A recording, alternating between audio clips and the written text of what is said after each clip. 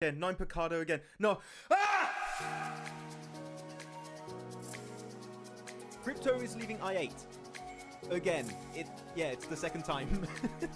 After securing a 14th position during PMSL CSA Spring, I8 Esports official page shared that Crypto will be leaving the squad. Though, from the comments I read, it doesn't seem like this is a massive surprise in the community. Let's keep in mind also that Crypto has joined many orgs before, such as Stalwart, Unicorns of Blood, and Twisted Mind. So because of this, he could technically move to regions even outside of CSA, though this does seem unlikely, because this new post here was just shared by Regicide Esports official Instagram page, which... Wait a minute. Whoa. That's Crypto! That's Crypto right there! Me is so protected.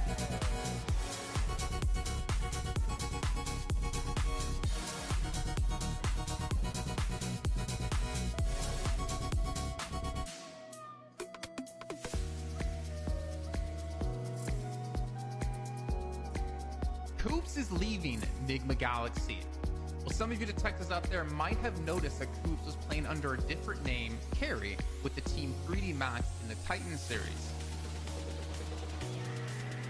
Me is so detective. No, not that kind of detective. Well, not too long ago, the NA superstar turned Mr. Worldwide Koops made a cryptic post before PMSL EMEA saying that this is his final tournament. Now, at the time, it was unsure if this meant he was retiring or moving on, but one thing is clear. Enigma Galaxy were not getting the results expected with a player like Koops on the roster. And after failing to qualify for the main event PMGO and only securing an 11th place finish in PMSL EMEA, it was quite obvious some changes needed to be made, and it seems moves are being made by Koops as he revealed this information to us. The legend himself has confirmed he is signing to a new organization soon. This message comes just days after seeing him play with Rob, Snow, Zuko, Nate in the Titan Series Season 5 under the tag of 3D Max. Now the question is there potential for Koops to stay with this roster in PMSL EMEA? Or will we potentially see him go to another region like maybe CSA, because IHC just recently lost Demo and Alex over to PEL? Let us know in the comments who you think Koops is going to be signing to. Real quick, what's your favorite weapon? M4, of course. PP Biden. The PP. Star L, of course.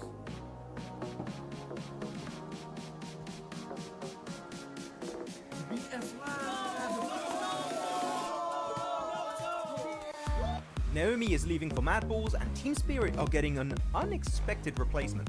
After barely making it to PMWC 2024, Team Spirit achieved a very disappointing 15th place during the survival stage. And I think it's fair to say that we expected a bit more from this team. So, some changes were in order when it came to playing in their next season. With Naomi now leaving for Mad Balls, the team is getting ready for the upcoming PMSL EMEA EU qualifiers. And Matic is going to be joining the roster. Now the question stands, will Tixie eventually join the team to recreate the old Gladiators team? Without Meku though, because it seems like he might be retiring. So, do you guys think Team Spirit with Nomi, Kitsune, Effect and now Matic will have a better full season? Share your thoughts with us in the comments. Team Spirit have pulled off the cleanest push of the PMSL EU qualifiers. In the last game of Day 2, Team Spirit found themselves on the east side of this circle, and with the next shift pushing them out in the blue, they had to make a big play. Team Spirit understand that Shockwave won't be able to play their compound for long based on the circle, and know that if they want to win this game, they need to move before they do. So the squad gets moving and sends it in the northern side of the Big Baby compound. Big Baby, by the way, like the team, not an actual Big Baby in the compound. Yeah, no. By doing so, Big Baby have to give up some of their compound as they had a small split, and most importantly, it keeps them safe from a possible assault from Shockwave. This results in Shockwave having to push into Big Baby and getting eliminated, and then that allows Team Spirit to clear all the players of Big Baby one by one to easily secure this chicken dinner. So well played Team Spirit for one of the best endings of the qualifiers, and let's see if they can do more of that in PMSL EMEA.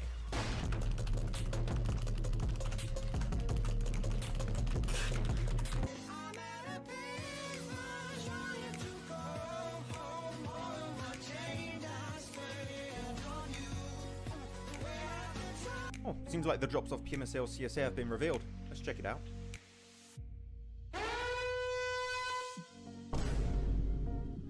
Oh, Wait, okay, well, it's just Sanhok. It's whatever. Like, it's... Let's just move on. Oh, no! Wait, Erangel has a hot drop in Northern George, Pachinki, and Muerte? That... Let's check Miramar. Oh.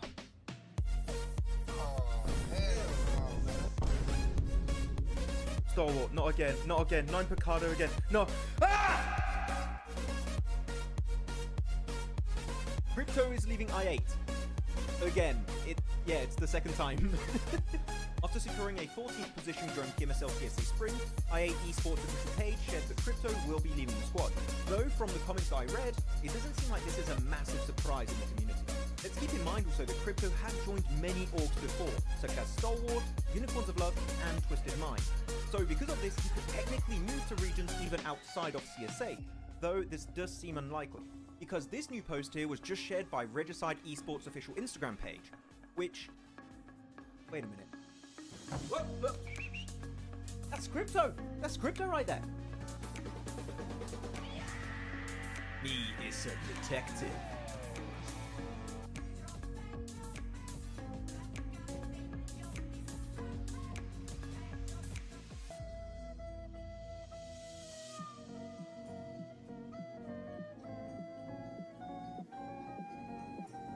Koops is leaving Enigma Galaxy.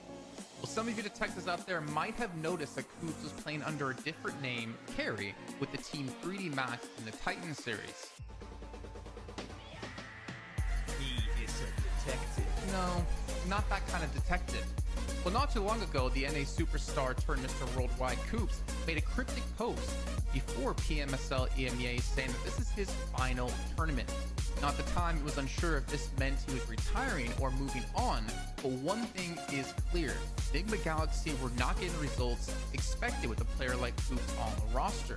And after failing to qualify for the main event in PMGO and only securing an 11th place finish in PMSL EMEA, it was quite obvious some changes needed to be made, and it seems moves are being made by Koops as he revealed this information to us.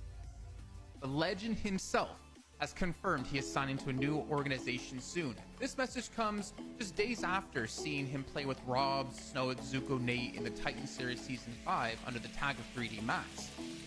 Now the question is there potential for Koops to stay with this roster in PMSL MEA? Or will we potentially see him go to another region like maybe CSA? Because IHC just recently lost Demo and Alex over to PEL.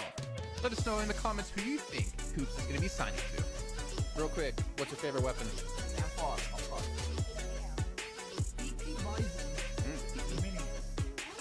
L, of course.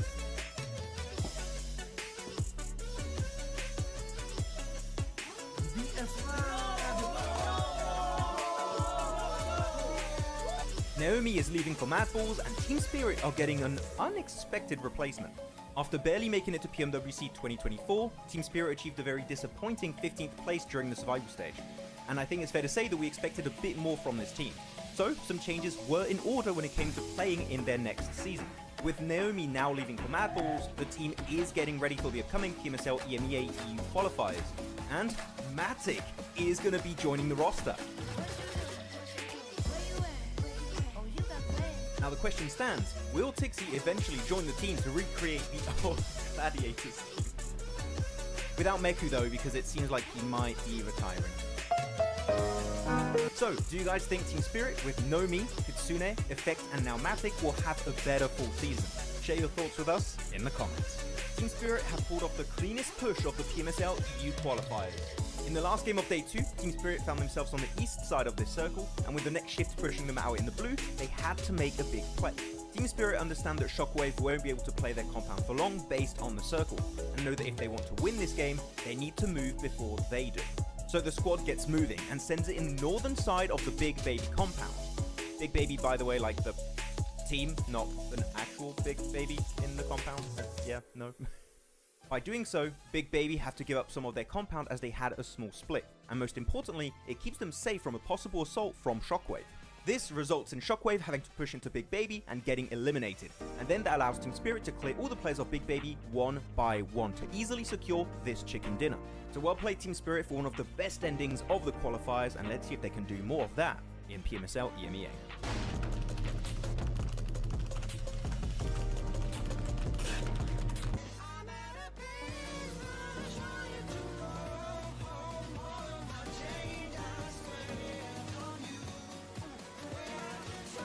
Seems like the drops of PMSL CSA have been revealed. Let's check it out.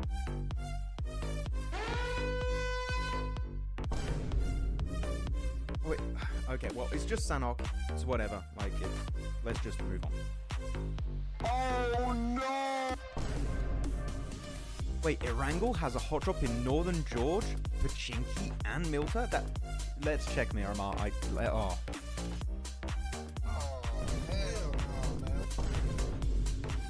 Stalwart, not again, not again. 9 Picado again. No. Ah! Crypto is leaving I8. Again. It's the second time.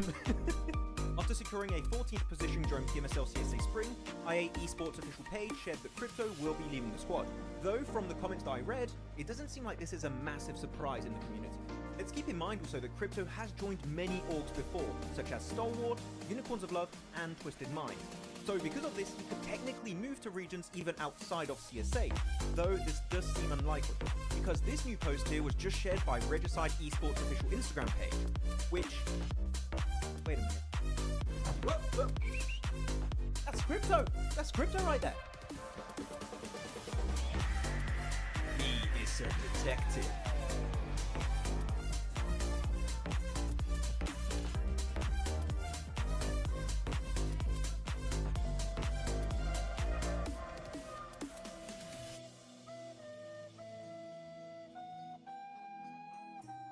Koops is leaving Enigma Galaxy.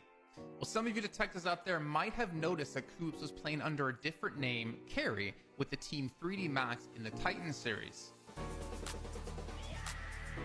Me is a detective. No, not that kind of detective. Well, not too long ago, the NA superstar turned Mr. Worldwide Koops made a cryptic post before PMSL EMEA saying that this is his final tournament. Now, at the time, it was unsure if this meant he was retiring or moving on, but one thing is clear. Enigma Galaxy were not getting the results expected with a player like Koops on the roster. And after failing to qualify for the main event PMGO and only securing an 11th place finish in PMSL EMEA, it was quite obvious some changes needed to be made, and it seems moves are being made by Koops as he revealed this information to us.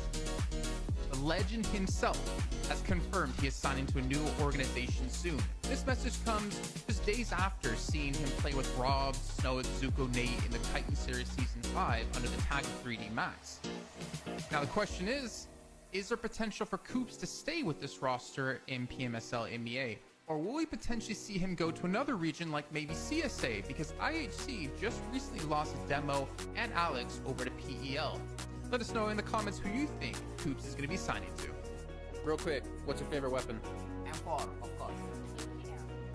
PP Poison. PP Mini. Scar L, of course.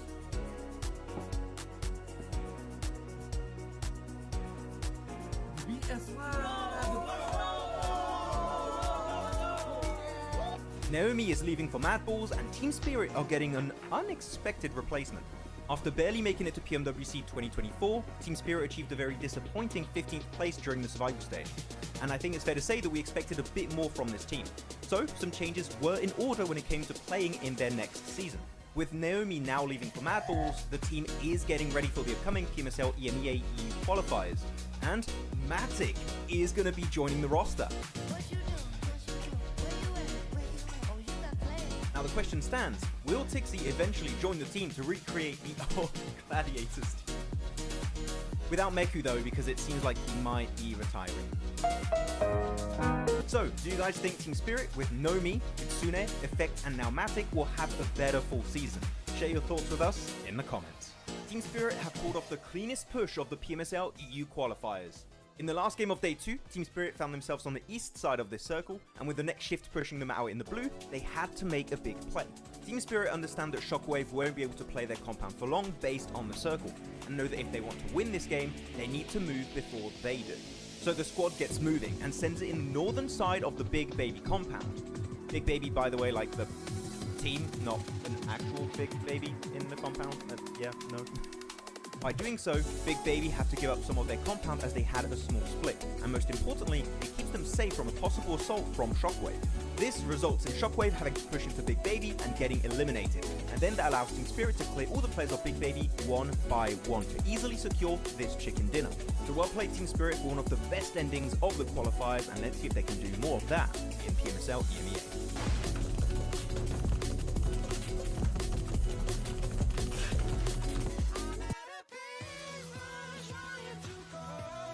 What's up, gamers? What's up, gamers? Welcome back. It's time for some PMSL CSA Fall 2024 action on day 3 here of week 1. We've got some groups coming in, we've got some groups coming out, we got all the details, but we're getting right in game into Sanhok. Let's go. We didn't have a map feed, so we didn't know when it was going to start, but it's starting right now. Let's get into it. My map feed works. Oh, it works now? Mine works. Mine is not live. I know. You baited me. Okay. Yeah, of course I baited you. So Group D's not playing, so no DRS, no IHC, no Major Pride, no A1. But we will have, what is it, Group C back? No, Group B back. 52, Hora, Stronger, and Arc Red. So Crypto, your boy Crypto, man. We'll wait to see if he can make something happen for 52.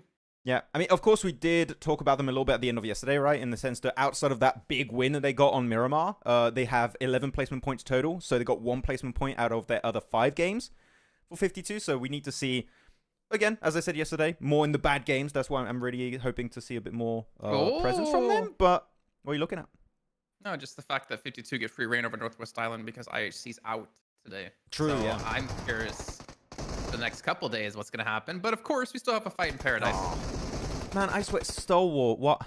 Every Sanhok and every Miramar, man, they just keep going for it. Okay, sure, nice little clear there, right there with the barrel. And, yeah, not looking great for Stalwart. Big rip. I thought you were going to curse there, and I kind of wanted to encourage it, to be honest.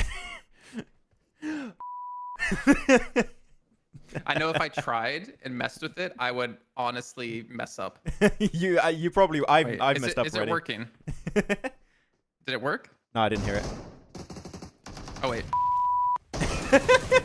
See, I hit my mic mute button. So yeah, don't try. You'll mess it up for sure. Okay, big spray, big shotgun to the face right there. And, yeah, Stalwart out. Are we surprised? No? What do you guys think about that in the chat? Oh, my word. I will give them today. If tomorrow we still see these hot traps happening, I'm gonna become unhinged. And tomorrow I'm gonna say I'm gonna give them today, and tomorrow if they keep doing it on Sunday, then we'll have real problems. I'll give them today, right? Because the Picados, they went 1-1, and if they like dominated like 2-0, then I'd be like, okay, yeah. well, not noob should definitely stay away from this area because you should show some respect and stop, being ridiculous. And for a team like Stalwart, if you want a chance to get into PMGC, you need to start getting some placement points or some points in general, right? Because of how the PMGC points work. Like, there's a legitimate chance you have, the teams above you or a majority of the teams above you in PMGC points qualify through placements in the finals. I have to do a call now, Jason. They're not going to qualify by doing this. Like, I don't see them qualifying to PMGC. Yeah. That's the point I'm making, right? Is like, I don't care what strategy you have or why you keep doing this, you need to stop because you are screwing any chance to get a PMGC. Oh, for sure. Like, for me, when you go for a hot drop, you are taking a 50-50 chance. And even then, it's not really a 50-50 chance of you just straight up winning the game. Like, that fight. Because if you lose a player, then your chance of a win goes down significantly. You lose 2 players, you're not taking that win. I'm sorry to say. Like, we have to slap you back to reality. It ain't happening for you. But anyways, we got to say hi to people in the chat because we had a bit of a quick start. We didn't have the map feed, so we weren't sure when the game was going to start exactly. So we were delaying it a little bit. But we're in the game. That's all good. Hello, MJ, Sasa, Kashish, hello, welcome. Abby, Ghost Gaming is here. Xiaola, also. Too Cold to Hold, also in the chat. How's it going, everyone? Hope you're having a good day. I hope everyone's excited for the weekend. Oh, yeah. Weekend? The weekend. What do you mean? We have more PMSL on the weekend. Yeah, but that means people don't have to work. So they can just watch PMSL. Our weekend is Monday and Tuesday.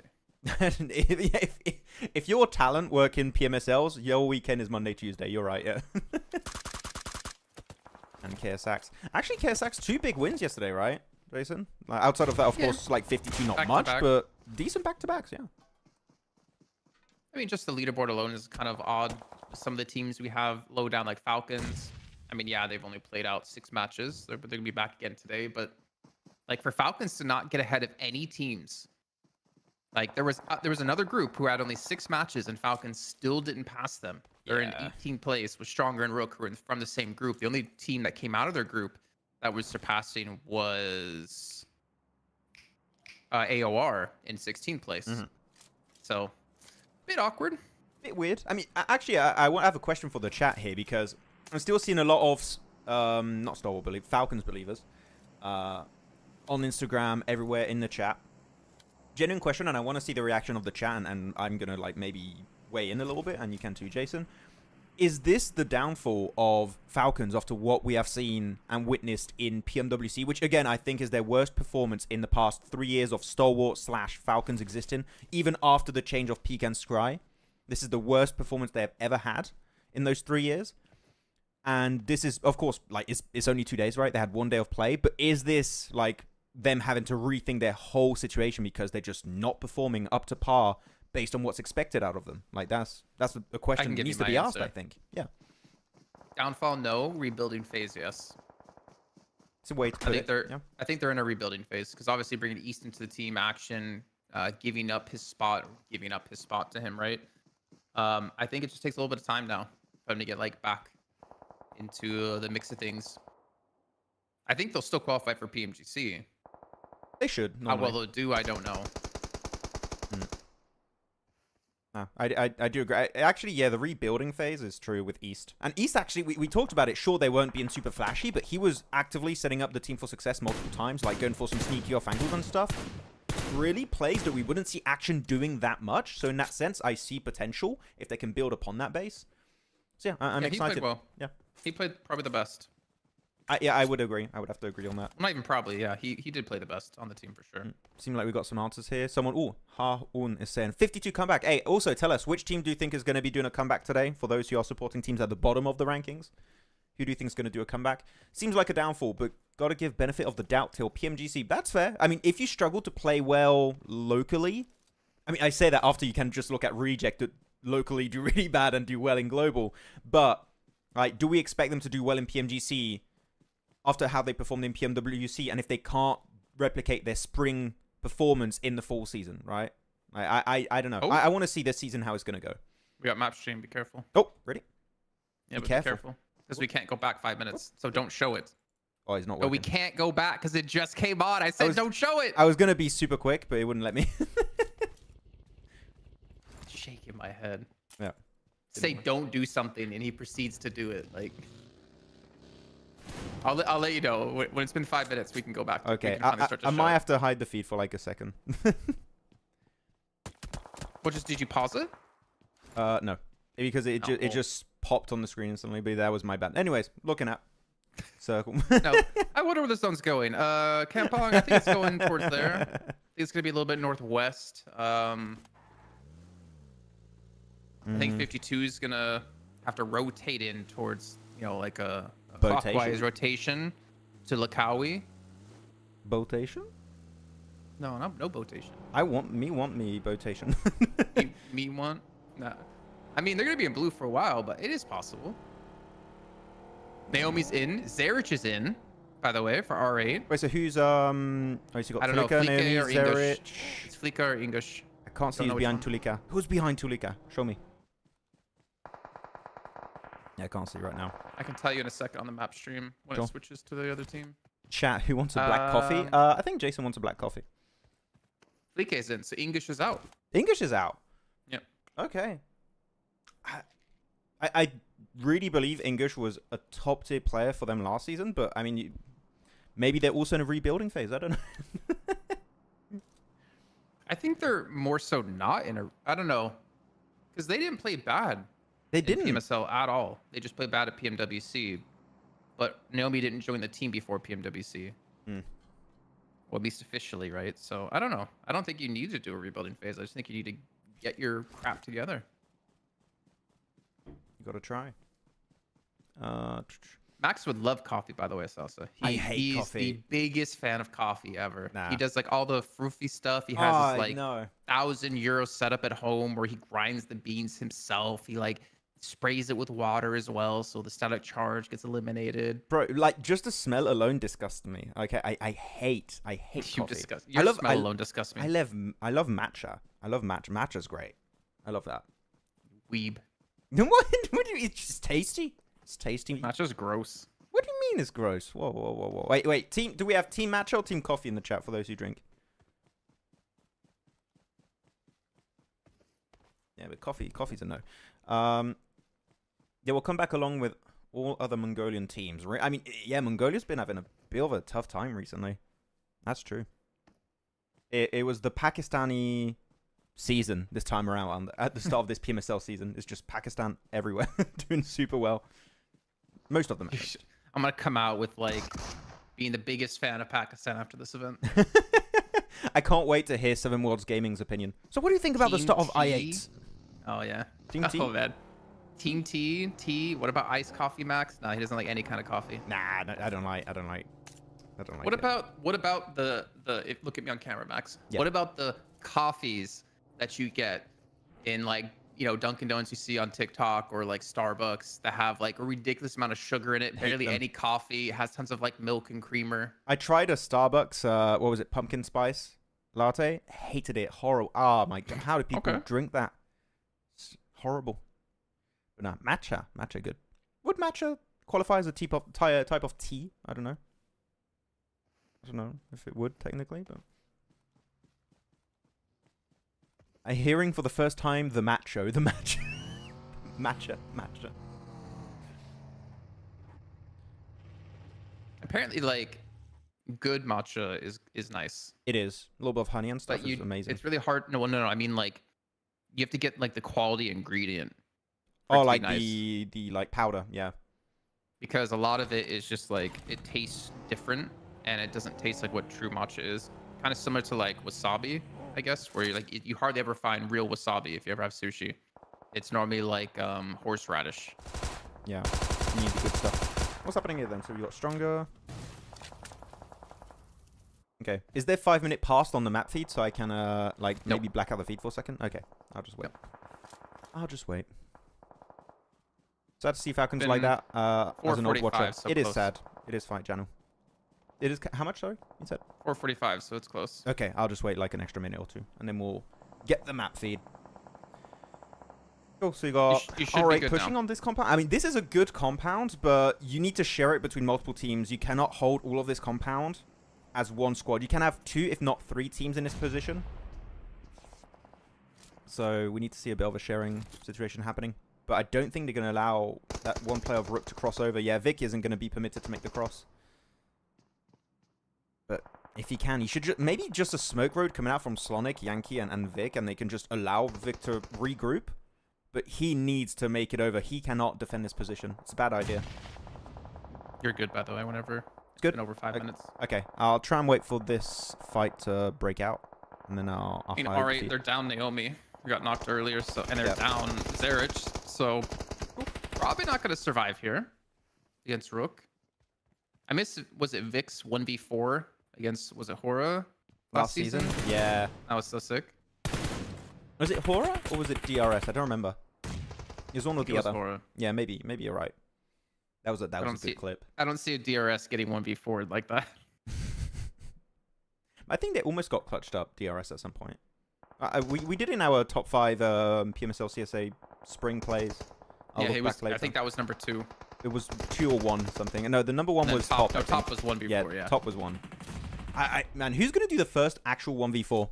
Do we have predictions in chat? Which player is going to do the first 1v4 clutch of the full season? Falak? I mean, after how he played in day 1, could be. Or Doc, after how he played in day 2, could be. if before we started this event, you were like, Jason, you're going to be talking about how well I8 are playing, and you're going to be talking about Falak being like the first person to potentially pull off a 1v4 this season, I would have slapped you silly, man. Like, no way I would have thought. And we're going to talk about Mad Balls, now R8, not getting a single placement point. So it's like, what? What are you talking about? Oh, my word. Okay, so Hora's going to have to make that cross. And this is not an easy game here, Jason. You got that valley, you got high ground position that really doesn't have strong playable positions on top of the mountain. So it's And of course, you're looking at Muerte here, but there's so much terrain for them to have to cover and so many angles to be cautious about that I'm not sure if Muerte can really hold down the fort for the entirety of this match. They can maybe get a bunch of elims, but holding it successfully this entire time when you have like so many angles that, again, that teams can push you from, it's going to be tough. I'm looking at Muerte for other reasons because of how damn well they played yesterday. So in their last 7 matches, they've had top 4 6 times. Okay, wait. I've tried to hide the feed. I don't think I'll be able to show the map feed. Sorry. A 4th with 7 eliminations, a 4th with 5 eliminations, a 4th with 3 eliminations, a 15th with 5 eliminations, 2nd with 13 eliminations, 3rd with 9 eliminations, 1st with 11 eliminations. Like, they were playing extremely well yesterday, and I think I gave you the question of like for Muerte going today. Yesterday was like, I want to see if they can kind of be a level of consistent. And you, I think you said that you can see them being consistent throughout the rest of the season. And I was more like, I think that's really hard to maintain that level of consistency they were able to pull off. I think slightly below that kind of average is fine, in my opinion. Like, they're clearly above the 10-point average per game, which is already very solid. I don't expect them to hold it an entire PMSL season. But we talked about some of the individual players for so long, right? Like, you're looking at Eugene, Pusher, Foopsman, Tresley. No, it doesn't matter which region they were in, but we were talking about those as individual strong players.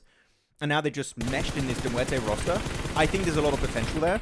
Of course, I think teams are going to get better as the season goes on, so I don't think they're going to maintain this insane average they have, but I do think they can maintain this kind of somewhat consistency, despite maybe being a bit worse throughout the whole season. I really believe in this roster.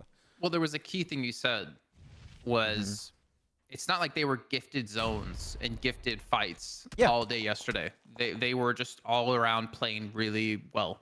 So I think that's one thing to keep in the back of your mind. And like, it wasn't luck that got them, you know. I mean, they dropped Campo Militar out of last 7 and Severny, right? So there's they specifically dropped like super far away. So exactly. So people said the clutch is going to come out from No Fear, Dot, Crypto's gone.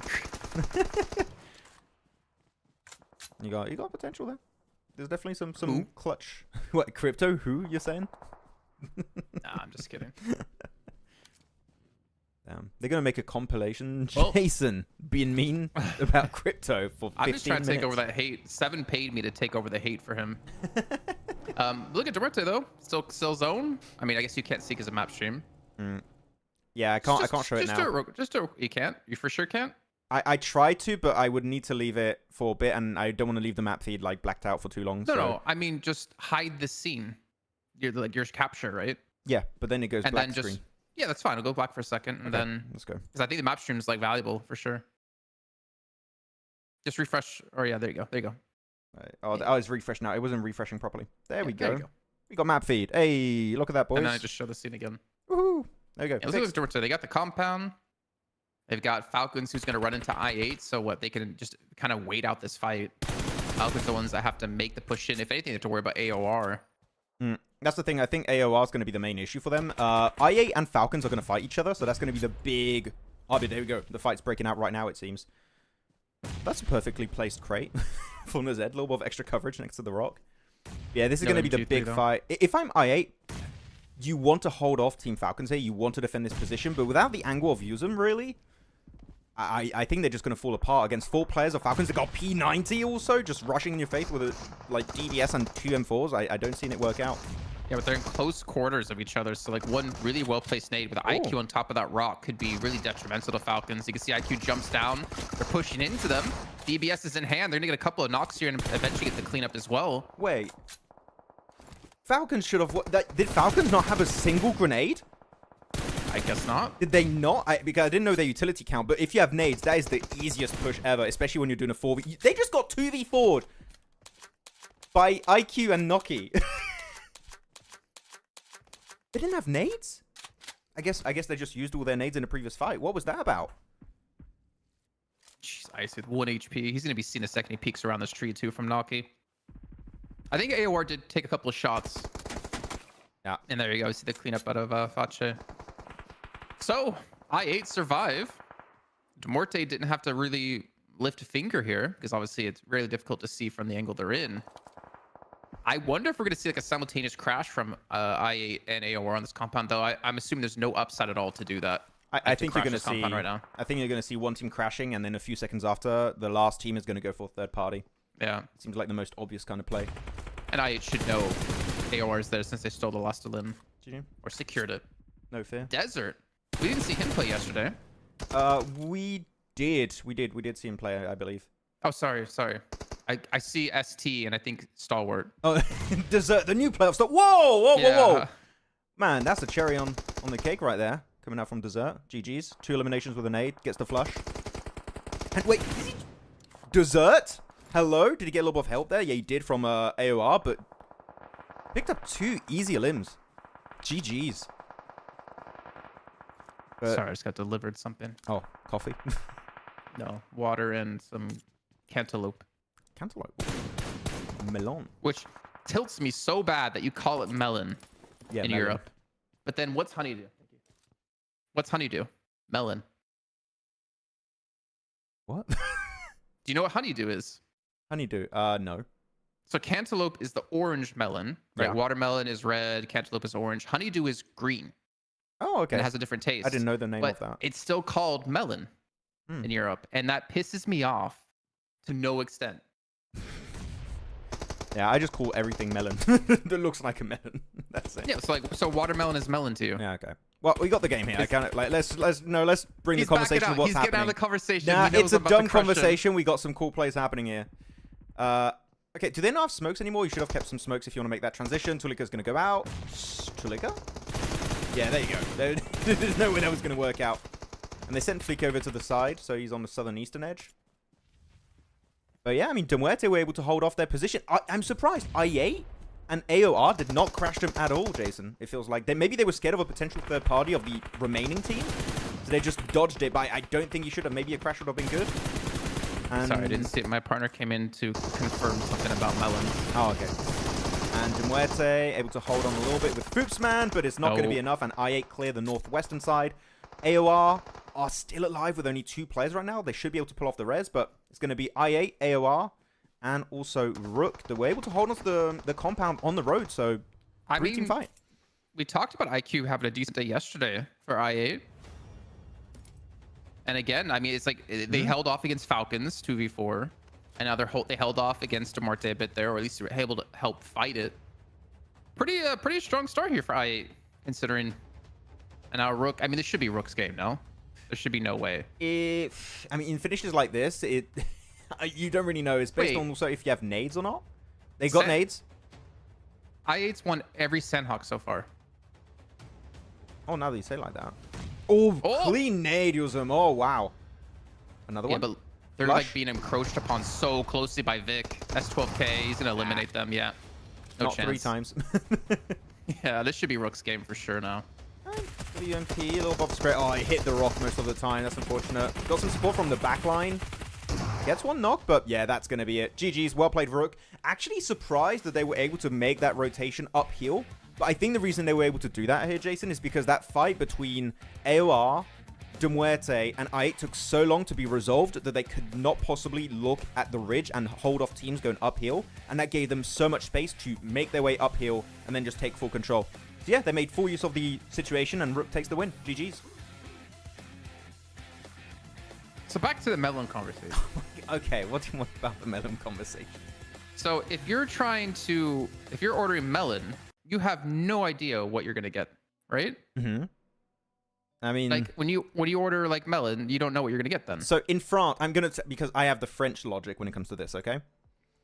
In France, the logic is I will say I want an orange melon or I'd want a green lemon. Lemon, not lemon, melon. So that's exactly what she just said. Yeah, that's what we do here. And I just use the French logic. I mean, I can't really argue against it. I just don't know why you don't have different words for it. No. Melon orange, melon vert. There you go. Like, for instance, I think I've told you this in person. I don't know if I said this on broadcast before. In Romanian, because my fiance is Romanian, they don't have a name for toe. For toe?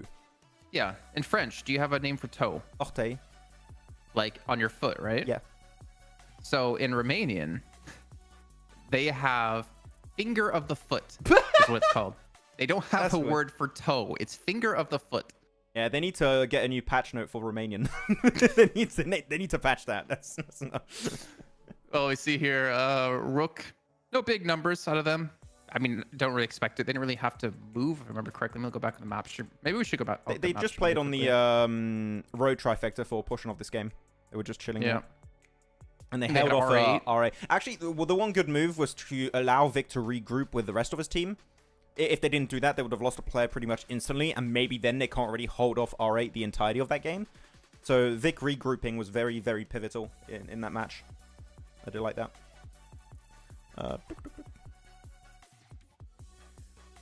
Finger of the foot, I know. Okay. Sassa's been shocked. Real fast. I'll be okay. like 30 seconds, not even. Count it. Go for it, go for it. Okay, so do you guys have any topics, questions? How do you feel about that previous game? Here, the win of Rook. Where's Action for Team Falcon? So Action is not playing, Mama Bolo. Action is not playing. He is being replaced by East currently. He's being subbed out. Is that going to take effect the entirety of the season? Is that Action maybe... Actually, that's a question. What do you guys think? Does this mean Action is maybe looking to retire? Like, I have heard rumors going around of, like, players looking to retire that were in top-tier teams that made their money and are just looking to get out. And I believe Jason Action has got a family too, right? He's got a kid and stuff. I don't know. I saw people in chat saying like Action and his wife divorced or something, which is why he's like put himself on the bench. Or I don't know. Like I don't know that much. It really annoys me because in other esports, you know who in-game leader is, you know about this stuff in the personal life because they'll make statements about it so people know like what's the reasoning. But in PUBG Mobile, man, you just don't know anything. I swear.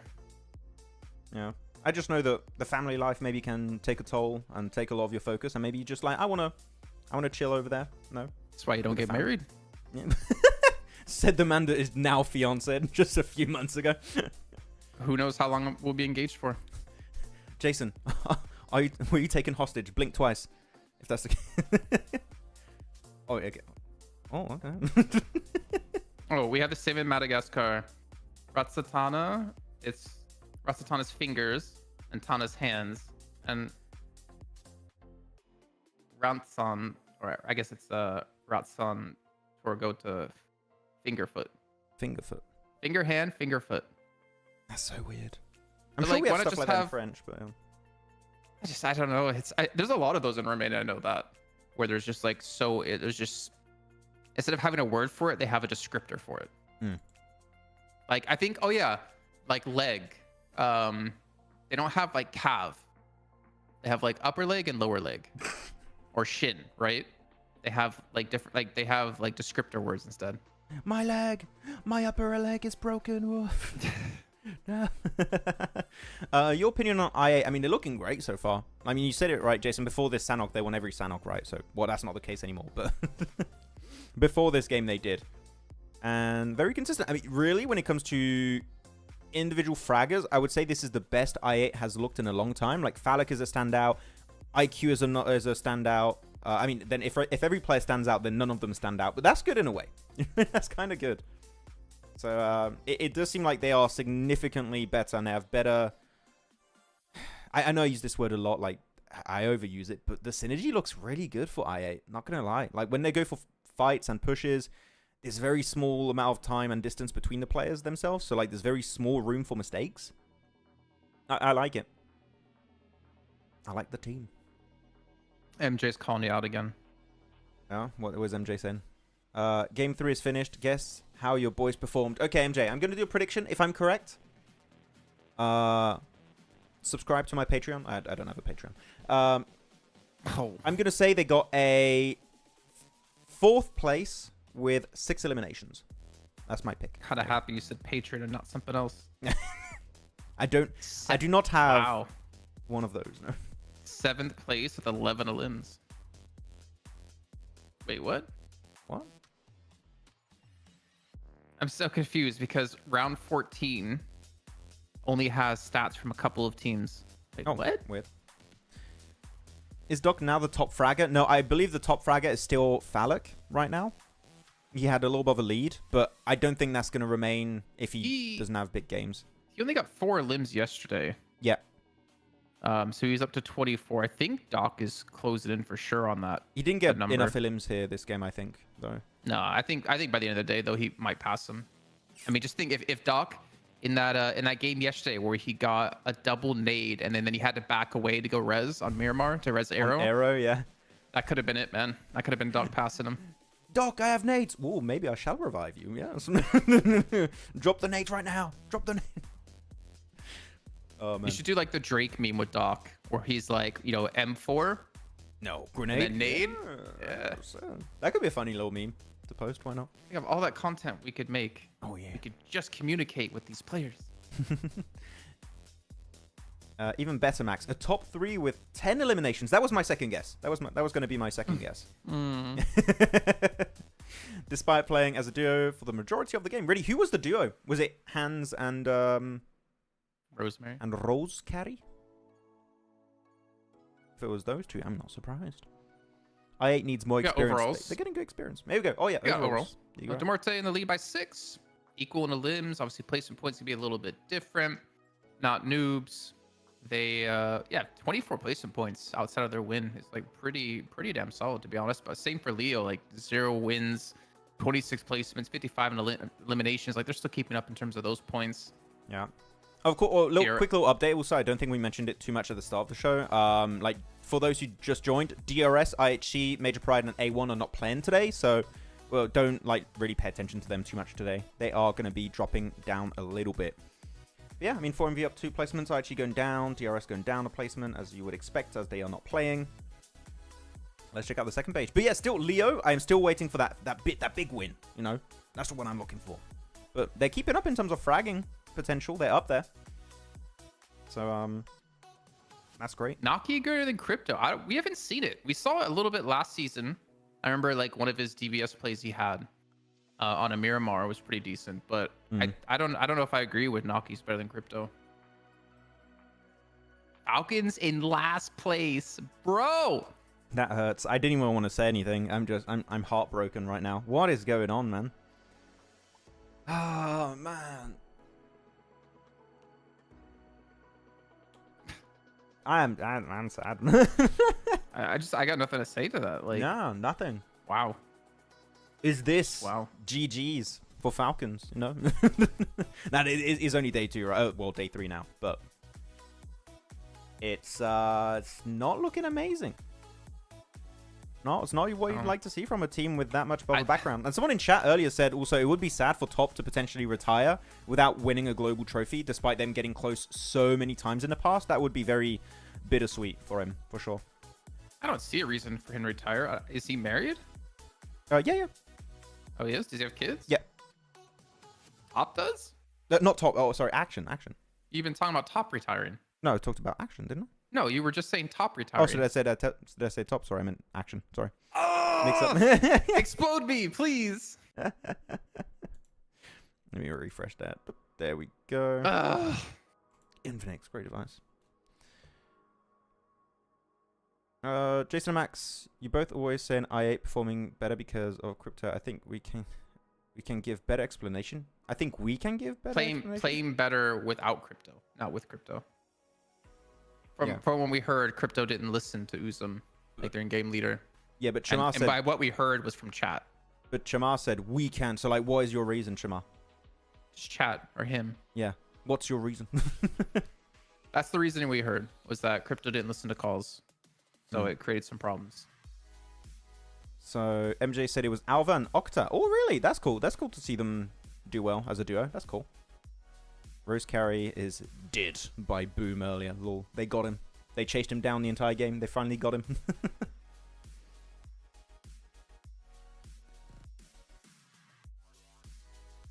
I want to be so mean to Odin's comment. What was it? Oh, I see. No, Oh, we got another TDM today, Max. Who's it going to be? So I guess it's the winner of each day gets a challenge a team. Since I8 won day 1. They were number 1 day 1. Yeah. So I would say... So now Muerte get to choose the team, I think. Oh, do you think it's first? Oh, I thought it was going to be like the team of the MVP of each day. That's what I thought it was going to be. Because if that's the case, then it would be 4MV. I guess we'll find out later, right? It'll be or Muerte or 4MV. And they'll pick whoever they want to go up against.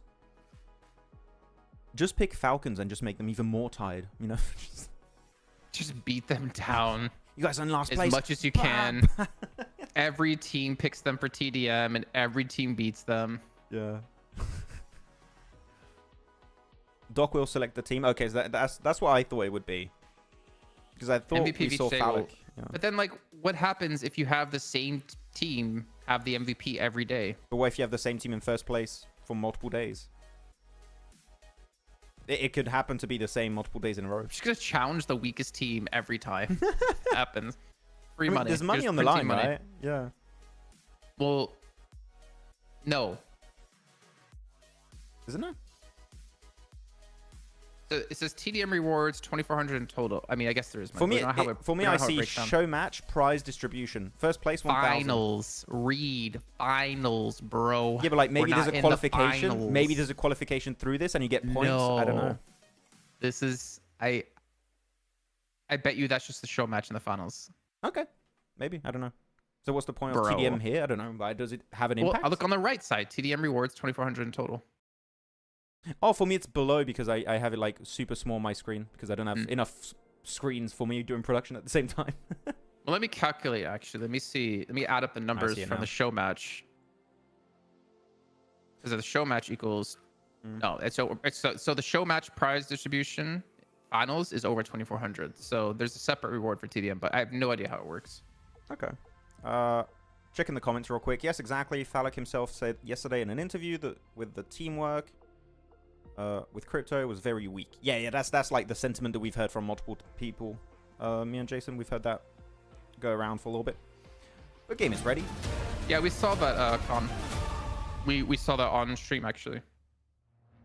Winner 200 per match. Okay, so there's only 12, and that makes sense. Well, no, because there's only 11 days of TDM because there was no TDM from day one. Yeah. Unless they're playing a TDM on day one of finals that carries over from league stage. But my question is, does it have an impact on the finals one? Like, does it? Do you have a points No. ranking system or something? It's probably like a show match on a game mode. Oh, And then, like, the number one it does team. say show match. You're right. Yeah, just maybe. But by then, what mode are we going to be in? We're still going to be in don't know. this. No. We're going to be 3 in weeks. the new update. Normally, we might be in a new update with the werewolves and the vampires. It's going to be a cool update. Who are you? I'm Who would you be? werewolf. Because the werewolves are kind of broken. You can run up walls and stuff and just camp in towers and stuff. So I kind of like that. Okay, Erangel. Let's see how that's going to go. Are we going to have... Wait, we shouldn't have hot drops today. Let me take a quick little peek. Yeah, we're not going to have the hot drop in Pachinki. Major Pride aren't here. So that's going to be a free drop for Stronger. A1 versus Horror go in Yasnaya, but as we've seen multiple times, they don't tend to really fight in Yasnaya Polyana, so that should be also pretty chill.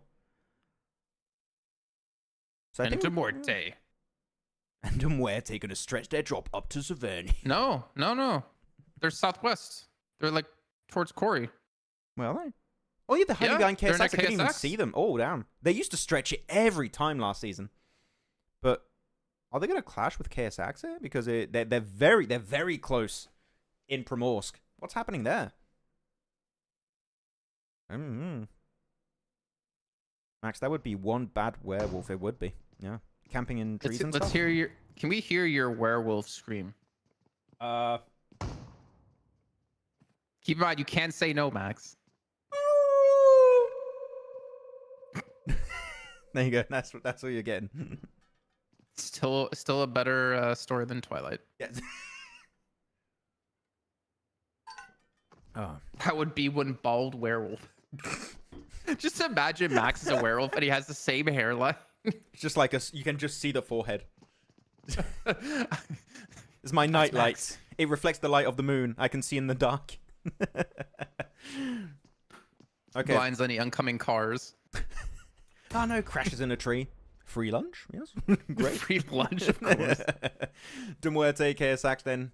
And this is a weird hot drop. I don't recall seeing hot drops over here. I mean, it was a super southern playing path. It was. But this is... I kind of like it. Whoa, wait. Oh, Becca, no. But it is odd because last season, we've talked about them so many times, right, Jason, that they would stretch the drop no matter what playing path was coming their way. They would just stretch it, make it to Saverni, and do their typical their typical game. I'm loving chat right now. That was so cool. Do the howl again, please. Max Wolf. Wait, maybe I can enhance it. Wait.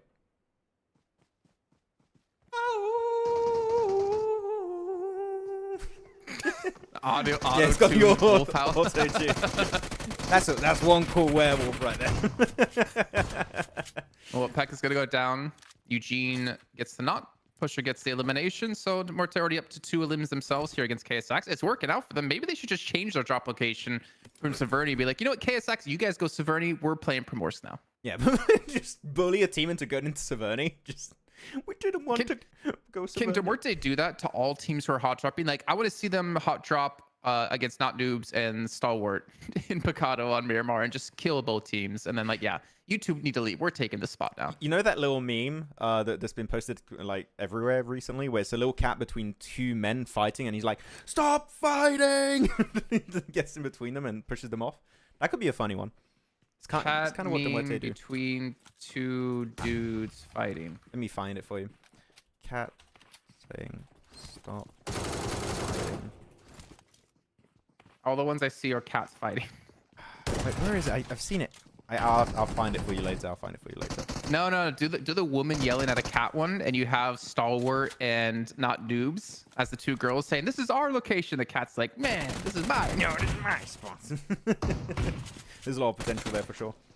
Okay, so yeah, KSX, and he's gonna get pumped in the face. Oh, just 1 left alive. I mean, we talked about yesterday, right? When you're in situations like this, just be careful. Don't lose a player. Like, don't run up by yourself, get knocked, and then get confirmed. Like, you have all 4 players live from Demorte, and they lose Tresley. As you say it, it happens. That's unfortunate. Tresley, no. I'm surprised he just rushed on the roof. He could have just peeked around the corner with 3rd person and then wait for his teammates to follow up. But yeah, that's unfortunate for Tresley. He's got a little break, you know, at least. That's fine. Maybe tough question, but who are the strong teams for PMSL this season, Ben? I don't know. I don't think anyone knows with what's happening. It's been an upside down season so far compared to last season. Like, R8 are doing bad. Falcons are doing bad. 4MV are kind of eh. IHC aren't doing great. And then we have teams like I8 stomping the lobby. Muerte stomping the lobby. Now Noobs is in there. Leo's in there. Like, we've seen such a big change in who our best teams are at the moment from last season to this. It's a lot more unpredictable, I would say. Of course, it's just the first week, right? So we can see some of the previous top-tier teams or some new top-tier teams make their way to the top and just dominate the rest of the season. But as of right now, it's very hard to predict. I'd have to agree on that. So I want to see who's going to be going Pachinki Hill this game. It is kind of broken in this circle. Just saying. Pachonky? Pachonker's Mountain. I8 will take 1st position again in this game. Really, Cristiano? Okay, so if that doesn't happen, you're banned. Okay.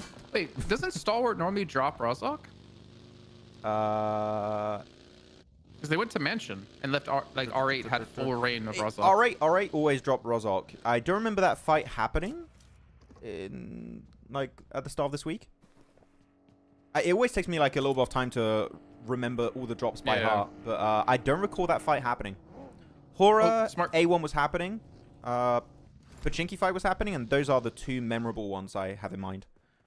Well, smart by Not Noobs, though. IHC not in the games today, so they take South George, where IHC would normally go, and they have just free reign over all of George, and there's just really not many teams in this northwestern side, again, because of the zone and the way that, or not the zone, the playing path, I should say. Yeah, that's the not noob way. Just take drops off teams that aren't playing.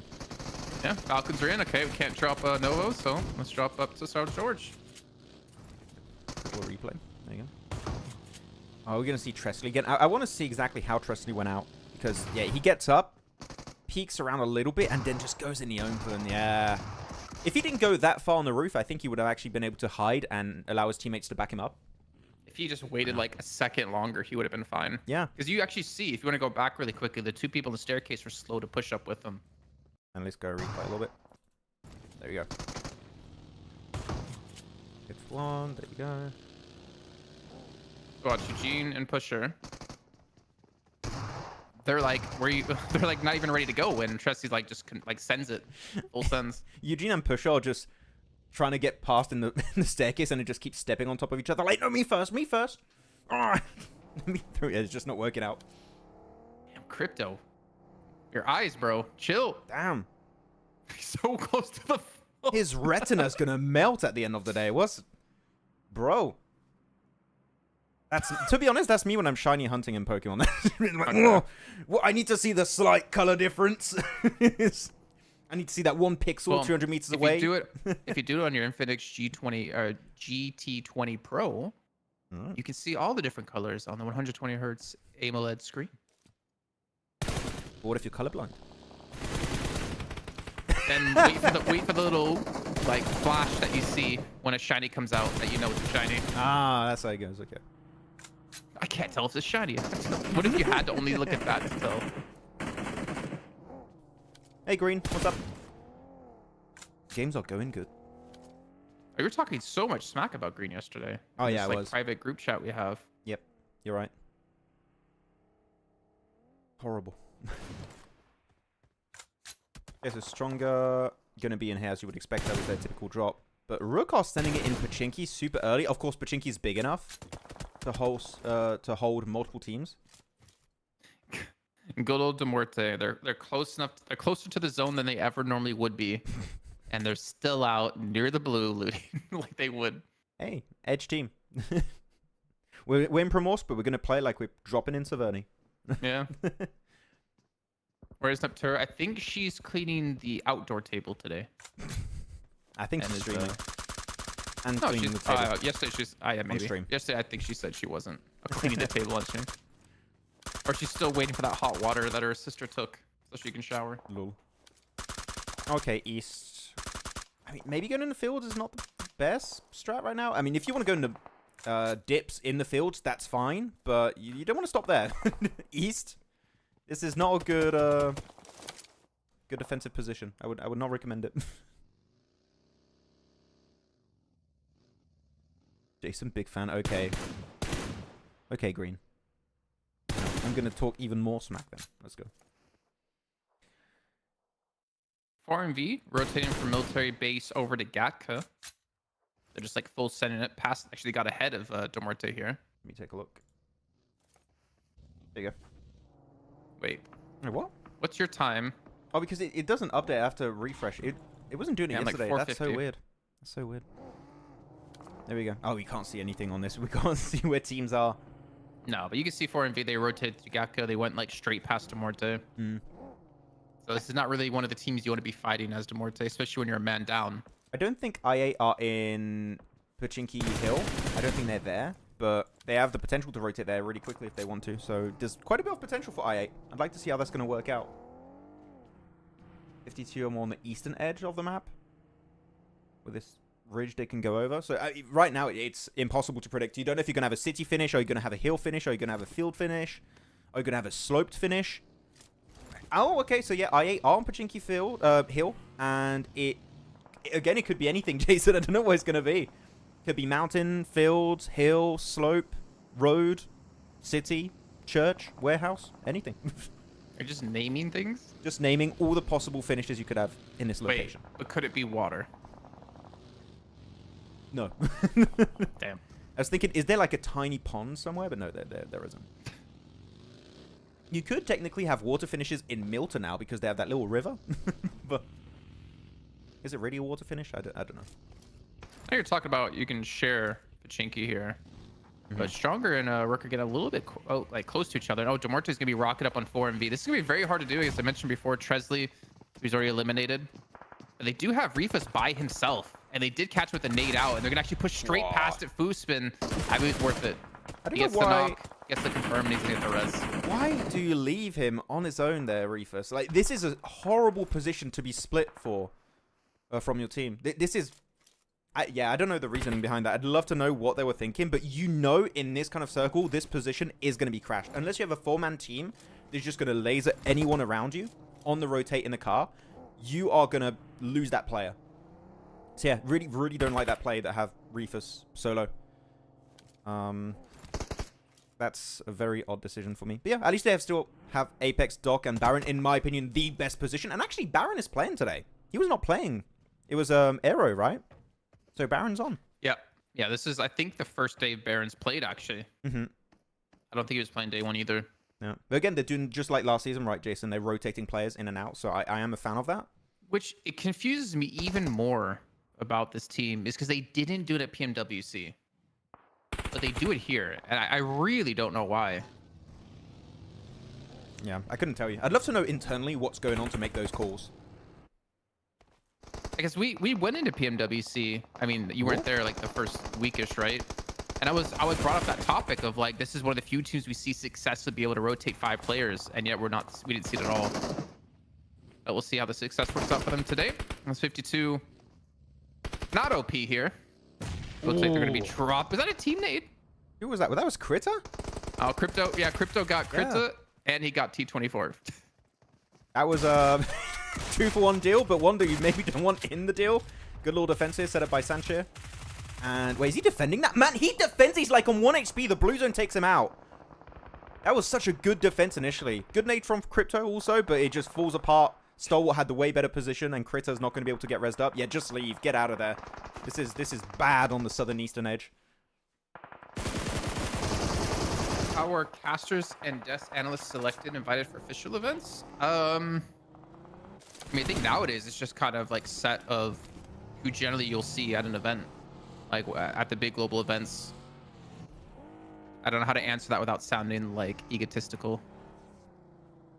I mean, there's like a roster of talent that's been, you know, built over the years, and they just pick from that group of people, typically.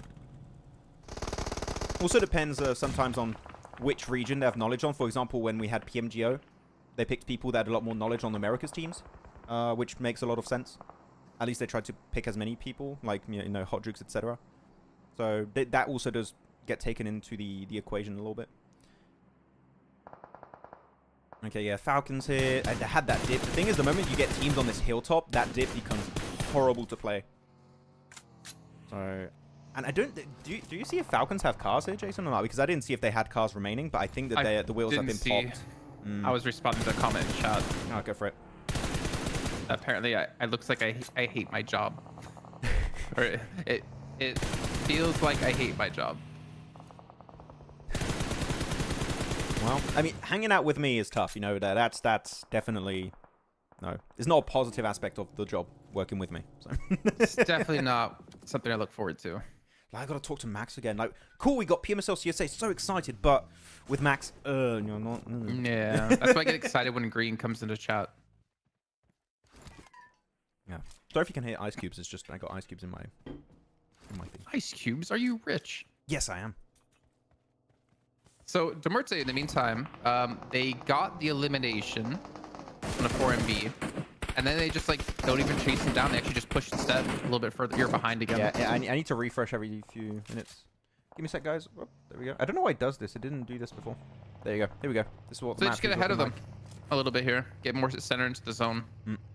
I don't know who you really favor here, because if it comes out of Pachinki, like, Falcons and Rook are going to be fighting. Maybe Stronger gets involved.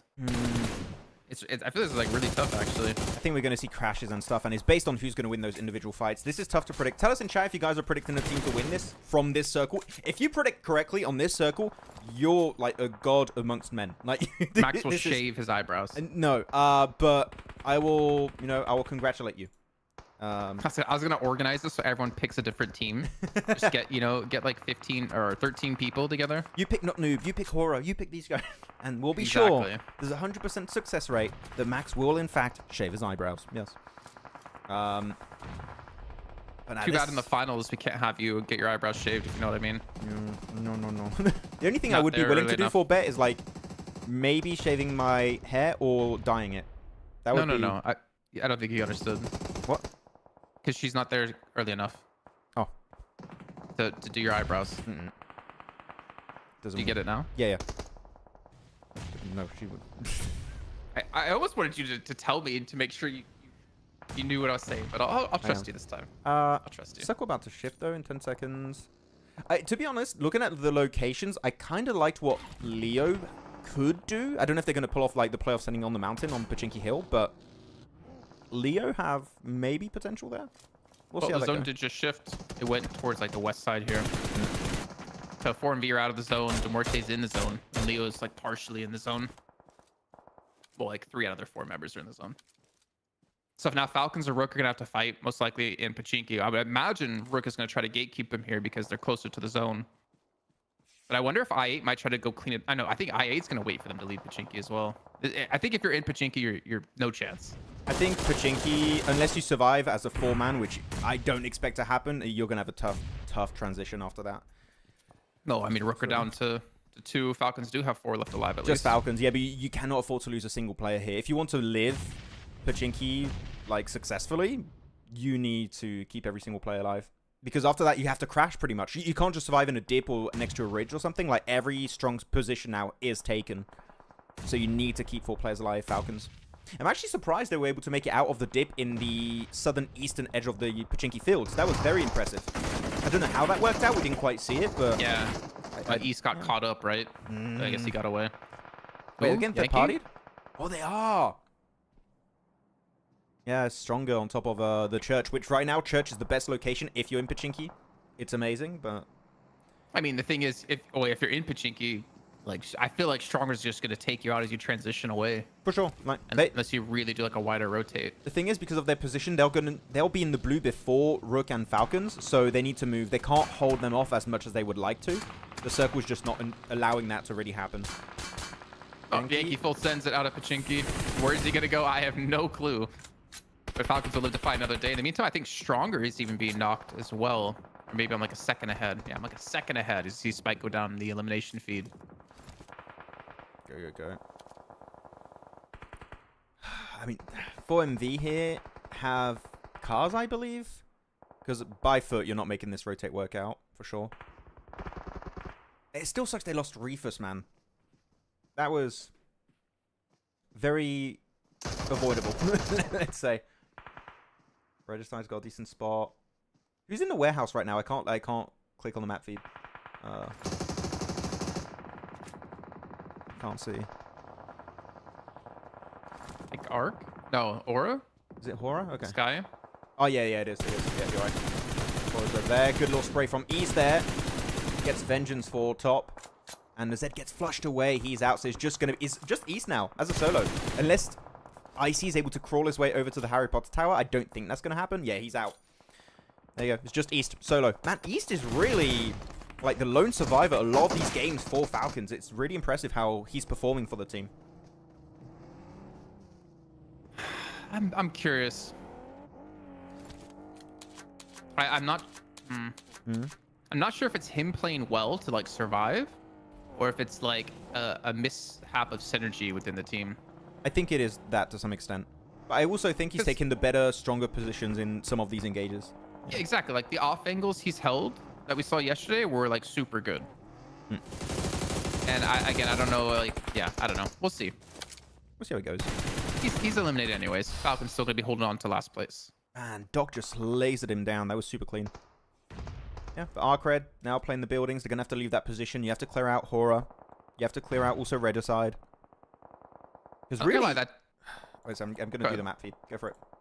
No, that Muerte push, like, past after getting Refus and pushing past 4MV, like, really worked out for them. Like, that zone just kind of hovered around them the entire time, which gave them a nice little safe haven to play from. But Leo, you were talking about earlier, they are quite spread here with, like, a 1-1-1-1. Yeah. But it looks like they're catching out I8 in the meantime, and then they have a lot of room to play from here. I am happy they were able to bully I8 into going down in the field, because that is the kind of play that's going to give even more control. There you go. I8 are out. So this gives them full control of the hilltop of Pachinki. And unless they mess up big time, with all the teams going to have to fight each other, like 4MV are going to have to fight Muerte unless they go for wide western wrap. Regicide going to have to fight Arcred or 4MV or Muerte. Then it's just a bunch of solos. This seems like it has to be a Leo win unless they do too big a split and they start losing players one by one. That is going to be the downfall of them. So they need to hold the most amazing split. I would just say go for a 2-2 split if you're Leo. Do a 2-2 split, 2 really solid angles, and just apply pressure on anyone that's going to survive these fights and push in from the northern edge. This should be a Leo win, really. Good couple of shots at a red side here to help take out 4MV. Though they still have one player, Apex, remaining. But Muerte's there, watch the angles as well. Apex should go out here. Playing in the smoke. There it is. Good cleanup. I'm sure he was in FPP mode to try and use the smoke and just slightly peek through it, but it was just not going to be enough. He had too bad a position. I love how in chat it was like, yeah, Cristiano, Regicide, winner chicken dinner is coming, and they're down to like 1 player. Womp womp. Hey, it's hard. It was a hard new to curse. predict. It was really hard to predict this game. So if your prediction was wrong, I'll give you a pass, guys. Don't worry. Which team did you predict? Did you pick one, Jason, or not? I don't think I picked one. Nah. Let's say you picked Leo with me. Okay. I went to Muerte. I'm gonna go to Muerte. The Muerte? Okay. DMR. Just because you picked Leo. They are currently in... Yeah, okay, so they're playing the little plateau, which I like, which is where Vaz is. They just clear Vaz. If you get that plateau, easy fight against the Muerte. Easy fight, but you need to clear that spot. Max, you did say at the start of the day, you're waiting to see that big win out of Leo. 12 eliminations. Zypha on 6 elims himself. This could be that big win you were hoping for. Yeah, the thing is, I think they maybe are giving too much space to the Muerte to move to the west. Is scaring me a little bit because, look, they sent one player in the center. They are adapting to that. They sent players to take care of that solo of the Muerte, which is Foopsman. But the thing is, I remember last season, Jason, we've seen a finish exactly like this. Or was it PMWC? We saw a finish on a ridge and the team in where the Muerte are won the fight. I think it was, no, it was definitely CSA. DRS, wasn't it? And it was DRS that won it, yeah. Was it against Mad Bulls then? Or 4MV? I think it was Mad Bulls, no, I think it was 4MV. Yeah. So you can mess this up very easily. They almost got Eugene. Irons off angle. He was in a car too. He was in a buggy. They lost to Zypha, man. It's falling apart. I think they did give too much breathing space over to them. And De Muerte, no. They're pulling off the clutch here. They're going to win it. They lost the high ground with Zypha, as you mentioned. And it's just about finding that last player. 3-on-1. He's got a P90. Flush it out. Nice. Get that point. Pusher's going to get the nade. He's going to win off the back of that. Maybe not. No, he gets him on the transition. There you go. Oh, man. I mean, GG De Muerte. Jason, you gonna pick Leo with me? Nah, I'll go De Muerte. GG De Muerte, but I come on. I think that should have been a Leo win. I mean, what's really impressive for that is, remember, they hot dropped the beginning in Primorsk and fought against KSX, beat KSX, but lost Tresleaf out of nowhere when he shouldn't have. And then they still were able to win the game, even being down that player. I think that's even more impressive out of them. As a 3-man, they caught out Rifas from 4MV. Then they did have a little bit of zone luck because they didn't have to move for a very long time until basically just Leo left alive. But a little bit of luck, but still, like, very impressive. They're able to pull off a win, being a man down, also changing their drop location instead of going Severny. Yeah, I think that's kind of De Muerte sticking around that consistency that you're talking, that you expect them to be able to pull off. I want to go through one of these plays here, Jason, again. But yeah, the thing is, they're a team to drop in Primorsk this game, and they still pull off an amazing rotate, right? Like, it doesn't matter where they drop, they're just consistently reaching the late game for De Muerte. They're being so damn consistent. I really enjoy how they're playing it. I still think Leo should have won this, but I said it earlier, right, Jason? There was one big weakness to what Leo were possibly going to do, and unfortunately, they did do that. They did solo splits. They did solo splits, which means that you lose a single player. That player is out for the rest of the fight. Huzaifa going out first is what just allows De Muerte to take even more control of that situation. Actually, wait. I don't know if you spotted that earlier. I just realized Eugene was playing the rooftop. If you see on the top side of the screen, he was playing the roof. Is he the one that knocks Huzaifa? Maybe. I did not realize that during the game. That is so good because it stops Leo from peeking aggressively over the ridge. Now he has to go down. Dropped. But, like, before that, it allows Foopsman and Pusher to make it to the ridge. So, super impactful position for Eugene. That gives them strong info and also pressure to make sure they don't actively, hold off the ridge. The nade, though, that comes in at Huzaifa on Eugene. Like, that was so close. Like, that was insane. Yeah. And it's Huzaifa, then, that gets knocked by Foopsman. Yep. But, look, that's the thing. You look at this angle again. All the players are split. All the players are split. If a single player gets knocked, they cannot really assist them in any way, shape, or form. Iron had one really strong angle. But actually, wait, who threw that smoke? If that's a smoke, it's a smoke from Pusher, man. That smoke is so clutch, Jason.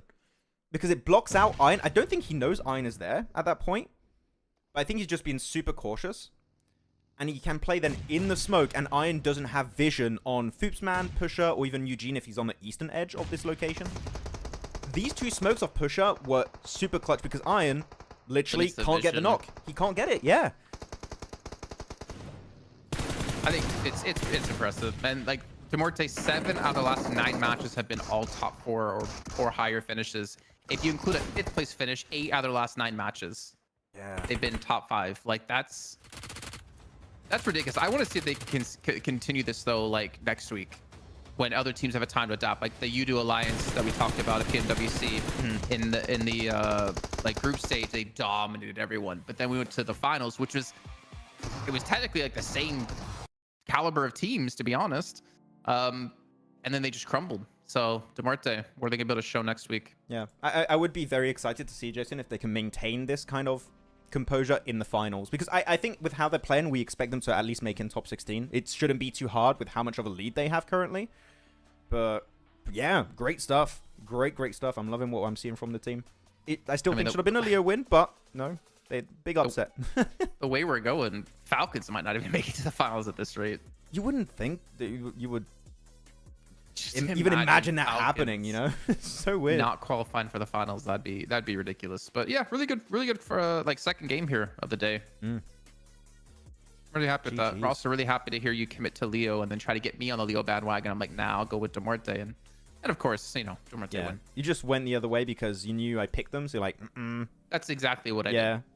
Not even kidding. I mean, genuinely, right? And I think this is a question also for chat, but also for you, Jason. When you look at Leo, you expect them to win purely off of the position alone, right? Like how they're for split sure. and stuff. But Eugene playing the rooftop, maintaining pressure on all of Leo, so they can't really peek over the ridge as much as they would really like to, allowing Foopsman and Pusher to make their way over to the ridge thanks to Eugene's position, then sending Eugene as backup, the 2 smokes off Pusher to negate the angle of Iron on the western side. Like so many little details, but it makes it so that the small mistakes from Leo become even more apparent, and it just crumbles apart pretty much instantly. So great stuff. And yeah, Pusher MVP, almost 900 damage, 4 limbs this game, and Huzaifa's up there actually, top fragger. GG's. Yeah, Sky, he was the last person left alive in that warehouse out of Hora. Yeah, I don't know. I was just thinking back to the Pachinki fight with Falcons up against Rook.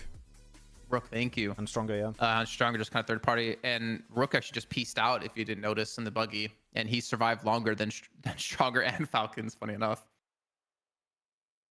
Just got to survive as a Good solo first 2 man. games. Just like East, also. Oh, man. Yeah, there's some weird stuff happening at the start of this CSA season, I do have to say. But I'm enjoying it. Some It's weird stuff. unpredictable. So, a lot of weird stuff. It's going down. There you go. Leo, still 13 limbs. Big game for Leo.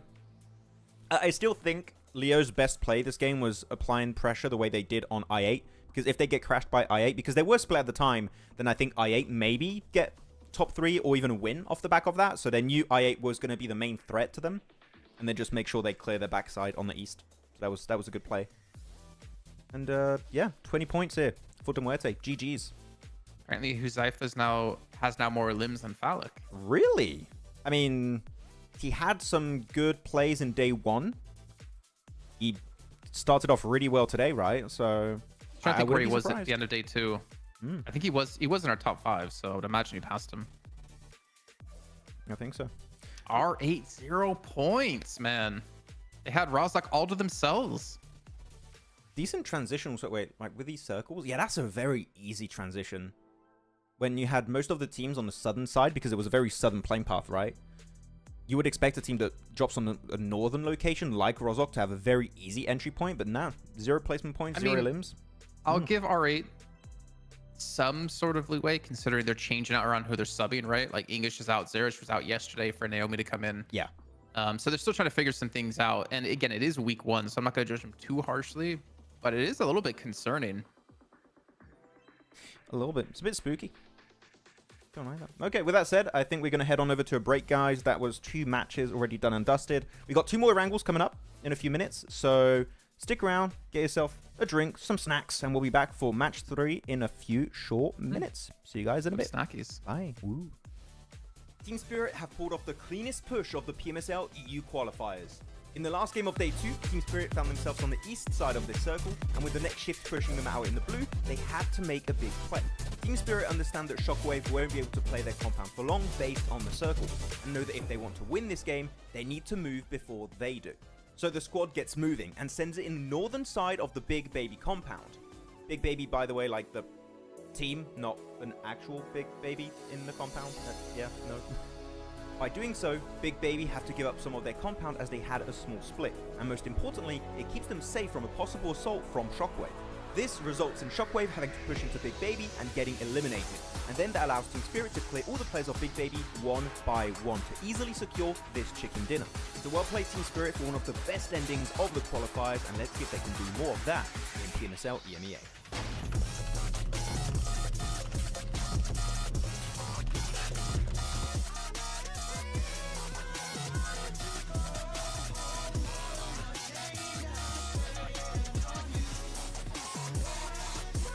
Seems like the drops of PMSL CSA have been revealed.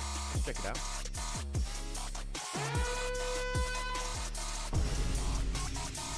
Wait, okay, well, it's just Sanhok. It's whatever. Like, let's just move on. Oh no! Wait, Erangel has a hot drop in Northern George, Pachinki, and Muerte? Let's check Miramar. Oh.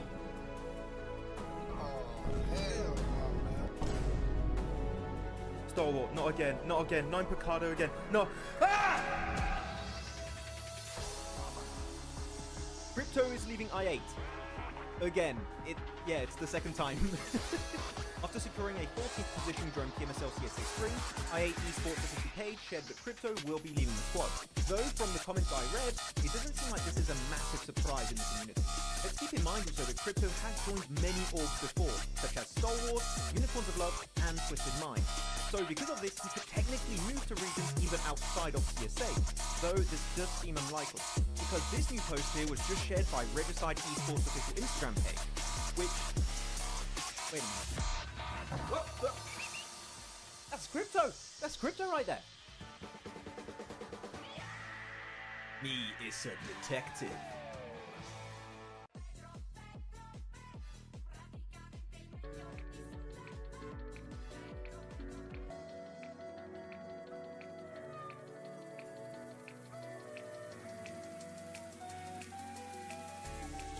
Coops is leaving Enigma Galaxy. Well, some of you detectives out there might have noticed that Coops was playing under a different name, Carry, with the Team 3D Max in the Titan series. He is a detective. No, not that kind of detective. Well, not too long ago, the NA superstar turned Mr. Worldwide Coops made a cryptic post before PMSL EMEA saying that this is his final tournament. Now, at the time, it was unsure if this meant he was retiring or moving on, but one thing is clear. Enigma Galaxy were not getting the results expected with a player like Coops on the roster. And after failing to qualify for the main event in PMGO and only securing an 11th place finish in PMSL EMEA, it was quite obvious some changes needed to be made, and it seems moves are being made by Coops as he revealed this information to us. The legend himself has confirmed he is signing to a new organization soon. This message comes just days after seeing him play with Rob, Snow, Zuko, Nate in the Titan Series Season 5 under the tag of 3D Max. Now the question is there potential for Coops to stay with this roster in PMSL EMEA? Or will we potentially see him go to another region like maybe CSA, because IHC just recently lost Demo and Alex over to PEL. Let us know in the comments who you think Coops is going to be signing to. Real quick, what's your favorite weapon? M4, of course. TP Biden. The TP. Mini. Scar L, of course.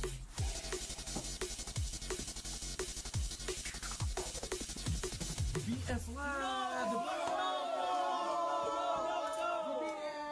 Naomi is leaving for Mad Balls, and Team Spirit are getting an unexpected replacement. After barely making it to PMWC 2024, Team Spirit achieved a very disappointing 15th place during the survival stage, and I think it's fair to say that we expected a bit more from this team. So, some changes were in order when it came to playing in their next season. With Naomi now leaving for Mad Balls, the team is getting ready for the upcoming PMSL EMEA EU qualifiers, and Matic is going to be joining the roster. Now the question stands, will Tixie eventually join the team to recreate the old Gladiators team? Without Meku though, because it seems like he might be retiring. So, do you guys think Team Spirit with Nomi, Kitsune, Effect, and Pneumatic will have a better full season? Share your thoughts with us in the comments. Team Spirit have pulled off the cleanest push of the PMSL EU qualifiers. In the last game of Day 2, Team Spirit found themselves on the east side of this circle, and with the next shift pushing them out in the blue, they had to make a big play. Team Spirit understand that Shockwave won't be able to play their compound for long based on the circle, and know that if they want to win this game, they need to move before they do. So the squad gets moving and sends it in the northern side of the Big Baby compound. Big Baby, by the way, like the team, not an actual Big Baby in the compound. Yeah, no. By doing so, Big Baby have to give up some of their compound as they had a small split, and most importantly, it keeps them safe from a possible assault from Shockwave. This results in Shockwave having to push into Big Baby and getting eliminated, and then that allows Team Spirit to clear all the players of Big Baby one by one to easily secure this chicken dinner. So well played Team Spirit for one of the best endings of the qualifiers, and let's see if they can do more of that in PMSL EMEA.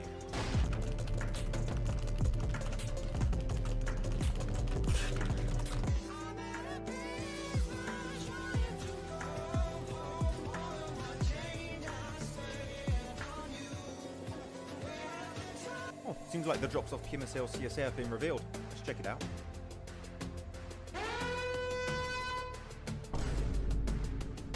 Oh, wait. Okay, well, it's just Sanhok. It's whatever. Like it. Let's just move on. Oh no! Wait, Erangel has a hot drop in Northern George, Pachinki, and Muerte? That. Let's check Miramar. Oh.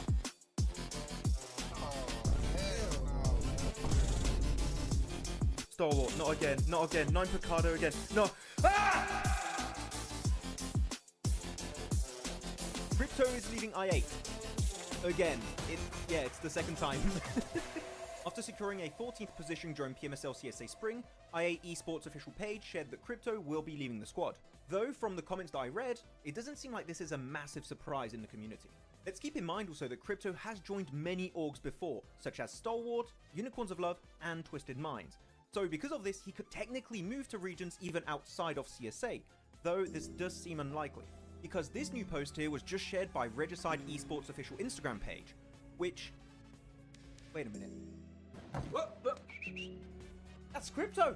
That's Crypto right there! Me is a detective.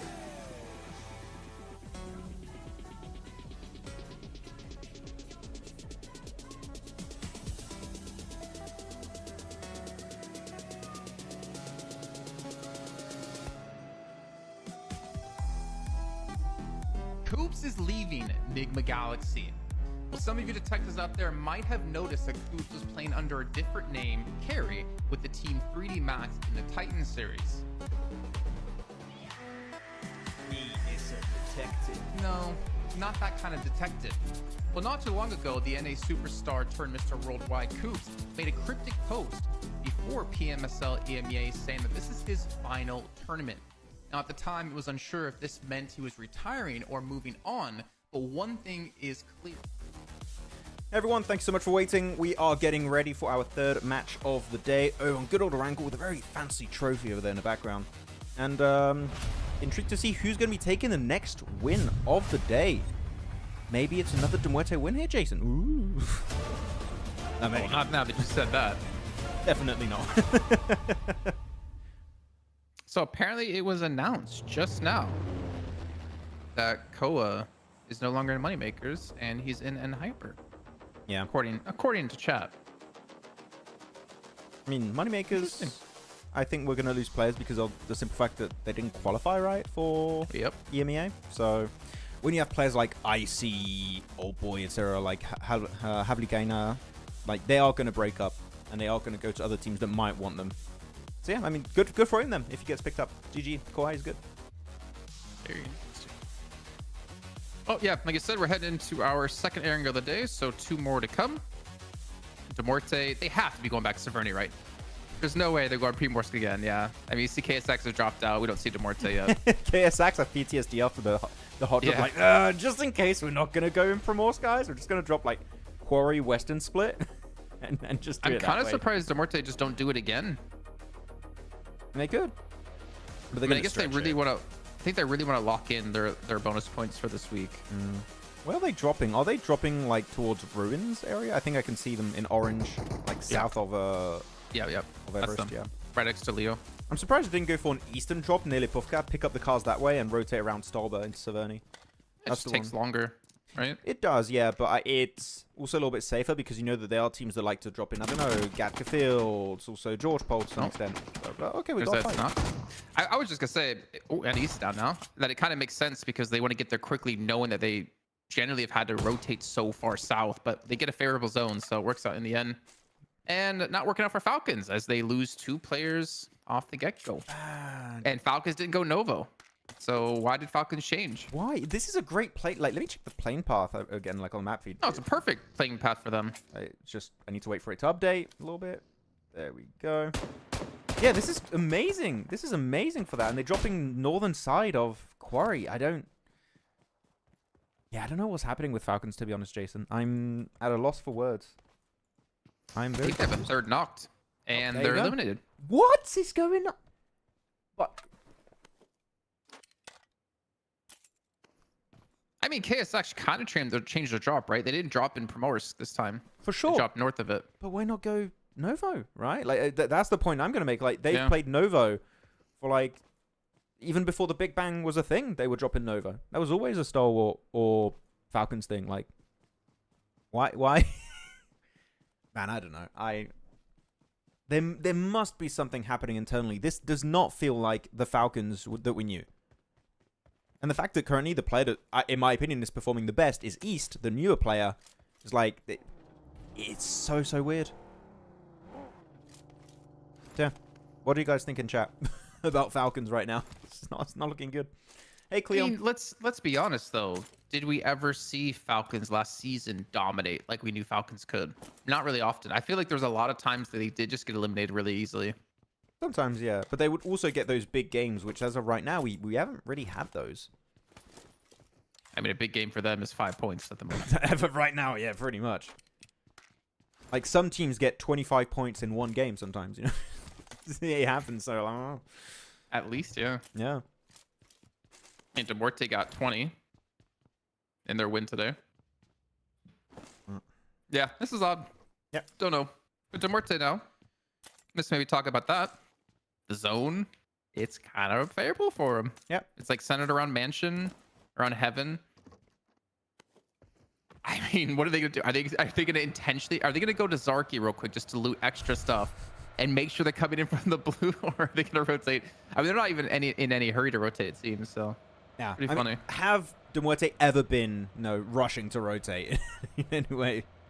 I don't know. Well, we did see one Erangel yesterday where I can't remember what team it was that dropped Stalber, and they outbeat them on the rotate. Like, they got ahead of them on the rotate. I don't recall who it was, but I remember there was one team doing that rotate, but yeah, it didn't work out. I agree with I feel like Jason. worst case, I think the worst case we're going to have happen is if the zone continually goes east now. Because all those teams on the west side, of, like the middle to west side of the zone, are just going to collapse. And I don't see how Muerte gets in there, if that happens, obviously. Yeah, it could. We'll see when the circle goes. It could be fun if we get a Heaven finish. I do like myself some Heaven finishes when teams just have to rush up the slope and just send themselves on top of the roof with their cars. That's a good time. Talking about Heaven, there you go. That's a fight happening there. It's stronger.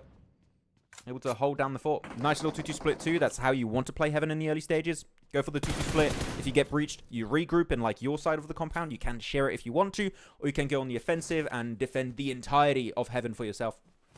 And even smoking out to get the crate. Loot. Yum. Let's go.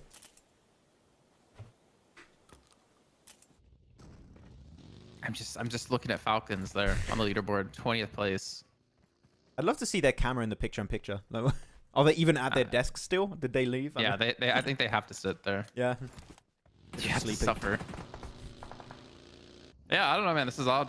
So, meantime, KSX still looting on the southwest side. Not Noob still looting towards South George. 4MV still looting towards military. And Muerte still looting near Severny. So they're in no hurry to get into the zone.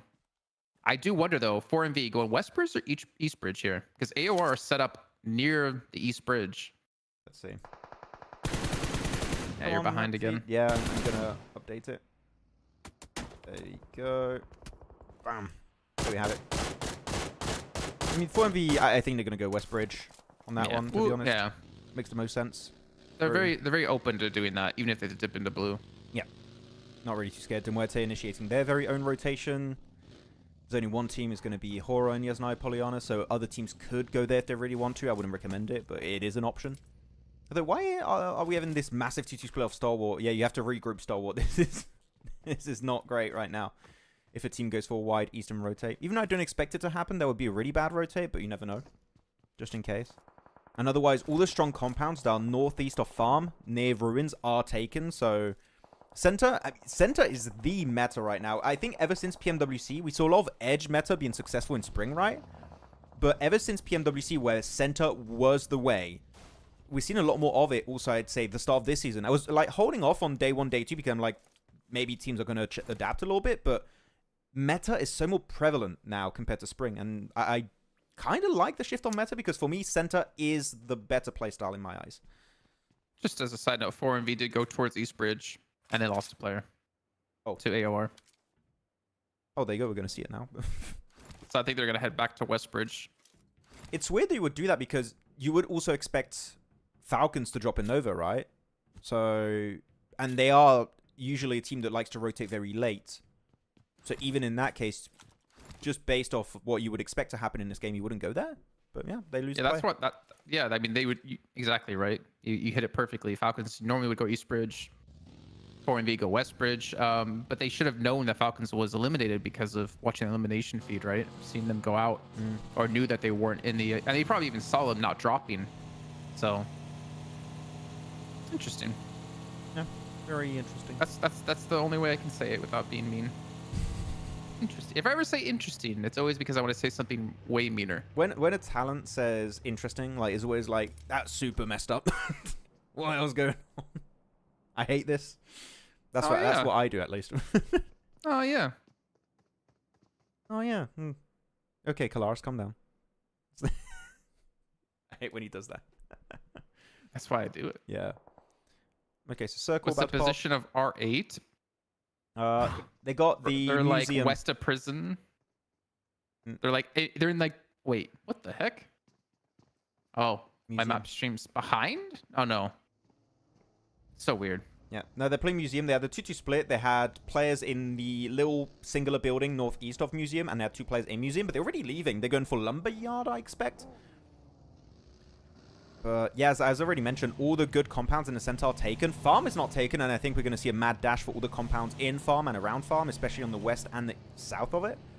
Those are going to be strong positions to hold on to. So yeah, everyone in the car, quick on the pivot, because again, as we said, so far, it's just a very central meta kind of lobby. And if you want to get center first, you need to start moving first. So big dash. Let's go. Kind of weird having the meta go from center to edge to center to edge with like nothing impacting that other than the fact that the way other teams are playing either center or edge. So, do you understand what I mean? I get what you mean. Wait. Oh, he almost made it. He almost stuck the landing. I think it's kind of a symptom of, we're seeing some teams being successful with this playstyle in international lobbies, and we're watching those international lobbies. We're going to try and bring it for ourselves. Himson? What? What? Why would you rotate in like that? Why are they taking the fight to them? I mean, it worked out for Himson in particular. Behind him, though. Wait! B46, really good assist. They were just about to lose Himson. What is this fight? I am so confused.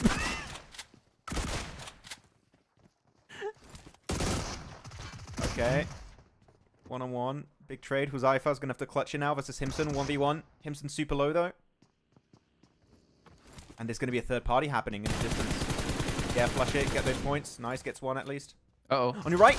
Oh, Huzaifa gets the clutch. And maybe able to revive his entire team. But as I said, third party might be happening in the southern edge, right? So, got to stick the res. Go for it. 4MV are lurking. But the thing is, 4MV's already been kind of clipped a bit, right? They lost, I think it was Baron earlier on. So I think they're a little bit hesitant considering it as well. You can see they didn't even have their third player there who was rotating in. Like Doc wasn't there. Yeah, so they might not be willing to play super aggressive. I mean, you can share that position. You got a big road in between the northern and southern edge, so you can share it very easily if you want to. But yeah, man, Himson just did not give a damn on engaged. He Yeah, just cracked it with a car. I mean, that's just like how I saw Tresley in the last match, right? He just went off by himself, and here Himson just kind of goes off by himself, but he's successful with it. Yeah. I mean, the thing is, plays like that, you say it's a bad play when you get knocked, but when it works out, you're like, it was crazy, but hey, No, it was GG's. still a bad play. It was still a bad play. I think it was definitely not a good idea, but it worked out. So it's like, who am I to criticize if it worked out? But in theory, yeah, it was not good. That's one of those plays where like you can defend it. It's one of those plays that kind of confuses you sometimes. It's like, oh, it worked, so it must be good. No, that's I don't want to call it good, but like, he kind of clutched it, you know. And he got saved by D46 also. Sure. When Himson does it, it's successful, but and it looks good. But when I do it, you just yell at me. It's like, no, what are you doing, Jason? Get back in. At least they were able to fully revive everyone. Yeah, so Huzaifa's going to be looking good. Maybe, I mean, looks like he could be definitely top fragger after these last 2 matches now. GG Huzaifa. Falcons fell off. Oh yeah, like they haven't just fallen off. Like they've. Who? Falcons. Who? Okay, Sunshady, calm down. I didn't call me an owl. No. They fell off and they exploded upon impact. That's what's happening to Falcons right now. Yeah, I know. How long are you gonna give them in this? I know you said yesterday, like before you stop becoming a fan, you'll give them till PMGC. But at what point do you stop believing in them? Yeah, like at what point do you stop believing them right now within this PMSL? Within this PMSL, if I don't see changes heading into week 2, like I would love to see adaptations on a daily basis if possible. Like if day 1 doesn't work out, then you adapt going into day 2 or day 3. But if I don't see anything different between week 1 and week 2, after how bad week 1 is currently for them, that's when I'm going to be like, yeah, I'm just not going to pay attention to Falcons unless they start playing better. I'm just going to look away.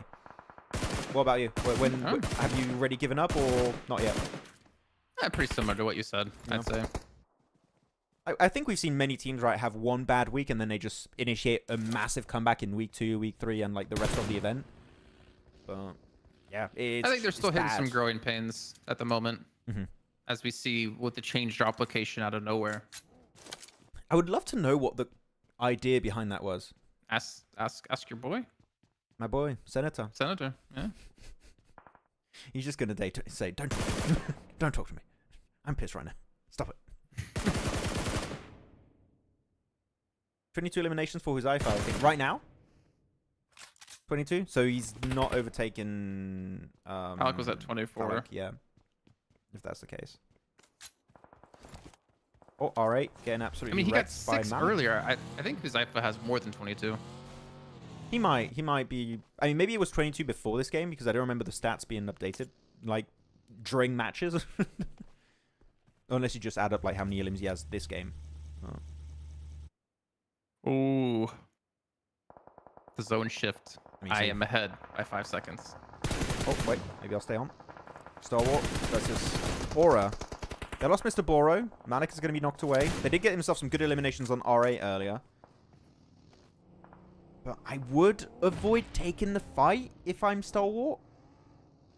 Because I think you have better positions you can possibly play in this circle. Like, actually, I don't know if there's a team in no dip. Can you see on the map feed if there's a team in no dip? No, sorry, not no dip. So. OP dip. I don't believe. Okay. I'll check the map Yeah, feed. no, there's no one there. There's no one there. Map feed update, come on.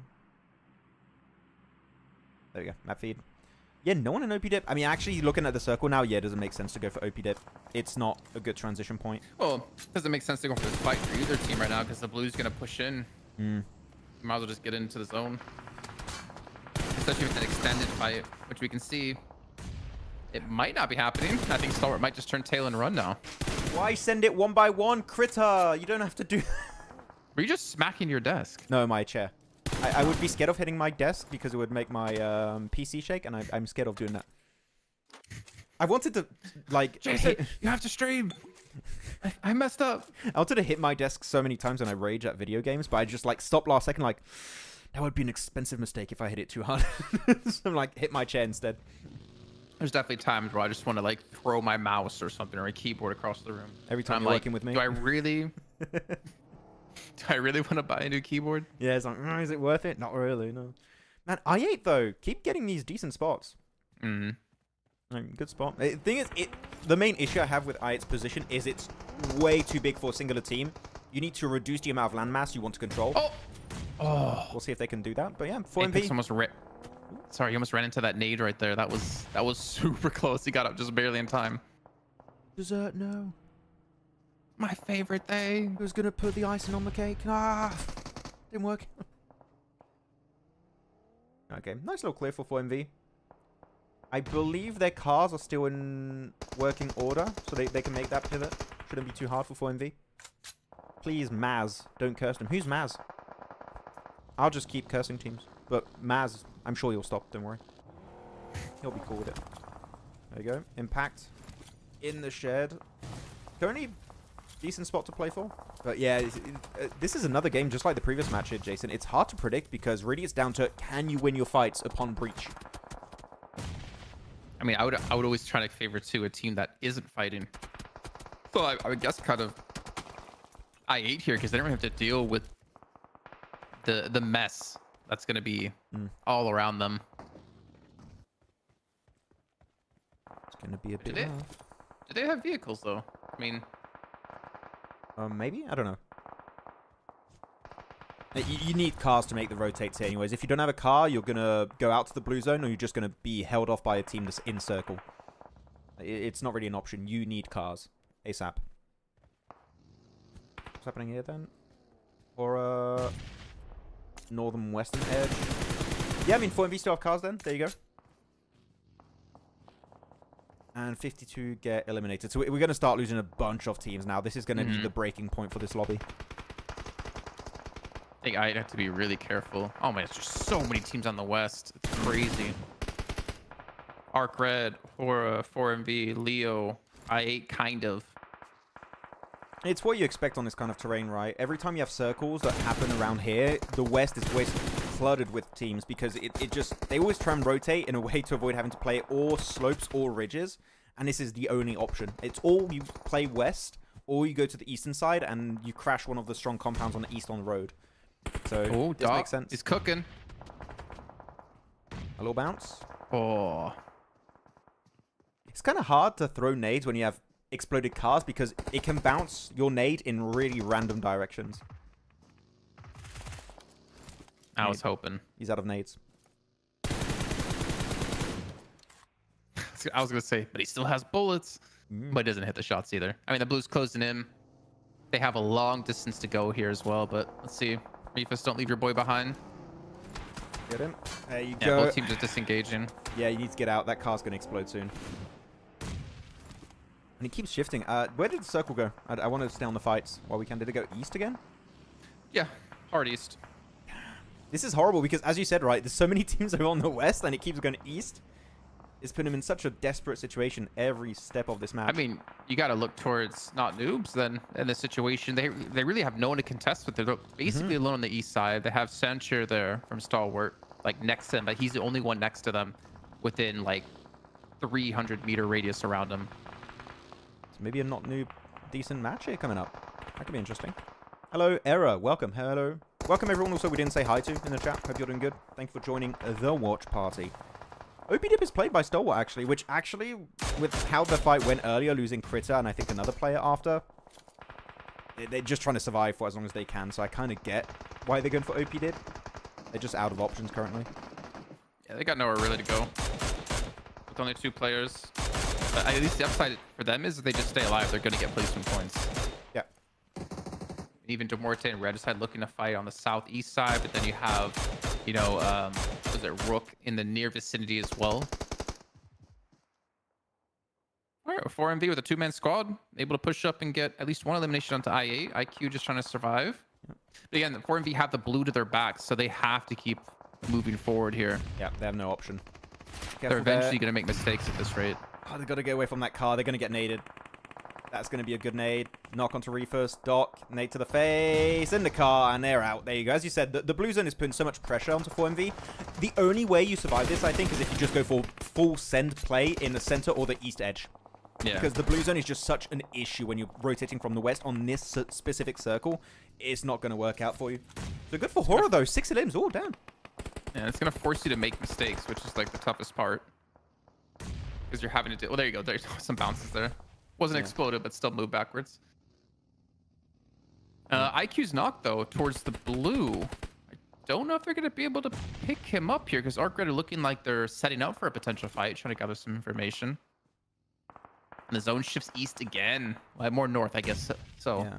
But Leo's got 9 limbs, man. Like, what's going on with these guys? They just woke up and started thinking, okay, we're going to try and get a win. Sure, it didn't work out the previous game, but they are... yeah, I guess it's time. I guess it's time to get a win. It's about a time we get a dub, eventually. 9 limbs, 6 on point for I8. Otherwise, it's just a pretty low elimination spread for the remaining teams. Muerte is just going to try and play the I'm going to survive until as late in the game as I possibly can. Ah, the Foopsman special. Foopsman special. The opposite of the Tresley special.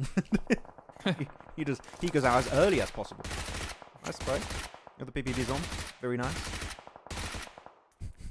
He's using the PPBs on like an M16, man. And it was like, Burst firing. yeah. Oh, Zypha. I normally wouldn't give this player a good chance. And yeah, to be fair, I'm not going to give him a good chance either. Eventually he gets eliminated. Then he coming in from Uzum. But I8, I mean, the position that they had before it's unfortunately fallen by the wayside now because the zone's shifted away from them constantly. And they've been constantly battling, right? They had 4MV before this. They had at least 2 Zypha there. Now they have Arc Red coming in. They just can't really get a breather here. And I think you're seeing it reflected in maybe some of the utility, like Naki's head, his helmet's like completely gone. Yeah. His helmet hasn't had time to reloot. He still has that one for sorry. now. But Arcrade's been playing the very slow game of staying on the compound north of this entire slope on the road. And now that they've heard all of the fights break out on the western side, they want to try and clear it. But what is this hold, though? Fragger, you can't let yourself get picked off like that. That's... If I8 win this, they just pulled off one of the most impressive holds on, again, one of the toughest terrains to hold. It's such a big amount of landmass here, Jason. And if they actually win this, that'll be so damn impressive. Right in the car, though. IQ out of bullets. Only 8 bullets in the M4. Gotta make those bullets count, man. Does he even get ammo? Does he have ammo or not? IQ, is your teammate going to give you something? Dropping it for him. Oh, backstab from another team. That's going to be very Kage here from Not Noob. And IQ makes it out. He's got ammo. 16 bullets. Reload. Yes. Oh, my God. I was wondering if Uzum dropped him ammo there. I mean, it looks like so potentially. And he's going to come in. That's going to clean him up. I mean, he still survived for a pretty long time considering like where they were in the back-to-back fights they were having. You know what? They were going to be out of ammo eventually. Like, the fact that the ammo of his teammates they could give him was just 16 bullets on an M4 is like, you know they've been fighting 24/7 this game. Exactly, man. Unfortunate. But yeah, so we have... So Stalwart actually had 3 players left alive. I thought they only had 2. Or sorry, not Stalwart. Yeah, Stalwart. They have 3 players left alive. I thought they only had 2. I didn't like double check that. They had one I thought player they knocked lost more earlier. than this. Yeah. I guess they were to revive on like a slither of HP or something. And Not Fear, who was like on this east side, they sent it into Arc Red when they were fighting against I8. Is that? Let me go back to the map and see if that's right. Is that what they sent?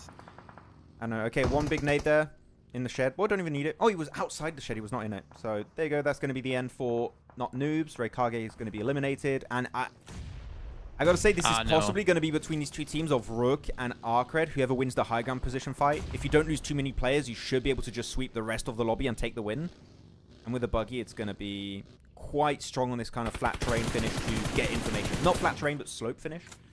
They got caught out, unfortunately. Ah, okay. On the rotate, Not Noobs, and lost I think a player or 2 to Stalwart, and there was just Reikage left alone. Unfortunate for them. Yep. And Stalwart, I not gonna lie, I never would have expected them to be a contender here for the win, but they have center zone with Censure. And it's doable. It must be so satisfying if you're like a Stalwart fan and they're doing better than the previous Stalwart roster. There was one of the top teams ever in PUBG Mobile Esports, right? It's very satisfying for the owners, I'm sure. I mean, when I talked to them in Riyadh, so they said they were super confident in this team. So I kind of get it now, and they're looking great. Yeah, Rook's gonna take on Arc Red here. It looks like And Stalwart. I mean, who has the better position here? I mean, want to currently, see Stalwart because they're center, but you still have another stage to go anyways. I would say it's the team that fights last. Rich right now is Stalwart. Rook are fighting Arcred. There's going to have a third party, I think, happening or something. Based on this fight. Good little clear. 5 eliminations. Decent nade onto Yankee. And he won't be able to make the buggy rotate out of there. And yeah, look at Stalwart now. They just want to try and keep pressure on to make sure they get pressed against the blue zone as much as possible. They want to corner them. Yeah, it's looking like a Stalwart win here, Jason. I don't see how it doesn't go their way. If Rook crash onto Stalwart now in the middle of this fight, maybe. A lot of nades, but nowhere near. Actually, if you get rid of Riley, so OGT Augury, but it's Riley, I don't know why it's called like that. If you knock him, actually, maybe the entire situation falls apart in a very similar fashion to what we saw from Leo last game, right? That can happen, but yeah, Fearless, good opening knock, gets the flush onto Fragger. Yeah, Stalwart win, has to be. I mean, Aura needs to go, and I think we're seeing them being held back. In the meantime, like they're both in vehicles, but they're not going for the fight. So I guess they're just settling for second place potentially, or for a 2-on-3 fight. Maybe. This ridge of Riley is really the strongest spot to play. It's pretty good. It's pretty decent. A little dirt pile. Final circle though, so the next phase is going to be center, and I think Rook get that. Look at their position, playing south, also on the edge. But they're going to hopefully wait for Stalwart to be pushed by the blue outside of this position of interest they're currently in. So actually, this is a really good setup for the late game. Get away from Arcred potentially fighting Stalwart and get in a spot where you can really put leverage against Stalwart. Yeah, GG Vic and I'm actually kind of... I was going to say I'm almost favoring Rook now, but never mind. Fearless playing the low ground is actually going to give them a good advantage point. If he doesn't get knocked instantly, that's going to be really solid. I would love to see Killer Joe go for the crate you see at the bottom. Because that should give you coverage from all of the Stalwart players. They don't have that big a split. So the crate play for Killer Joe or Vic would be amazing. That would maybe give them a win if they go for the crate. I mean, Aragon's pushing up. Just slowly. And I don't think we're really going to see any eliminations anyways until teams are just pushed by the blue or individuals are pushed out by the blue to be caught into an angle. I mean, Aragon's, I think, eventually going to be seen. I think he has to go on that road to get in. Yeah. Oh, they've got to be careful, though. But they know because then you had knocks earlier, right? So they know there's one solo still snaking somewhere, so they just want to make sure they clear the angle. They can put 100% of their focus onto Rook. He gets up. He's going to get... Wait, what? How is he getting so much damage down to Sancho? There you go. He's out. That was a little bit too close for comfort. I think if they got that knock onto Sancho, maybe you see Rook go for a push. But now, 2v3 now happening between Rook and Stalwart. And no one on the crate yet, Jason, which is interesting to me. I thought someone would give it a try. Sorry, I just went back on the map trying to see what happened to Stalwart to get to this position. Yeah, no one at the crate, as you mentioned. But you can't play anymore And now. the zone's closing. I mean, the good smokes at least allow Rook to push up, but at the same time, those smokes don't really work for them either, necessarily. It gives them an angle to peek around, yeah. Ooh. But, oh my god, Sencho did not expect there to be a car there that he hits. And that puts into a 2-on-2. And the car exploded. no. Wait, what? How did it explode? Oh, I think Vic maybe shot some of his bullets in the car and it just exploded into Killer Joe. At least it gets the confirmed, so they get one flush. Yeah, Vic in a 1v2 now. Full HP. Does get the first opening knock with the UMP. Swap over to the M4. You're out of bullets! And that's going to be a big mistake as it goes the way of Stalwart to confirm themselves their win here. GG's. 9 elims. That was a little bit messy there. A bit. I don't know why Sancho just sent it the way he did. You could have scouted information with like the buggy around the smoke, but he just sends it in the smoke without any info. That's, I think, fair to say, Jason, very risky. Very ballsy as a play, but somewhat worked out because they knocked their teammate after. So I don't know what was with the crash into the buggy. I want to say maybe he didn't think it was there. Let's replay but that. You have to assume they have something. And like you said, you could have just taken like a wider angle. You could have taken the crate and played from there. Played crate, played the high ground, just maybe moved by really quickly to get info behind the smoke instead of just sending it in like that. Go back again. He was so close. This is one of those plays again that we were just talking about before, where it's like Himson. If it works out, he looks good. You know what I mean? Yeah. But he just hits the car. He almost gets them both. Like if that buggy wasn't there, he would have hit them both for sure. Yeah. They got saved by the other buggy. I want to see that from their point of view of like, holy crap, why is there a buggy in our face? Our buggy will save us from your buggy. Buggy plus buggy equals 0. Well, it equals a stalwart win. It's unfortunate for them because the car explosion, if it doesn't knock Killer Joe, then they're properly in a 2v2. And I think because they have some kind of coverage and Stalwart don't, maybe they win that because they have 2 low angles. If one player peeks to the left and one to the right, yep, then they can win it. So if they just backed away, then blew up the vehicle. But Jason, I think we can say Stalwart currently better than Falcons. I mean, we have nothing. There's no way I could ever refute that. Look at the leaderboards. Man, I really did not expect that we get to a point saying Falcons are in last place. What timeline is this? I don't know. An interesting one. A weird one. Yeah, GG's. There we go. TDM's not going to be after this game. It's going to be after the next one, right? Yep. Match 4. Yeah, there you go. So we still have one more Erangel. Stalwart, GG's. East was not there. He was unalived a while ago, Masato. He was out of here. Yeah. No, IGL is IC. Yeah, IC is IGL. Yeah, it's so weird for Falcons. I mean, people in chat, everyone in chat, do we expect Falcons to do a comeback at some point, or is everyone starting to lose hope in the Falcons' supremacy? Is it GG's? Look, and the weird drop too, right? Like, sure, we talked about it earlier, Jason, but the fact that they don't go for Novo and they do this weird 2-2 split and just get squad wiped by KSX and I forgot what other team it was. They just get picked off that way? Yeah. I'm thinking back to what you were saying about Falcons. I remember hearing some numbers about potentially how much they make a month. Oh. Right? I think you were there for that. Yes, I was. And I could actually see that being the downfall of the team.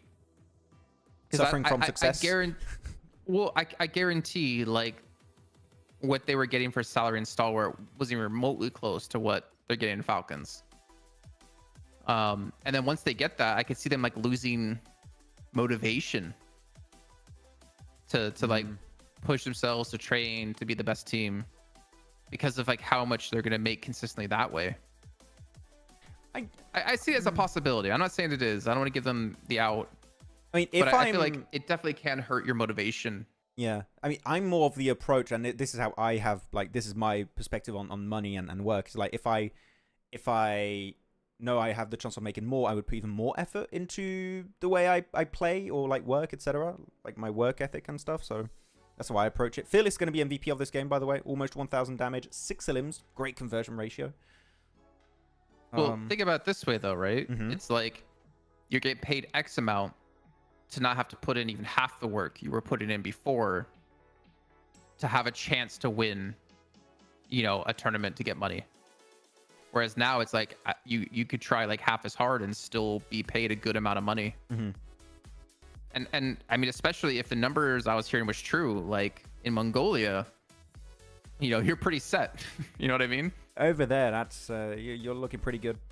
Again, I don't want to give them an out, but I think that's something that should be kept in the conversation or in the back of our minds of like maybe that is the downfall for the team. Yeah. Because with Stalwart, they had to push, like their earnings were from winnings, I would imagine. I do think there are some people like that. Yeah.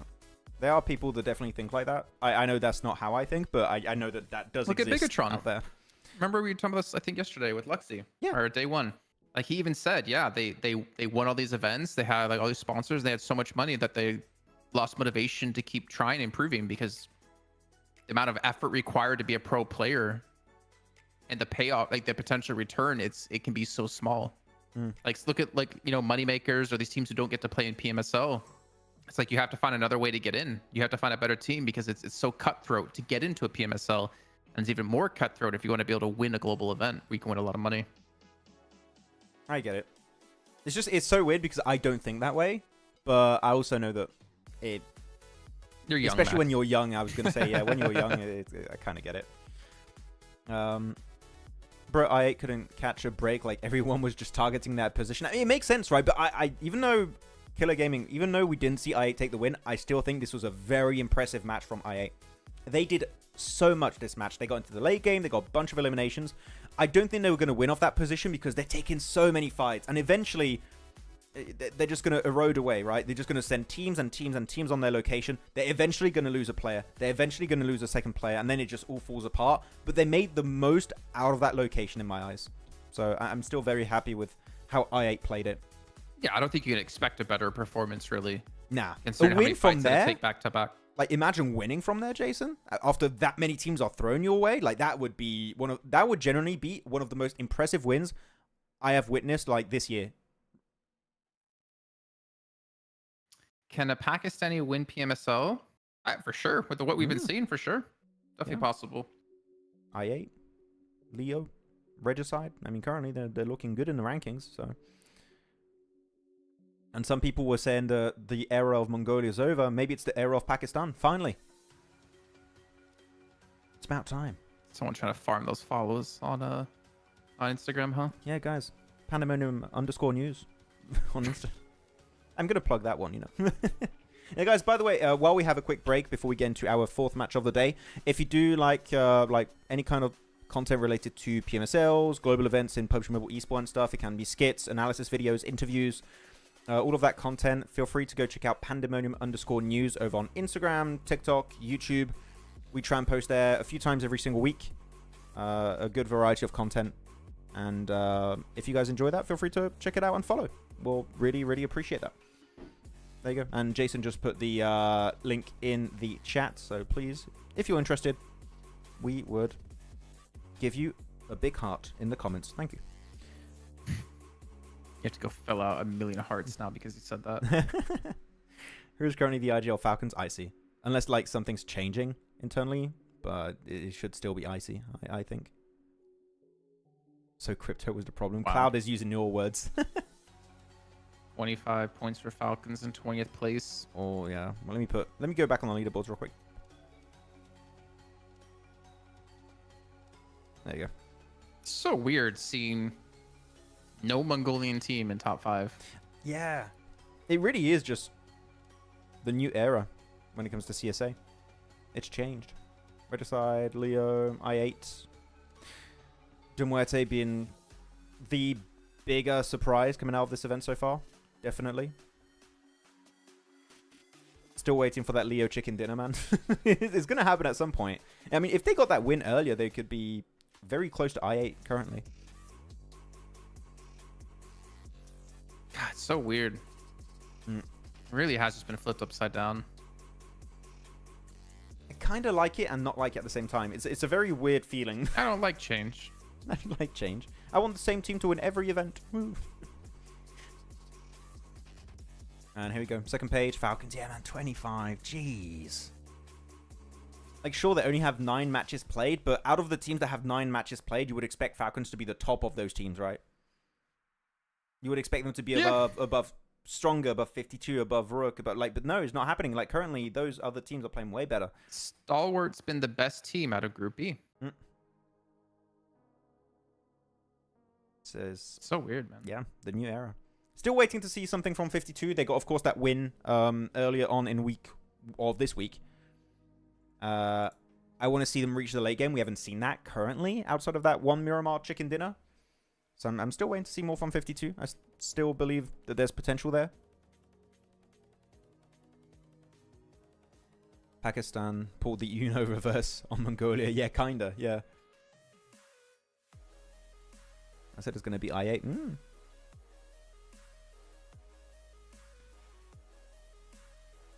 Era says, in my opinion, the Pakistani teams will start to choke in the finals. They do every time. And we'll see. This is definitely a very weird start to the PMSL CSA season compared to spring. So the finals could be a complete reverse of what we're seeing right now also. So maybe Pakistan is not able to maintain their momentum in the finals. Maybe we see Mongolia do a big comeback. I don't know. Yeah, I mean, week 2 is going to be very showing of how teams have taken the time off. Yeah. I don't expect to still see... I don't really want to say that. I don't expect to see Mongolia kind of at the bottom like this. I expect to see them start to step up in week 2. And I think it's going to become more difficult for Muerte and for I8 to hold on in week 2. Yeah. Week 2 is As going to be teams warm very up a telling bit. for so many teams. It's gonna show you if the top teams are able to maintain their composure and the kind of pressure they've shown in week 1. And it's also going to be very important to see the bottom teams that did not have the start they were hoping for. Are they bringing changes to the table that are going to be successful? Because you can bring changes to the table, Jason, and it just, sorry to say, but it just sucks. And it's really bad. And you just don't go up the table. So, no. Kind of rude, but true. Yeah. First week, I think you forgot Spring Split. Spring Split was also a bit rough, but we still saw some like fan favorites dominating week 1 last year. But there we go. Getting ready for our 4th match of the day on Erangel. Give it to me. Yeah. I don't know why. There we go. Where are Falcons going? I mean, look at the flight path. It's going straight over their drop location. It's like literally the plane's literally telling them like, Falcons, go back to Nova. It's literally Game's Nova. literally telling them. Yeah. Wait, Stalwart dropped? Okay. They're gonna stretch it. I can't see the map even now. I'm checking the plane. Come on. I haven't seen anyone drop out of the plane yet. Or maybe I just can't see it. It's going too fast. You can't see it. It's too fast. Ah, there we go. Get out of here. That's 4MV player, I believe. Should be. Going, no, they're going in Millie. Yeah, that's 4MV. There you go. And Falcons dropped. And they're going back to Nova. Wait, where's the Muerte gonna go? Are they gonna stretch it to Severny, or are they gonna drop, was it Primorsk again against KSX? And KSX have jumped out of the plane too. Okay, I'm like 2 seconds ahead of you. The thing is, I don't know, because we've had very southern planes every single time, and the first one they went in Primorsk, hot drop on KSX. Then the second they go towards Ruins location to stretch it to Severny. So I don't know, it's just how they feel. I feel like I see them. I see them under KSX. I saw orange. there you go. They go in Ruins to pick up a car and rotate. That's the Oh man, that makes me wonder even more why they dropped on Primorsk in that match. It just felt fancy. They're like, you know what? And this is we want a hot super drop. in the zone. It's like super similar to the first Erangel of the day. In the zone though, it goes right up to Severny. So smart on them to do that. Yeah. Or lucky of them. What's this fight breaking out over to the east of Muerte though? Got Regicide versus Stalwart. And they already lost one play on both sides, so it's a 3v3 scenario currently. And they're all very undiluted though. That's very unfortunate. Okay, Riley's going to go for the push-up. With the Uzi. So he got one weapon, I believe, though. Oh. Man. Stalwart. From a win to a 16th place with 1 elimination. Look how the turntables... Did Neptura coach 52 last season? Wasn't it 52 or was it a I different think team? some players, but it's when she was coaching 7th Element in PMGC. Ah, right. Never mind. Yeah. I wanted to get hit her with the hardest trash talk ever. What has she done to you, man? Just... No, it's just funny because Rafe, a thing with 52 is they do not have a coach this time. Yeah. And I wanted to say like, oh, they should be playing better than if Natura's not coaching them. So mean. Sasa says, who won the match 3? Match 3 was won by Stalwart. The 1 versus Stalwart. Rook made it in 2nd place, and 3rd place was Arcred.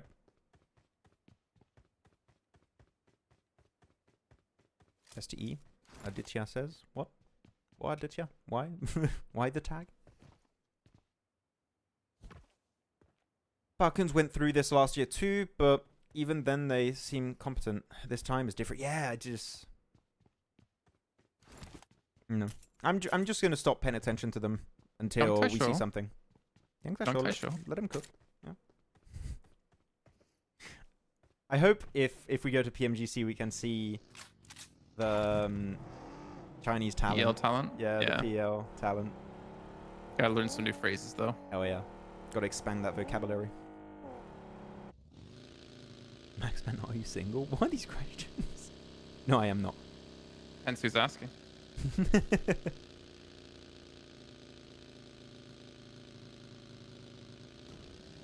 Falcons was never this bad. Okay, so final thing about Falcons then. We mentioned it during PMWC. This is currently the worst Falcons roster, even the previous Stalwart roster with Pika and Scry. has looked in the past 3 years of competitive circuit. So, yep. This is not... We got to wait and see.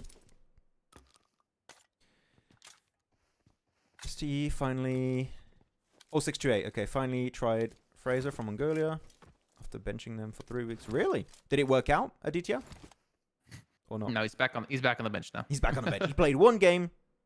He didn't even play one game. He played half the game. Like, yeah, you know what? Give your phone to to your teammate. Okay.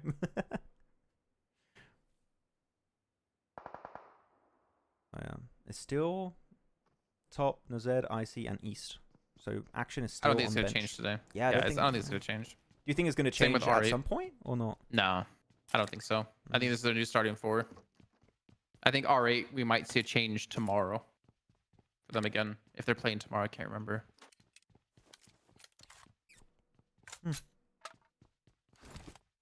Interesting.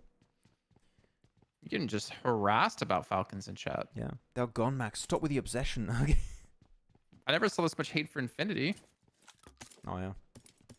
Damn, you predicted him every time, making a statement.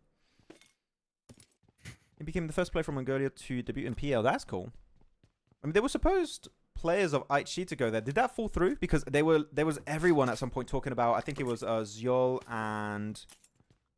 Godless? Godless? Or Demo? Where's it Alex? I forgot. There were 2 players that were rumored to go over to PL. And I guess it just didn't happen in the end. It's cool to see that PL is like open to taking international talent over to... That's so weird though for IHC, because it's like if it doesn't work out, which as we see it didn't, your whole team's like in an awkward state because you expect those 2 players to be leaving, so you're like trying to replace them or whatever, and Bit of tension. and you're like, oh, you're staying, like, yeah. Imagine what some of the PEL teams do. That they're looking at the international teams getting ready for PMWC or PMGC, and they see them as a potential threat. They're like, we're gonna pick up one player and make your team just crumble, And we're gonna bench you. just implode. And you're not gonna play. Also, yeah, just benched.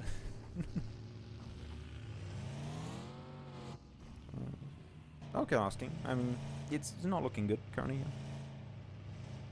Regicide's moving up to Yasnaya, where Horror already is. Hopefully they share. Yeah. It feels like teams are more willing to share, Jason. We didn't see that last season. Teams would be in similar compounds, big cities, and just fight all the time, like A1 and Horror. We haven't really seen that happen too much, except in Pachinki, I guess, and also Picado. Yeah, I was literally just gonna say I was waiting for you to finish. And But also, Picado. Paradise Resort. So actually, wait a minute. Oh, they play all 4 days instead. Okay, yeah. So, all right, I would imagine they might change roster again tomorrow. Maybe. They're just going to bench every player and put Naomi in and just see which one gets the most points. I find that so weird, though. Like, that should never be a real reason. Like, they should know ahead of time who they plan to put him in for. Actually, Otherwise, why pick him up? Yeah. I don't know. Again, this is another situation with them where I'd love to know how the internal communications are going and how they come up with these decisions. It would be so insightful. I would agree with Sama Ali, by the way. I saw your comment. I do agree. What are you doing, Jason? You're going to go standing mode?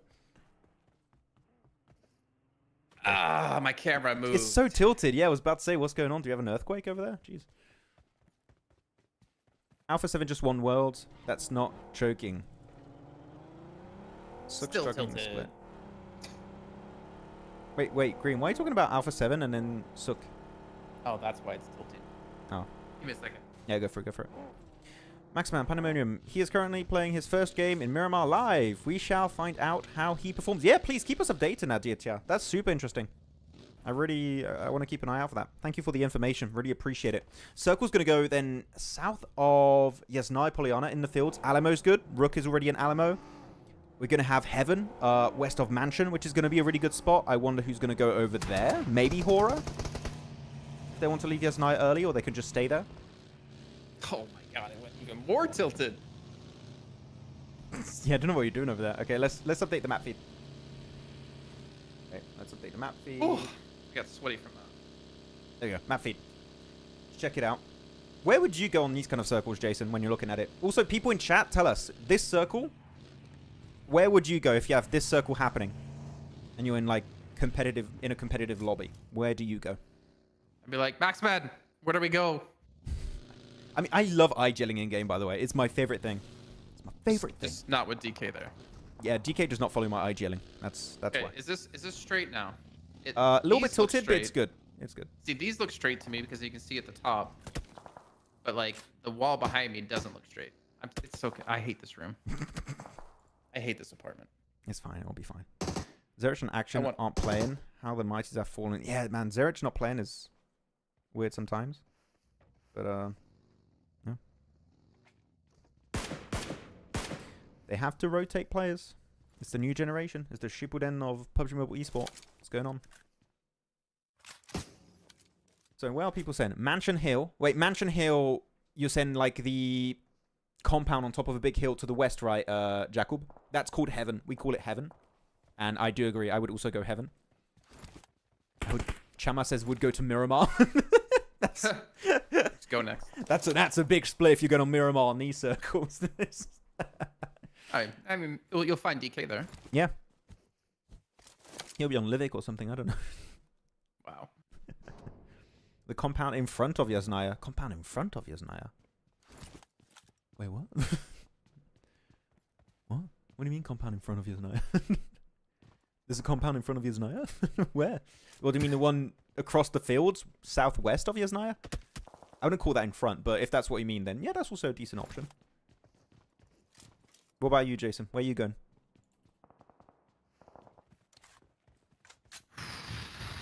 What kind of mood am I in? When you're asking me this question? You're in I want to win the game mood.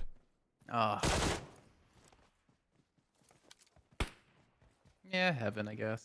Go Heaven? I would go Alamo or Heaven. Alamo, by the way, for those who don't know, is the compound south, like straight south of the fields of Yasnaya. It's got a little dip north of it, and it's North of Rook. very strong. It's where Rook are, actually. Rook are playing Alamo. Well, they're leaving. They're like, we don't like that call. We can just feel this compound might be cursed now. I feel like Maxman So we're said gonna get out of here. just talked about this compound. We shall leave. It's got this cold chill running up my spine. Yeah. They're just about to get smited from the heavens. We have no idea, Hoist. Which team has the best logo this season? Ooh, let me look. Which team? Okay, that's something. Chat, you guys can join the conversation. Which team has the best logo? Kind of like Leo a little bit. Kind of like the Shield. Yeah. Reminds me, there's an esport team, an Eastern esport team. Genji. Genji, there you go. Genji, that's the one I was thinking about. Kind of looks like it. I like that. I think A1 has a pretty sick logo, to be fair. The I and the A looks really cool. And purple isn't that common in esport logos too, right? You don't see that color too often. Like people stick to like black, golden, green, blue, red sometimes. It's called Sea Purple. Who needs a new logo? That's a better question. I8. Not enough logos. I want 5 logos next season, guys. Pick up sponsors. What's going on? If I were to choose a team that needs a better logo, I would go Major Pride. I would say IHC. I want an updated version of the logo. I think there's a cool idea with the IHC logo. I just want it to be modernized a little bit. I see the I and I see the H, but I don't see a C. If you tilt your head to the right, you will. Kinda. Still don't see it. No. Still don't see it. DRS logo. Let me see DRS logo. Actually, yeah, DRS logo. Ooh, with the bullet and stuff. I do. You know what? DRS is kind of slick. It is kind of slick. Oh, guys, I thought you were talking trash about a DRS. I'm like, bro, we have like a super logo with pandemonium with a bullet. No, Chill. no, slick like in a good. It's good. Yeah. Okay. Oh. 4MV taking on Arc Red Field dip. and winning the fight. Okay. GG's. Thing is, these dips are great if no team is next to you. It's just like OP dip. It's in a very similar vein. If a team gets close, you just ask them to get naded. You need to hold off teams from getting too close. And wait, Arcrid's got one wheel that's functioning. Oh, no, it's going. Come back. Please. Oh, Zarich, you don't miss shots like that. And the Molly. Spinning up. Luckily they have Naomi. I mean, luckily they have Naomi to hold to help prevent anyone from getting close. D46 misses the nade. His teammate. Okay. I was expecting the nade to hit his teammate for some reason, but man, what's happening to R8 here? What is this fight, man? It's all over the place. Gally Simpson's there with his mentor, D46, just saved him in the previous breach. Clean nade right through the window, and that's it for R8, eliminated. Second team to take the L this match. D46 just got knocked from Choto, from Regicide, who are here to fight now. They have a 1-1 split, look, on the map.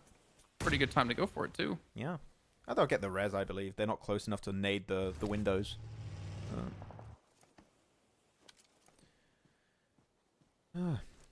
Jason will go to lobby. That's Jason's location for sure. He would definitely go there.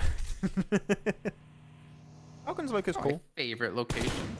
My favorite location's on the back of the bike with you driving. Yeah. Hands around your waist. I swear, every time I play... Wait, what? Knowing the impending doom is coming, that we're gonna flip. Yeah. That's. Hey, I drive cars well, not bikes. Bikes, I'm horrible with bikes. I can't stick the landings.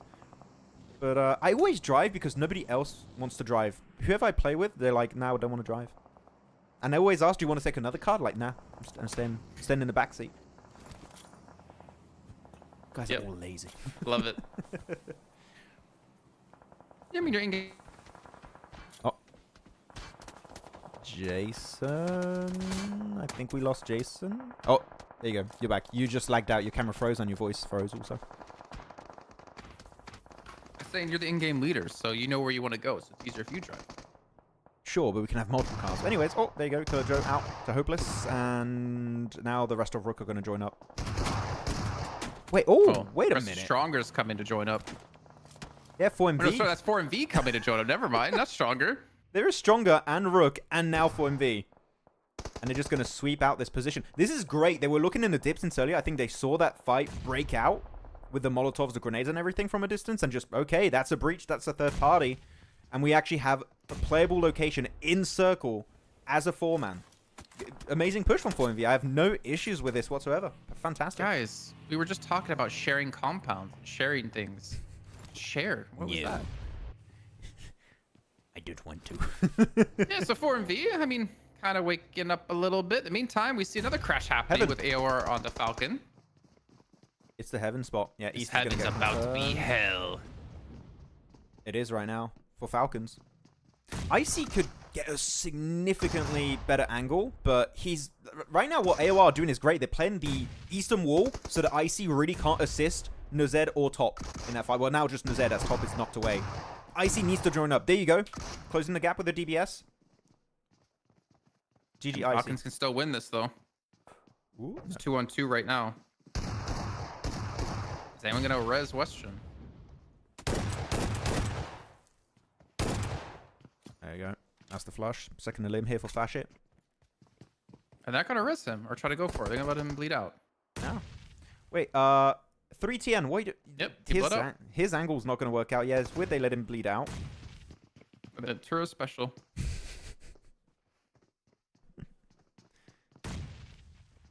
This is an odd fight in terms of how it's executed. Yeah. I like how you hear our hype. It's just like, it's not even hype, it's just confusion. Like, What's happening? How? And this should be such a good position to have as a 4-man team considering the way the zone just shifted too. Oh. Falcons might hold this. 1v1 now. I swear, all of these fights we're seeing just ends in a 1v1. And whoever wins just reses his full team. Oh, well. Oh, he gets shot. Wait, what? From over... How long was that shot? 4MV. How? What? That's a 350-meter shot, I believe. That was a super long-range shot right through the window. GG Baron. God damn. And now third party. They're getting in every fight, huh? How many limbs are there on? Wait. 5 limbs? They're going to get double-digit this game. I feel it. They're on a sweeping motion right now. There's nades both of them. Or all of them. And they die. Look at the look at the car. On the side of the wall. Please Spider stop. car. Leo just looking in the distance, all of this happened. Like we don't want any of this to come our way. Hey, But with Falcons having those 5 limbs, they're not bottom of the leaderboard anymore. They pass stronger. Look at Stronger win the next game. just overtake their spot. Okay, Vaz. Okay, not even given a chance to like shoot a bullet right there. And that's it for Regicide. So many fights happening in stage 5. It's kind of insane, but I guess that's what you expect with so many teams like near Yasnaya and having to go around and kind of through Yasnaya fields. Yeah, the terrain is very flat. Like, even though you still have some dips and hills, it's so flat you don't really want to play them. You want to play compounds. So yeah, you're just going to see crash after crash. It makes a lot of sense with this kind of terrain.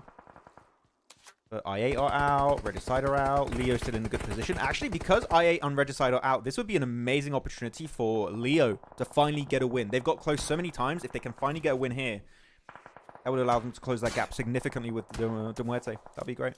Not giving up on Leo, huh? Nah, but I think they're playing really well. Like, sure, they are maybe having some little like stumbles here and there at the end.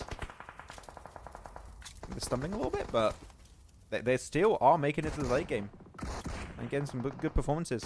So, I believe. Wait, so No one wants to be in the center of the zone right now. My God. wait, did you see what 4MV did there? Because we were looking at the fight of the Muerte up in the northern side. So they crashed. 4MV crashed on Heaven and then left Heaven to play and sweep the western edge again.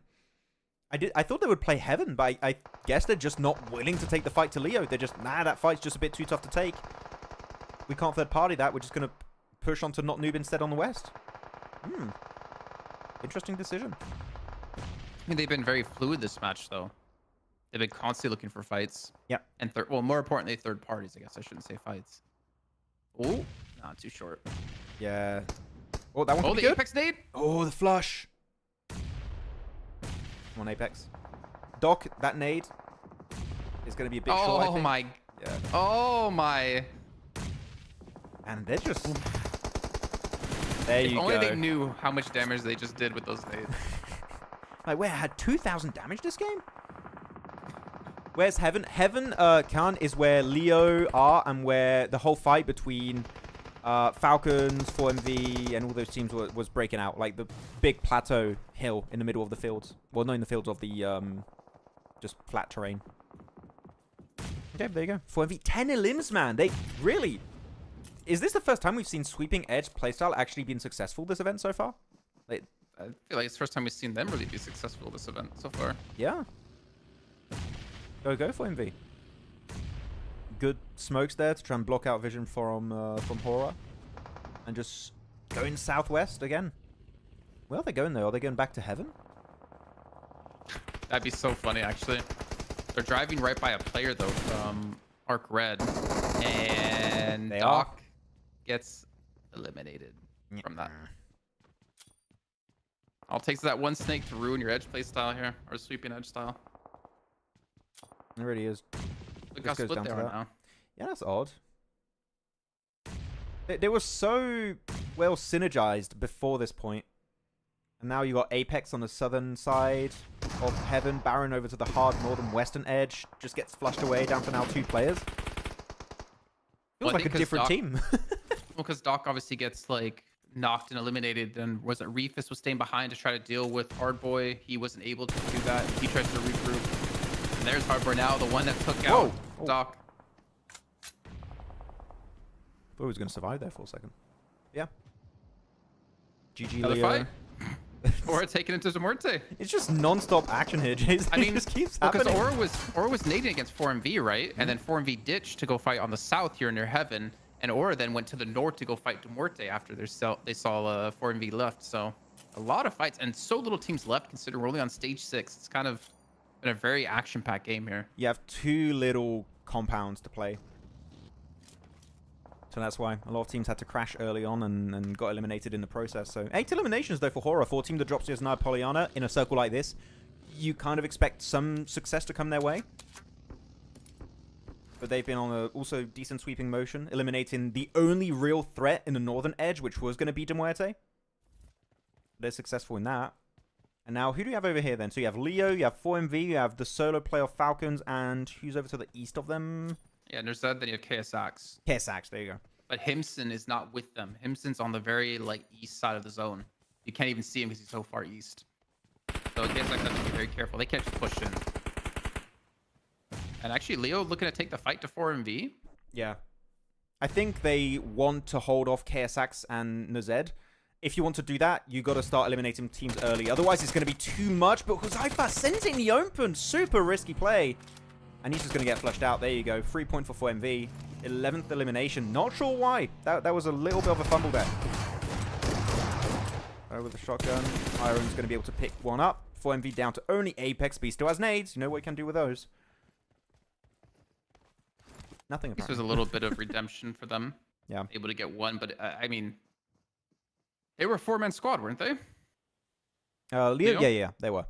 Oh, and then they're down to 2. And now Horror is the only team left alive with 4. Like, this is... It didn't work out the way they wanted to. And Apex, obviously, was the one that kind of shut this down. Yeah, I'm still a bit sad that Huzaifa decided to push it like that. It was a bit unnecessary. And now actually they give Apex over the... Oh, man, this building is amazing. If you can go up to the roof of this building and just hold it off. Or you can just go to, like, this position, too, with the windows. But I would go to the rooftop because there's no point really higher than this roof. Maybe Nazed, but you can also just hide over in the higher room and you'll be fine. That could be an amazing spot for him. So, nice move from Apex. Oh, that's not him. No, it's not even Himson, actually. It's 46, D46 getting caught here. Face outs in the distance. Smart by them just go for the res as well. Don't really worry about the elim. Yeah. Get all 4 left alive. Because the thing is, with Faisal going down too, that's KSX out. So now Warwick can just kind of third party or fourth party this entire fight if they need to. Yeah. Nazed just cleared the final play of KSX, so that's it for KSX. They're out. Wow. 5th position, 4 teams alive. And Apex, again, playing that position. Jumps right down. Apex, absolute ninja. And does get, man, 13 elims for this game on 4MV. I said it, man. You just play the rooftop on this location. You have no point higher than the rooftop of this building for Apex. That was the best option for him to pull off. Though, does he still have a car to rotate? I don't think so. Well, he's technically in the zone in this compound. If he moves like into a corner, there's a safe spot. Sure. Just But, outlive I mean, Nazed. Well, outlive Nazed and hope somehow that the zone goes towards you or stays within your reach. Nah. But either way, you're still going to be on the edge in the final zone, so... People are saying in the chat, Huzaifa MVP. I would have to agree. Huzaifa has to be MVP of today so far. Of course, we've got 2 Miramars coming up, but it's hard to take it away from him. Apex on the roof, though. Do Horror still have functioning cars? Yeah. Yeah, they still... I don't know if they were fuming with they lost wheels, but I think they still do, yeah. I mean, zone, it's going to pull Apex out of the... Or sorry, yeah, it's going to pull him out of there. It's going to pull Zed out of there as well. And then they just push up to the crate. Like, this is easily an Oro win. Yeah, it's just between... What? With a car? I mean, if he can pick up enough speed, he might be really hard to take down. But the moment you lose a wheel, which he has, yeah, it's all just going to go apart. Goes in a dip, trying to survive a little bit longer. But currently, he's closer to the circle than Nazed. So, he might be able to just get a 2nd place off the back of that. Or we're going to chase this one down, actually. Yep. It's a bit risky. I was about to say, that's not... You don't want to move forward in a straight line. But, yeah, Mr. Barraud's got that nade. That should be an easy nade elimination. Oh, actually, no. Apex dodges it. GG's. Ah, there's another one coming. Yep. There you go. That's the last one coming. That's it. GG's. So, Falcons get 2nd place. Finally a step up for them. Not the way we necessarily expected it, but... Wait. Yeah, no, he doesn't. Nazed? It's a 1v2. Does he win this? It's a 1v2. The other player, Sky, got flushed out. Or just bled out. Oh, no, 1v... Wait, what? He was... Oh, no, he was super... I thought he was flushed because he had, like, 1 HP. Okay, GG. 1v3. And he goes to Horror. Nice game. I think they're sad they don't have a team to yell at this season. What will limbs? Not bad. We miss Lakers. Yeah. Our enemies. I kind of miss it a little bit, too. Yeah. So 4MV stepping up, or get the chicken dinner. Falcons getting pretty late into the game. But 4MV, more importantly, playing, as you talked about, like edge sweeping, rotating constantly around to different fights. Yeah. Them and Horror played a very similar playstyle, just 4MV were playing the southern edge and Horror playing the northern side. But there were so many teams on the southern side, I kind of get why they got overwhelmed eventually. But yeah, losing Doc, I think, just caused them to kind of split apart. Like, oh, we lost Doc, let's just try and scramble something to get some placement points and maybe a few eliminations here and there. That was the start of the end. I think someone said in the chat, like, Doc is out now, 4MV will be out again. Which kind of did end up happening a bit after. Down to just Apex. But nice. Yeah, GG Horror. No, so he did get the Resonance Sky. That's why I thought he was, like, gonna bleed out. But no, he just barely got saved by Malik. Nice little save there. I mean, interesting choice to push because the Resi, Mr. Barraud goes down during all this. So it does give the opportunity for Nazed to potentially pull this back. He did flush it. He got that point at least. And yeah, but too many angles to cover. Yeah. Nice try. Nice try. Yeah, I mean, you would expect in a circle like this, right, to have the team that drops Yasnai Polyana to do well. So, yeah, it's just good execution, good terrain knowledge, good game plan, more specifically. The fight on Muerte was very, very important to enable them to maybe go for a win. So Horror made that happen. It was a very quick, it looked like a very quick, clean fight too. So replenished a lot of their utility, a lot of their ammo, meds as well to make the rest of the game easier. Yeah. Just keep getting that loot. Because they did invest a lot of nades into 4MV, but obviously nades wasn't the deciding factor of that game. It was not. I think it was mostly smokes and cars at the end. Pepsi. The 4MV and not noobs looks like they're playing. Oh, yeah. So wait, so... TDM. 4MV's there. No, you got 4MV on the left side. 4MV and not noobs playing. Yeah. That's what I said. Wait, that's what I said, Max. Yeah, but I could see Leo on the side too, so I'm like, why are Leo still there? Oh, they're leaving. Okay, they're leaving now. They were still in the chat. But yeah, so they picked not noobs. Why? No idea. See if they look to their name. Yeah. Not TDM noobs. So if this goes similar to yesterday, we have a break, we have a TDM, we have a break, and then we have the last two matches of the day. Okay. So we can head on over to a break then. We'll go for a short one. And then we'll be back for TDM. And after TDM, we'll have another break. And then we'll be back for the last two matches, which are going to be on Miramar. So we'll see you all in a few short minutes. Goodbye. A few short minutes. Goodbye. Team Spirit have pulled off the cleanest push of the PMSL EU qualifiers. In the last game of Day 2, Team Spirit found themselves on the east side of this circle, and with the next shift pushing them out in the blue, they had to make a big play. Team Spirit understand that Shockwave won't be able to play their compound for long based on the circle, and know that if they want to win this game, they need to move before they do. So the squad gets moving and sends it in the northern side of the Big Baby compound. Big Baby, by the way, like the team, not an actual Big Baby in the compound. Yeah. By doing so, Big Baby had to give up some of their compound as they had a small split, and most importantly, it keeps them safe from a possible assault from Shockwave. This results in Shockwave having to push into Big Baby and getting eliminated, and then that allows Team Spirit to clear all the players of Big Baby one by one to easily secure this chicken dinner. So well played Team Spirit for one of the best endings of the qualifiers, and let's see if they can do more of that in PMSL EMEA.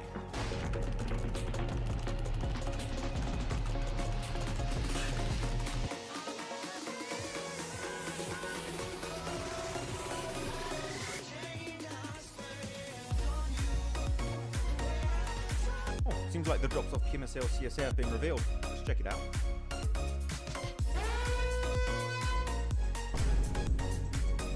Wait, okay, well, it's just Sanhok. It's whatever. Like, let's just move on. Oh, no! Wait, Erangel has a hot drop in Northern George, the Chinky, and Milta? Let's check Miramar. Oh.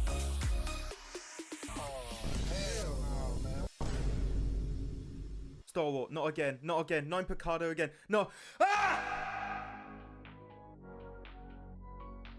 Crypto is leaving I8. Again. It's the second time. After securing a 14th position during PMSL CSA Spring, IA Esports official page shared that Crypto will be leaving the squad. Though, from the comments that I read, it doesn't seem like this is a massive surprise in the community. Let's keep in mind also that Crypto has joined many orgs before, such as Stalwart, Unicorns of Blood, and Twisted Minds. So because of this, he could technically move to regions even outside of CSA, though this does seem unlikely. Because this new post here was just shared by Regicide Esports official Instagram page, which... Wait a minute. Whoa. That's Crypto! That's Crypto right there! is a detective.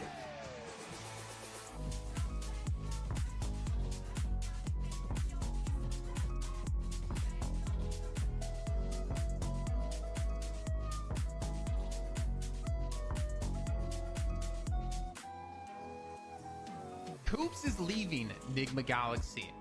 Well, some of you detectives out there might have noticed that Koops was playing under a different name, Carry, with the team 3D Max in the Titan series. He is a detective. No, not that kind of detective.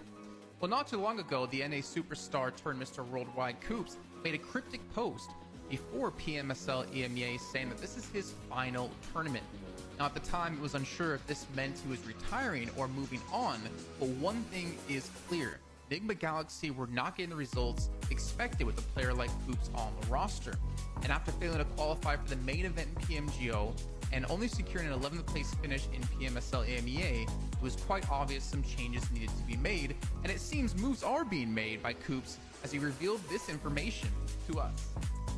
The legend himself has confirmed he is signing to a new organization soon. This message comes just days after seeing him play with Rob, Snowick, Zuko, Nate in the Titan Series Season 5 under the tag of 3D Max. Now the question is there potential for Koops to stay with this roster in PMSL MEA? Or will we potentially see him go to another region like maybe CSA? Because IHC just recently lost Demo and Alex over to PEL. Let us know in the comments who you think Koops is going to be signing to. Real quick, what's your favorite weapon? M4, of course. AKL. PP Bison. The PP. Mini. Scar L, of course.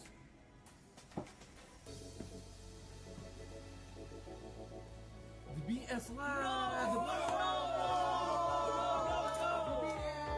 Naomi is leaving for Mad Balls, and Team Spirit are getting an unexpected replacement.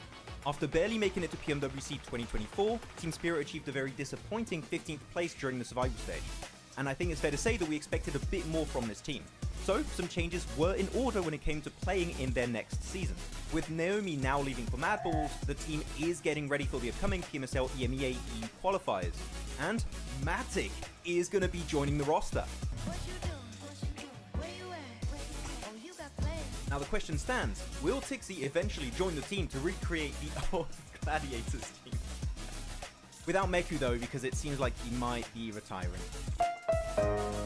So, do you guys think Team Spirit with Nomi, Kitsune, Effect and now Matic will have a better full season? Share your thoughts with us in the comments. Team Spirit have pulled off the cleanest push of the PMSL EU qualifiers. In the last game of Day 2, Team Spirit found themselves on the east side of this circle, and with the next shift pushing them out in the blue, they had to make a big play. Team Spirit understand that Shockwave won't be able to play their compound for long based on the circle, and know that if they want to win this game, they need to move before they do. So the squad gets moving and sends it in the northern side of the Big Baby compound.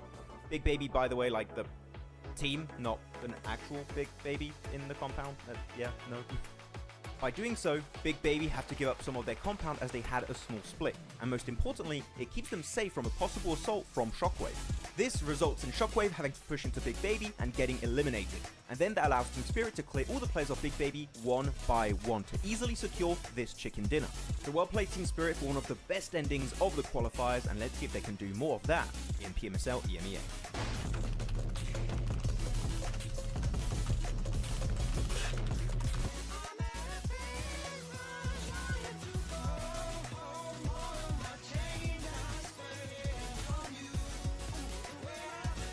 Oh, seems like the drops of PMSL CSA have been revealed. Let's check it out.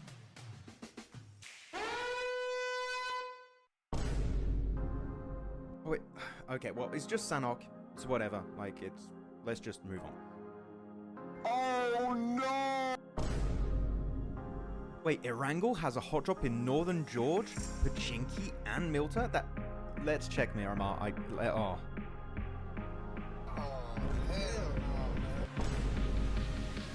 Stalwart, not again, not again. 9 Picado again. No. Ah! EM. With not noobs against 4MV. And honestly, I wouldn't want to be playing against 4MV after their last match because they were picking up frags. They were doing pretty good, and we're going to see P90s all over the place, just like yesterday. I think it's just going to be the meta weapon on this one. Wait, sword off or Tapok there. Maybe they told him he can't have two. I think you just can't have a DBS, so like, or just go for the only shotgun we're allowed to play, which is a third tier weapon typically. It's the extra weapon you have. You can have a hand pistols, a scorpion, or you can have a sword off, which actually is not a bad shout. I would play sword off if I was playing this mode. So actually a good pick. Or double P90 if you're Apex. Don't have to reload nearly as much. What loadout would you go for, Jason? Like, what's your TDM one?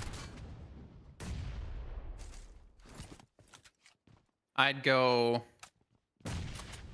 Car 98. Car 98? Okay. Because I don't play Hanger. Car 98.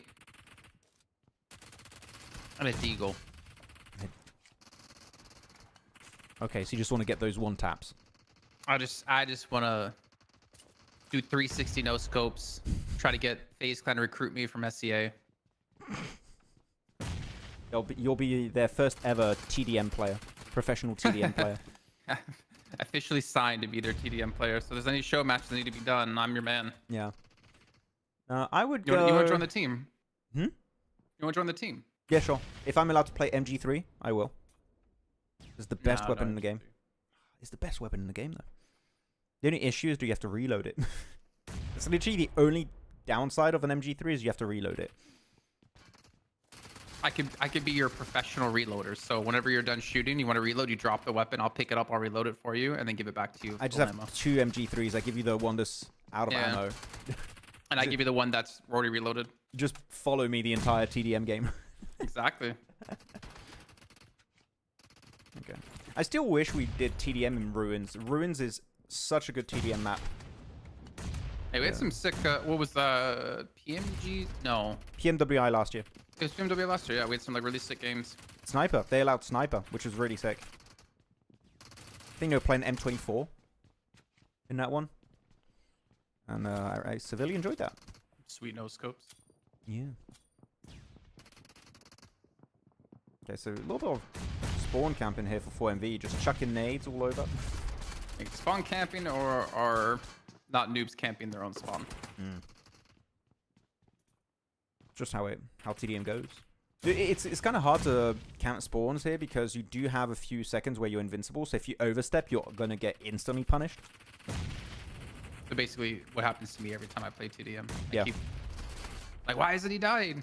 Because he has invincibility. He's literally like glowing gold right now. That means he's I invincible. thought it was just because he was excited to be eliminated by me. He's like, ooh, you've been chosen. Shoot at me. I'm trying to die. You would not survive an encounter with an anglerfish. You'd see that shiny thing in front of their face like, ooh. I would be first wondering, why am I that deep in the ocean? And then, holy crap, get me the hell out of here. So our overalls at the moment, we have Muerte in first at 153. Yep. We have I8 second at 134. Leo third at 120. Regicide fourth at 101. Not Noobs in fifth at 99. And 4MV tied with them at 99.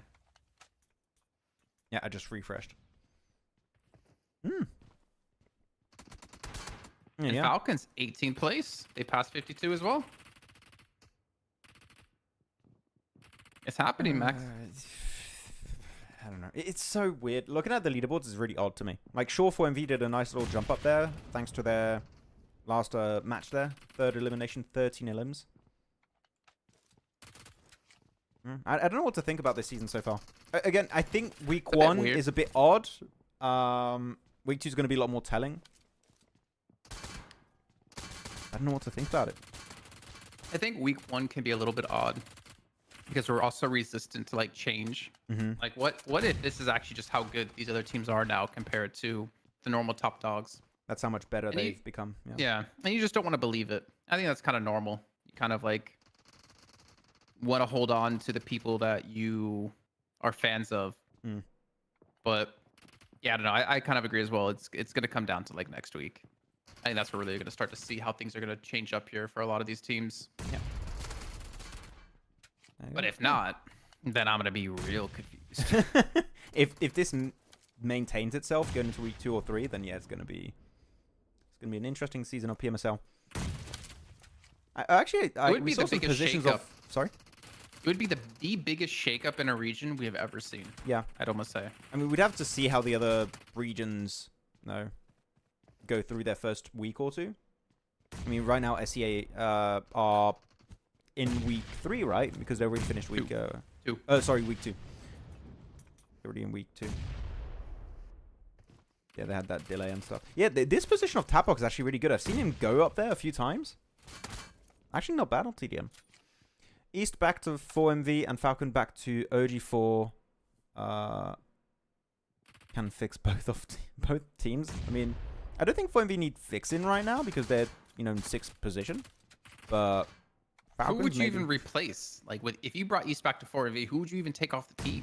I wouldn't because they still work so well together, right? Like, sure, No, it's been you a bit have of to a take someone off rough the one. team, like we did with Naomi yesterday. Ah. So you have to sub someone out for him. Who is it? So you got Baron, Aero, Reefus, Apex, Doc.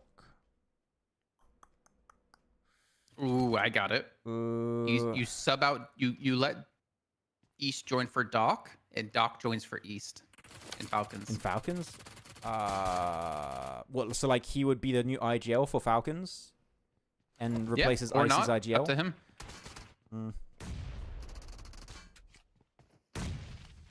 I'm genuinely thinking like so hard right now. If I had to remove a player for MV, I guess I would take out I feel like Aero I can't or agree Reefus? Kakarot with yeah. If I Because had Kakarot to. said Reefus or Apex. I don't agree with Apex. I Not think Apex. kind of come into his own. Yeah, full disagree on that. I would say Reefus or Aero. And then you put him in like that 5-man rotation. Like you can have East in and out. And depending on how successful it is at the start, you can maybe put him on like a player that's constantly playing for the team. Now that's a tough one to pick. But yeah, Apex I would have to disagree, just as you said, Jason. No. That guy was too good last season. He was the grenade master. Even though Doc Shaw has like the most flashy grenades, in stats-wise, Apex was the one doing the most amount of like numbers with those bits of utility. Well, it looks like Max, Not Noobs, about to prove that they are indeed not noobs, taking down 4MV, 40-34. PMSL. All right, got it. We got it. Now, did you not know? I again, Tapok I think was taking some very sneaky angles that even I didn't know you can do on that map. So GG's. Well, on the normal stream, why is it just the logo? Oh, okay, it's just a logo was there for a second. That's a bit odd. Yeah. So you would do Baron, Doc, East, and Apex old lineup. Yeah, that one holds up. That one holds up. I wouldn't hate that. Well, if the rumors are true about like was it Baron and East having problems with each other, then you take Baron out. Wait, was that a thing? I forgot about that. Was that room? I think that's what people were saying in chat yesterday. Ah, okay. And 4MV's like, we want to get out of here. We want to go eat. We want our break. We want to play Miramar, bro. Now the admin's like, okay, you guys can go. Yeah. Usama says East, Doc, Apex, Reefus, Baron. Yeah. I think that would be the team you hold on to. And you can still do a 5-man rotate if you really want to, right? It's just, do you put East as a player that's always there, or do you put him in a 5-man rotation? That's where it might change a bit. Max, hold on. What? To your shoes. Okay? I got something for you. Yep. Top, Doc, Apex, East. Top, Doc, Apex, East. It's one of those situations where on paper, yes, please make that happen. But in practice, East can does play it? the off angle. Yeah. Doc in-game leads. Top and Apex, the new, like, Bash Brothers. I know. Got potential. How do you guys think of that roster that Jason just made out of thin air? It could be interesting. The thing is, I like both teams in a way. Like, because of how much history, like, for example, Falcons has, or what 4MV have been doing recently in 2024. Oh, damn, that's loud. So, I would feel bad, like, breaking up the teams to make one team. But, on the other hand, like, damn, that would be sick, you know? It would be sick. Okay, with that said, I think we're due for a break, a proper one this time. Maxman, I love you. I love you too. Or the 95.k subscribers. Thank you. Interesting name. Where's this LAN happening? So I said it earlier, by the way. This LAN is happening in Kathmandu in Nepal. That roster's dream, yeah. But I feel bad breaking up one of the other teams, so I don't know. Would they become 4MV, Jason, or would they become Falcons? A new org. A new org? SKT. G2 Korea. Esport. I don't know. Okay. Stop reading chat. Stop reading chat and go to break. Stop reading chat and go to break. I just repeat. Okay, chat. Keep your questions, chat. You literally said we're gonna head to break, and then you're like, oh, I like see talking to going, chat. and then I like talking to chat. Okay, guys, hold on to your questions, and we'll be back in a few minutes for our first Miramar. See you in a bit. Bye. Team Spirit have pulled off the cleanest push of the PMSL EU qualifiers. In the last game of Day 2, Team Spirit found themselves on the east side of this circle, and with the next shift pushing them out in the blue, they had to make a big play.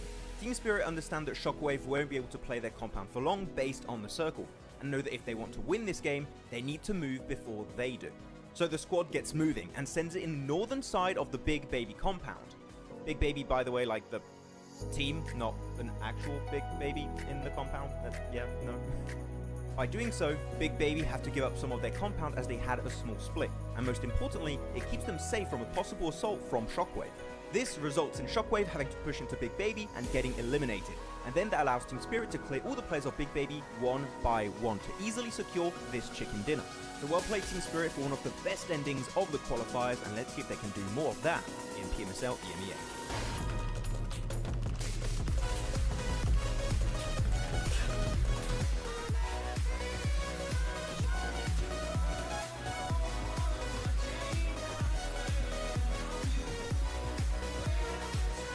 Seems like the drops of PMSL CSA have been revealed. Let's check it out.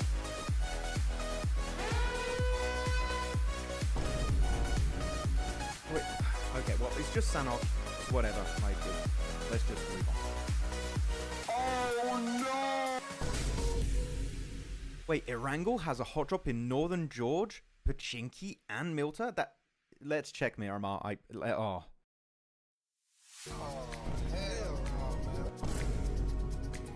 Stalwart, not again, not again. 9 Picardo again. No. Ah! Crypto is leaving I8. Again. It's the second time. After securing a 14th position during PMSL CSA Spring, IA Esports official page shared that Crypto will be leaving the squad. Though, from the comments that I read, it doesn't seem like this is a massive surprise in the community. Let's keep in mind also that Crypto has joined many orgs before, such as Stalwart, Unicorns of Love, and Twisted Mind.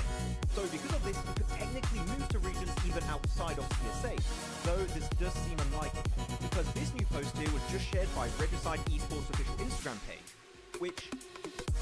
Wait a minute. Look! That's Crypto! That's Crypto right there! He is protected.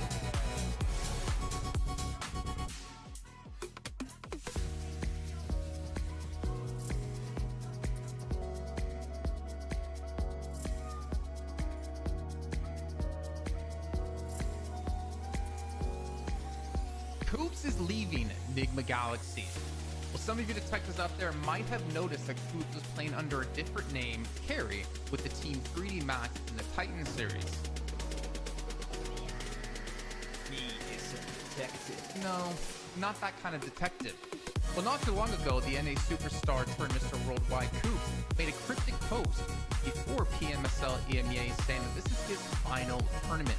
Now, at the time, he was unsure if this meant he was retiring or moving on, but one thing is clear.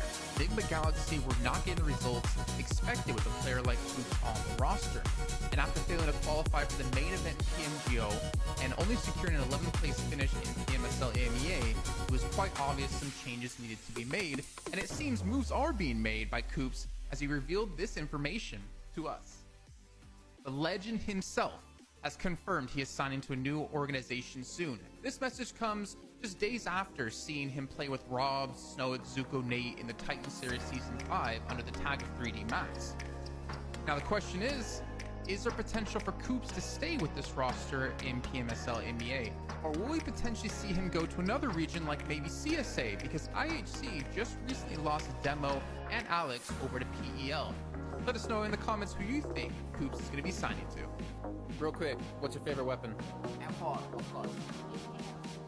PP by them. Scar L, of course.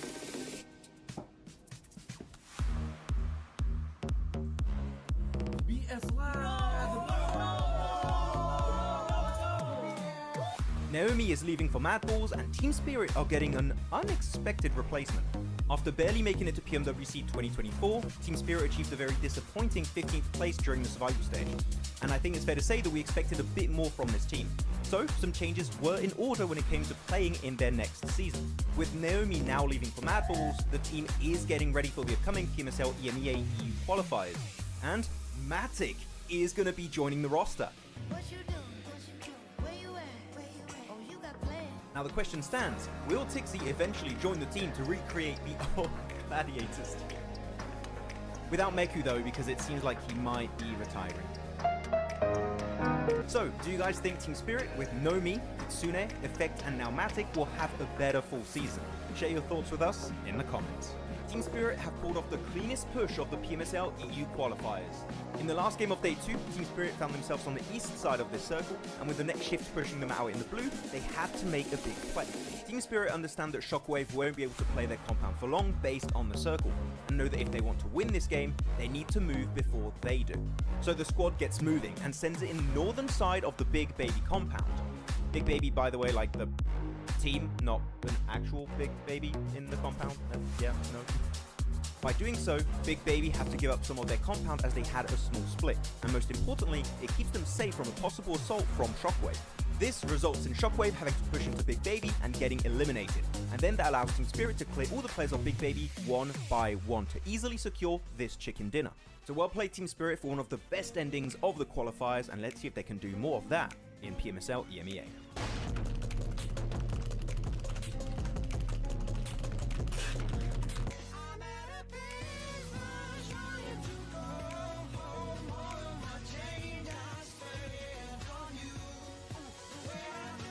Oh, seems like the drops of PMSL CSA have been revealed. Let's check it out.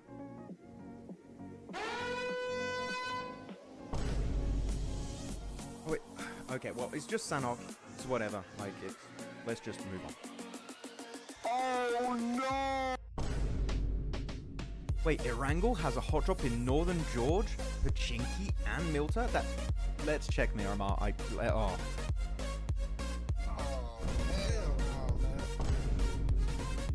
Stalwart, not again, not again. 9 Picado again. No.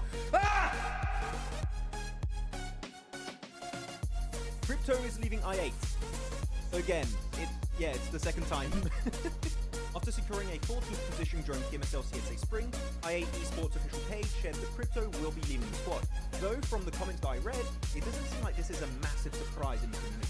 Let's keep in mind also that Crypto has joined many orgs before, such as Stalwart, Unicorns of Love, and Twisted Minds.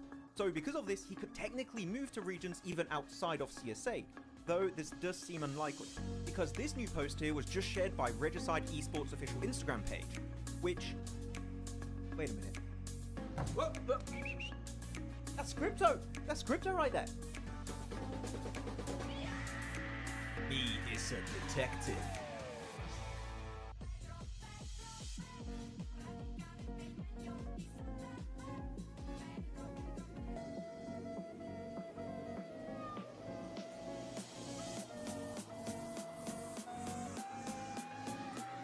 Coops is leaving Enigma Galaxy.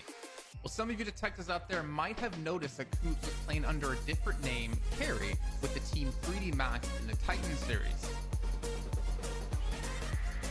He is a detective. No, not that kind of detective. Well, not too long ago, the NA superstar turned Mr. Worldwide Coops made a cryptic post before PMSL EMEA saying that this is his final tournament. Now, at the time, it was unsure if this meant he was retiring or moving on, but one thing is clear. Enigma Galaxy were not getting the results expected with a player like Coops on the roster.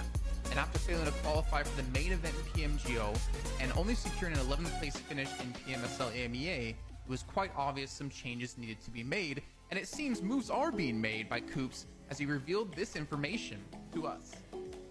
The legend himself has confirmed he is signing to a new organization soon. This message comes just days after seeing him play with Rob, Snow, Zuko, Nate in the Titan Series Season 5 under the tag of 3D Max.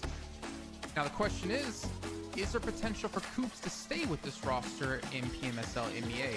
Or will we potentially see him go to another region like maybe CSA? Because IHC just recently lost Demo and Alex over to PEL. Let us know in the comments who you think Coops is going to be signing to. Real quick, what's your favorite weapon? FR, of course. DP Bison. Mini. Star L, of course.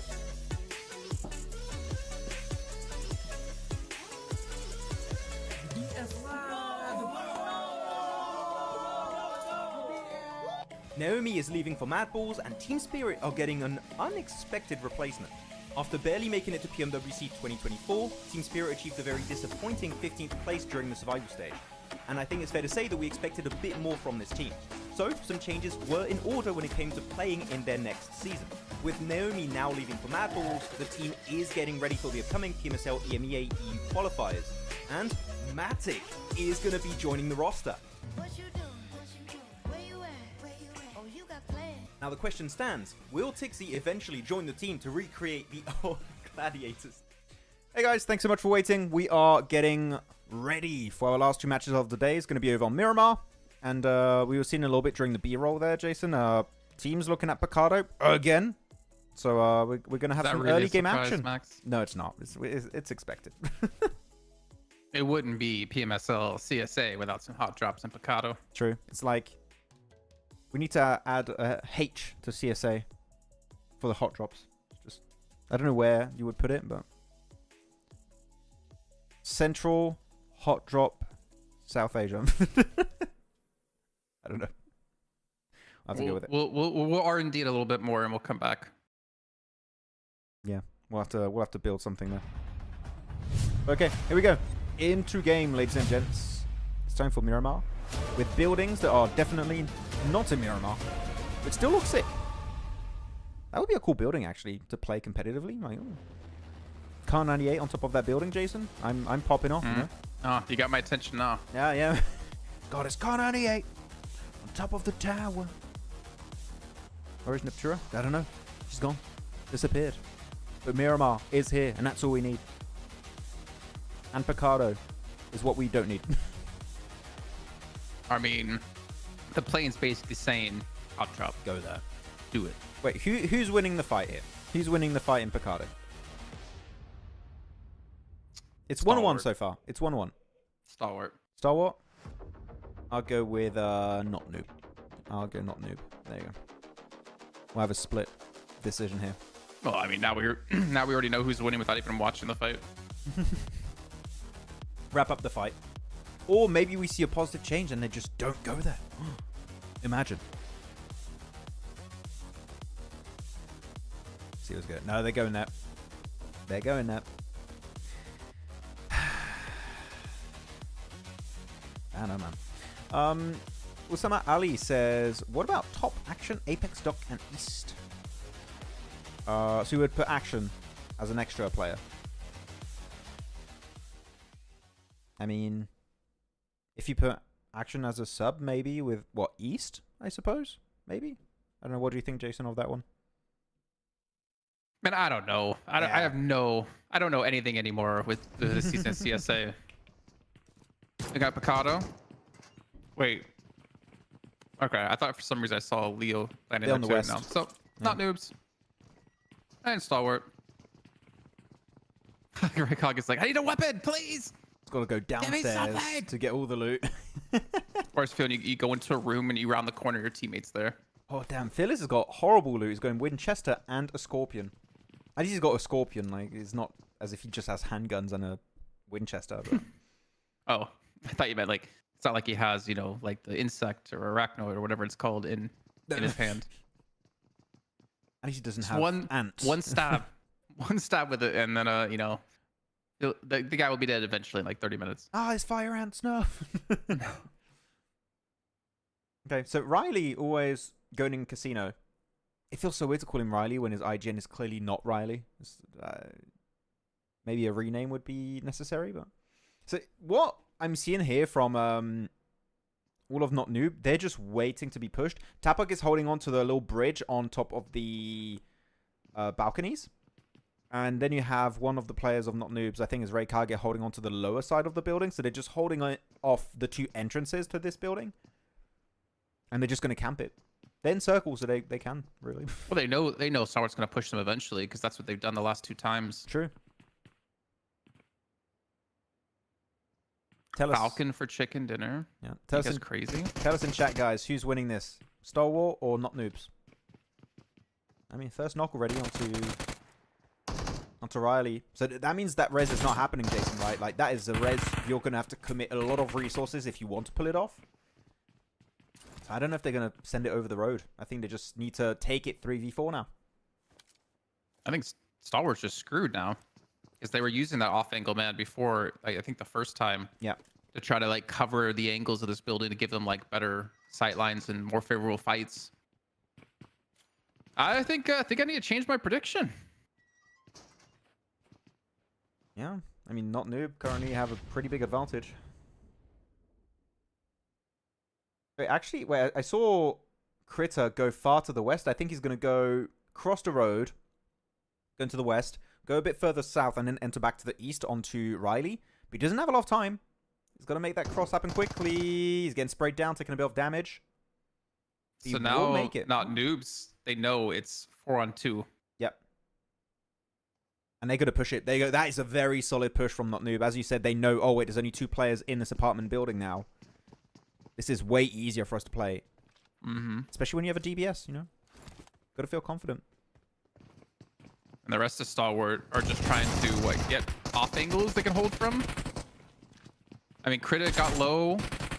Riley got low as well. And Riley's having to heal off. So those 2 people outside aren't really doing anything.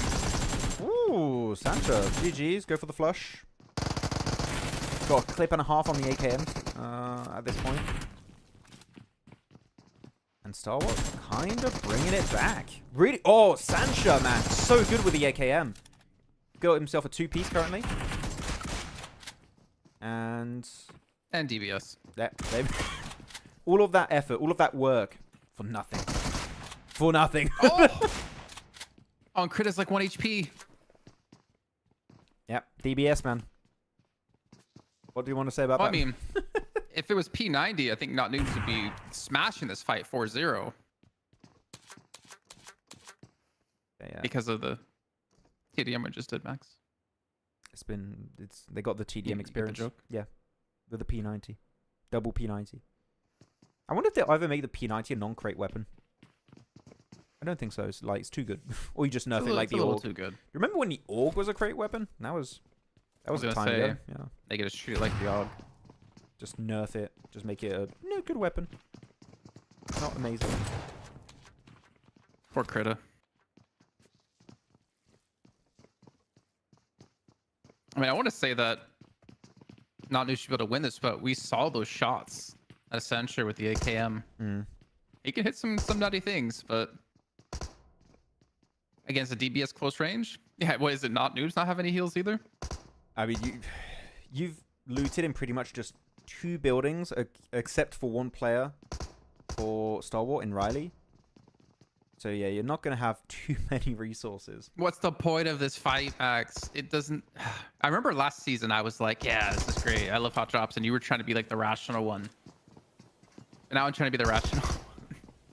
Yeah, I'm just. I to be honest, I don't really care of the outcome of these fights anymore. I'm just having fun watching it. There you go, nice clear from Striker. Gets the 2-piece at the end there, and that's going to be Star Wars out. So currently 2-1 for Not Noob. GG's. Now this hot drop getting crazy. Crazy in what way, Twix? In a good or a bad way? Crazy could mean a lot of things. Gotta say the whole thing. Say the whole thing, Max. Wait, what? Say the whole sentence. Now this hot drop getting crazy, Brev. There you go. I want to hear you say brev.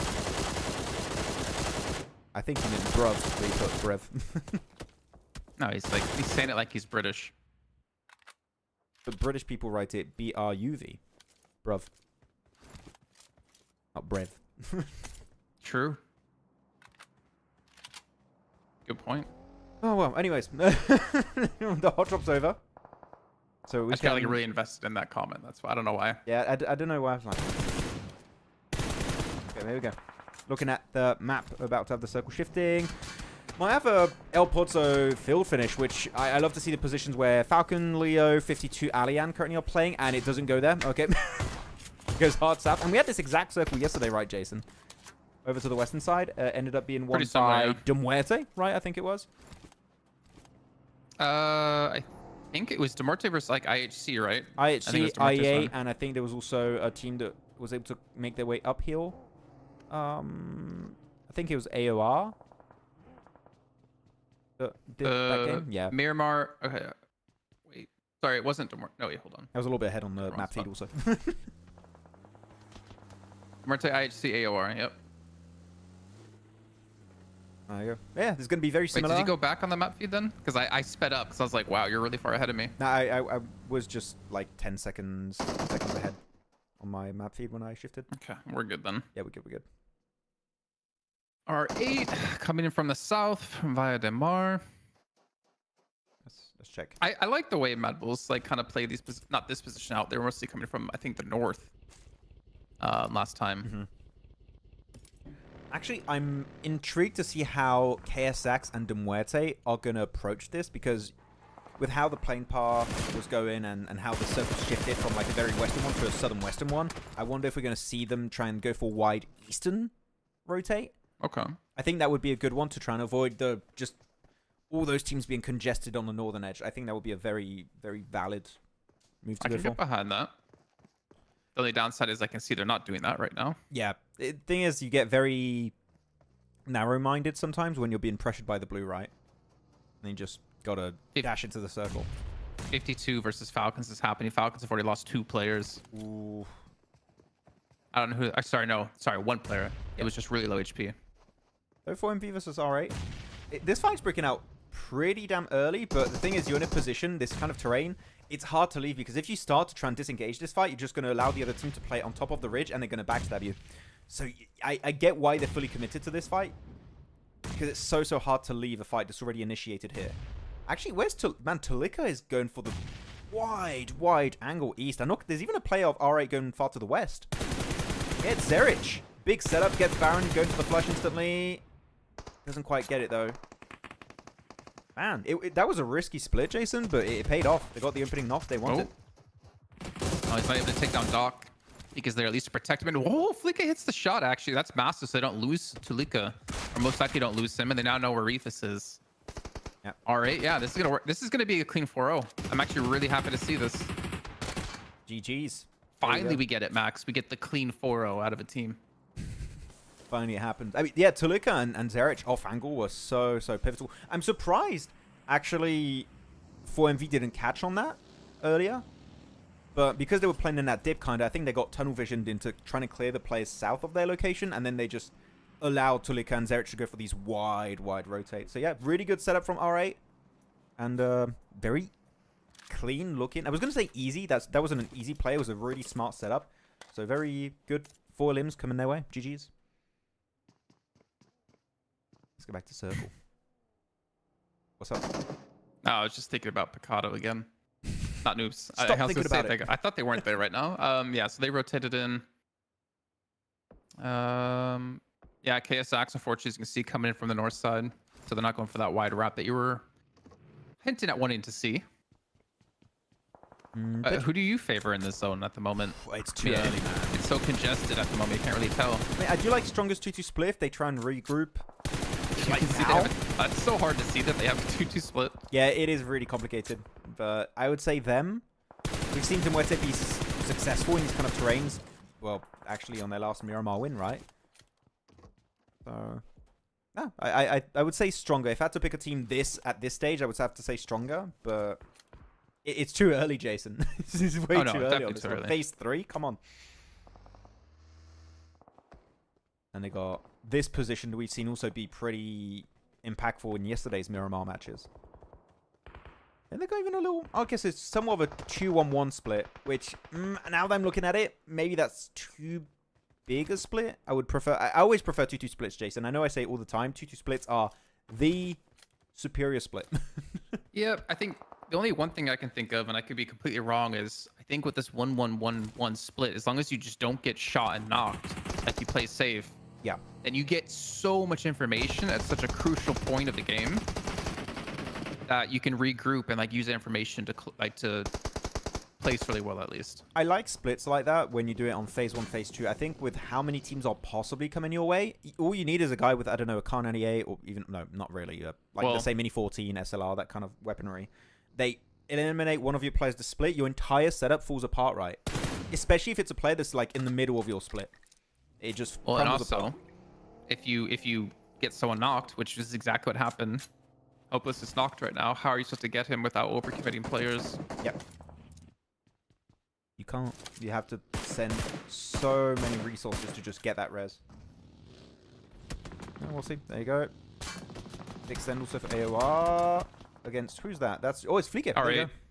Yeah, R8 actually a couple players in the blue at the moment, looking to catch up the rest of AOR here and prevent them from rotating in. And R8, I mean, 5 limbs already. They're looking. This is more like the R8 we expected coming into this event, this match. Just like the 4MV we had last match is more what we expected of 4MV. They're picking up some steam a bit again. They're getting more comfy in this lobby, it seems. They have their matcha. They've got the matcha with a bit of honey in it. Feeling good. The good quality matcha from Brazil. Oh, man. Yeah. As a side note for people watching, one thing you missed seeing at PMWC was Max's voice was completely screwed because of being sick. And I kid you not, he was literally just drinking honey, just squirting into his mouth. And I'm like, what the hell, man? It helped That's a bit. Gross. It helped a bit. It was Put it was in like disgusting. a tea. Don't just drink it. No, it actually It's helped so quite a sweet. bit. It just coated my entire throat. It was so disgusting. gross. I like sweet stuff, but that was like, oh, I haven't touched honey ever since I've come back to France. I'm like, I do not want to see honey until 2025. Yeah, Naomi is in R8. He joined right after PMWC Twix. He joined right after. And he's been rotated around yesterday and today. So yesterday, Zarich was out and he was playing, and today English is out and he's playing. Yeah, But this and is Zarich better. is back. I prefer this. You can't bench there. I mean, you just saw what he did in that previous Well, you fight, were right? talking about English. You were talking about it as like he was a really important player. He was. But, like, if you had to bench Zerich or English, I prefer to put English out, yeah. you know? Yeah, definitely. I still think that maybe Flickr would be a good player to have on the 5-man rotation with Naomi, but that's just my 2 cents. That's how I would do it. Aura entering from the west. Doesn't engage. What are we... Oh, this is a big push-up. Okay, so they did regroup then. From what I've seen. For stronger. Wait, actually, let me see their play count. Wait, No, stronger. they're still 2. They're 2-2. Oh, yeah, they are. I thought they would... Like, they were so close I couldn't even see. No, they are just 2. You're right. Real big 2-2. You can see up like on the minimap, the top right-hand side of it, you can see where the other 2 players are, how far away They should have currently are. regrouped. This is the issue. Now the Muerte are going to fully contest it. And they've won literally yesterday in this terrain. You know they are going to be the team that knows exactly what to do to win these kind of engages. KSX, just as a little bit of info for you, also did something similar to what you wanted out of them just later in the game. They kind of rotated towards, or clockwise towards the east. And they got caught out a little bit by 52. So they're looking for a different avenue to approach for sure. If they can dodge all of Monte Nuevo teams, then that's a good play. Decent. Wait, how is he not? Oh, there, he did get knocked. Wait, the elimination feed didn't show it. Interesting. But nice. That's going to be the confirm onto Western. GG's. And no limb feed there. Oh, must have been a replay, that's why. They are struggling to get them out of here. But they're also doing a 2-2 split for the Muerte here. So it's taken a bit longer than they would really like to admit. Himson, okay. People have been saying, look out for Himson. Like, he does some ballsy plays at times, right? But he's out there. We just saw her in the mirror in your cam, by the way. I saw you in the mirror. She was going to walk in here for some reason. 'Cause she didn't realize I'm on camera. Yeah.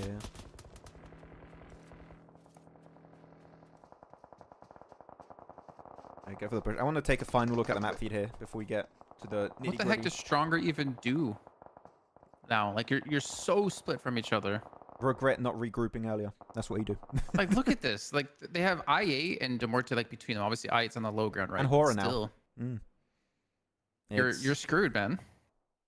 It's not what you want. Yeah, we said it right. They should have regrouped literally at the end of phase 3, maximum middle or end of phase 4, but they didn't do it. And now they're going to, unfortunately, regret that decision for a while. And with having the finishing portion of this circle in the valley, on the road possibly. This is worse than yesterday. This is Also so bad. impressive that Not Noobs got out of Picado and got to rotate in almost like center here. They came in from the south side as well. Mm. As far as they didn't run into more teams, to be honest. I mean, because they're playing the southern side, right? Because of the circle that kept going south, all the teams are going to be concentrated on the northern edge. You're seeing, like, how many teams is that? 1, 2, 3, 4, 5, 6. You got 7 teams on the northern side, and you got 4 teams, soon to be maybe 3 teams on the southern edge of the map. That's just how the circle goes. And this is a skill that I really can appreciate that some teams have sometimes, if you look at the map again. Is, for example, Arcred or Leo understand how the mass of teams are going to be responding to certain circles like this, so they're trying to avoid it as much as they can by sweeping the eastern edge. They know the north is just a big no-no. It's not a valid option. So yeah, Leo again in cars, going to sweep over to the northeast and dodge all of Mountain River because it sucks. Do you favor any teams here, Jason, maybe? Or not?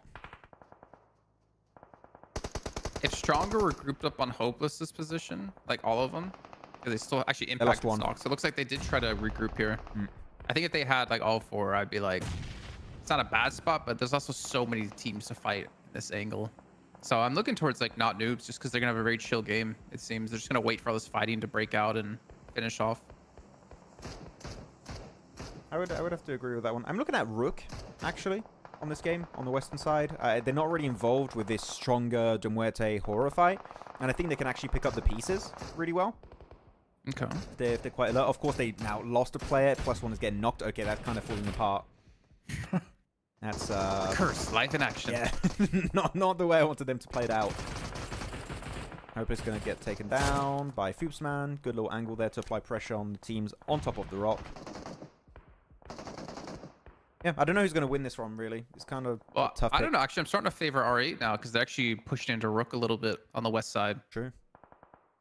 They could be good. I mean, how many players do they have for R8? Still 4. All 4. Yeah. Really good game for them so far. Abdullah, no, this is not the last game. We still have one more game after this. We've got 2 Miramars. This is the first Miramar of the day.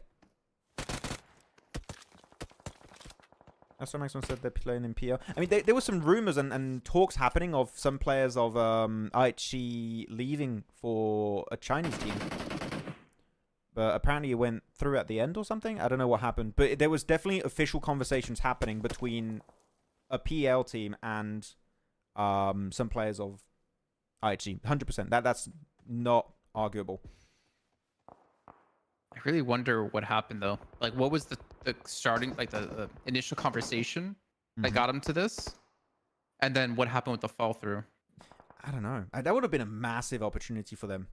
Maybe in the future though. Maybe for 2025, but it's not meant to be. Man, it keeps going downhill though. That's good for some teams.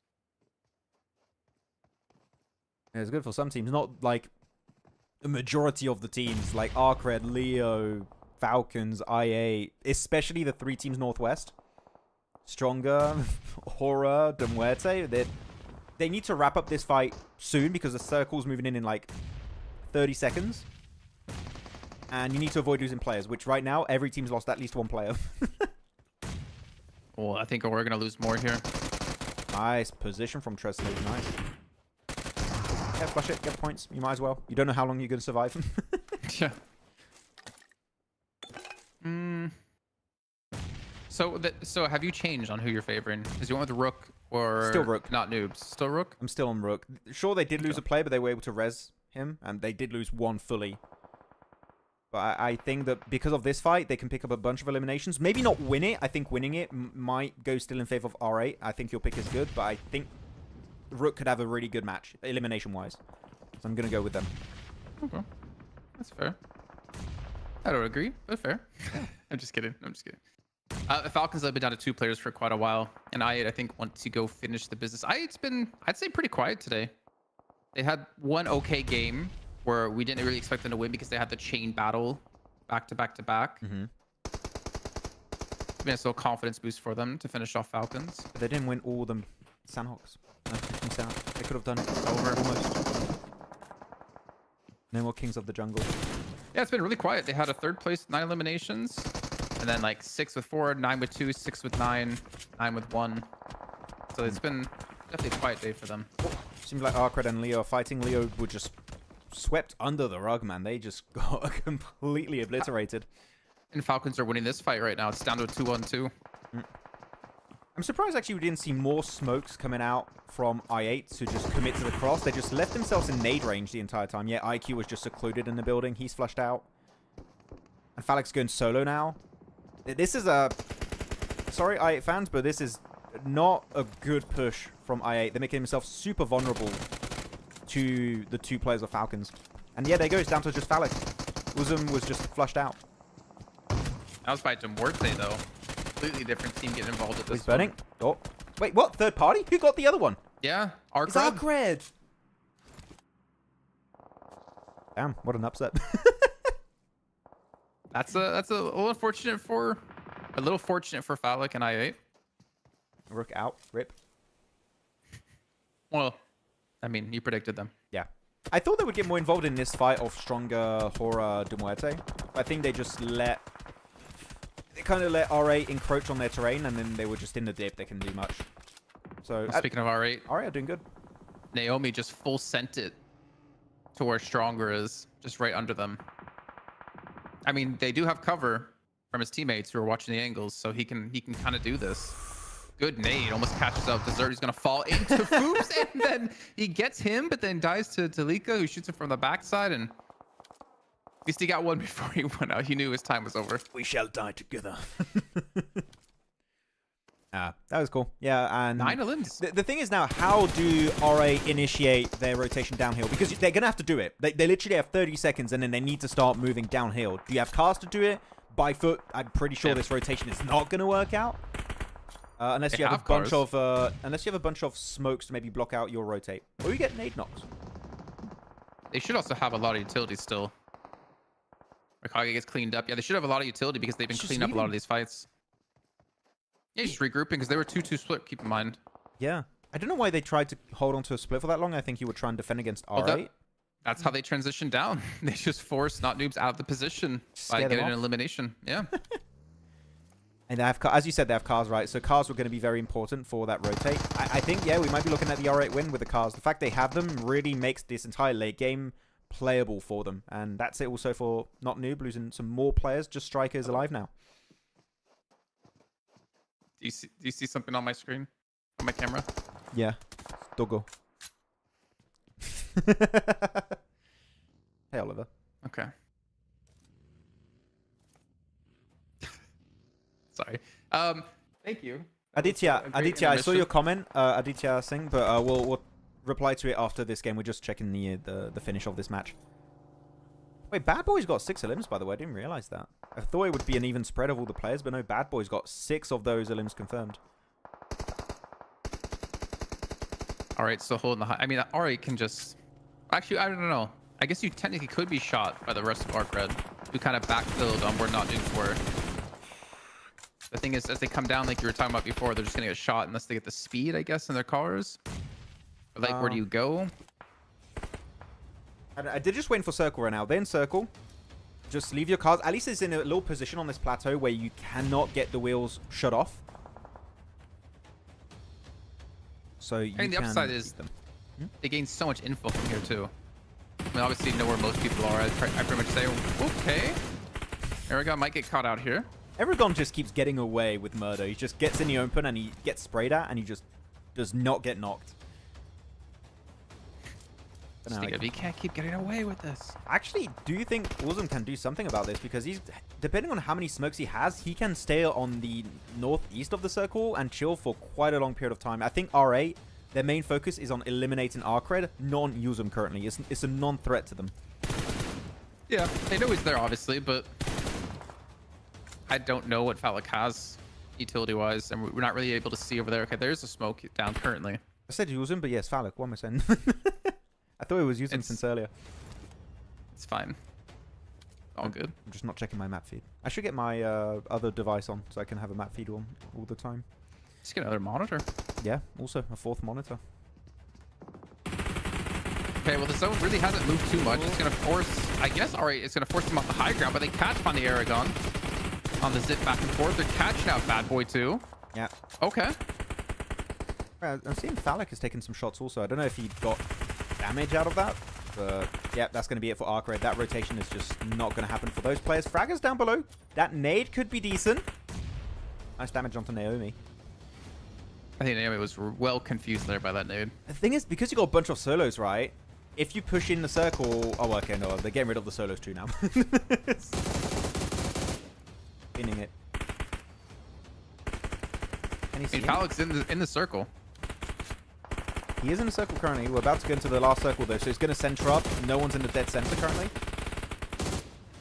We can do something. Or switch cameras. The main issue for them is, do RA have enough bullets to eliminate everyone now? They've been spraying for a minute, man. Phallic got Erangel. Extra point for him.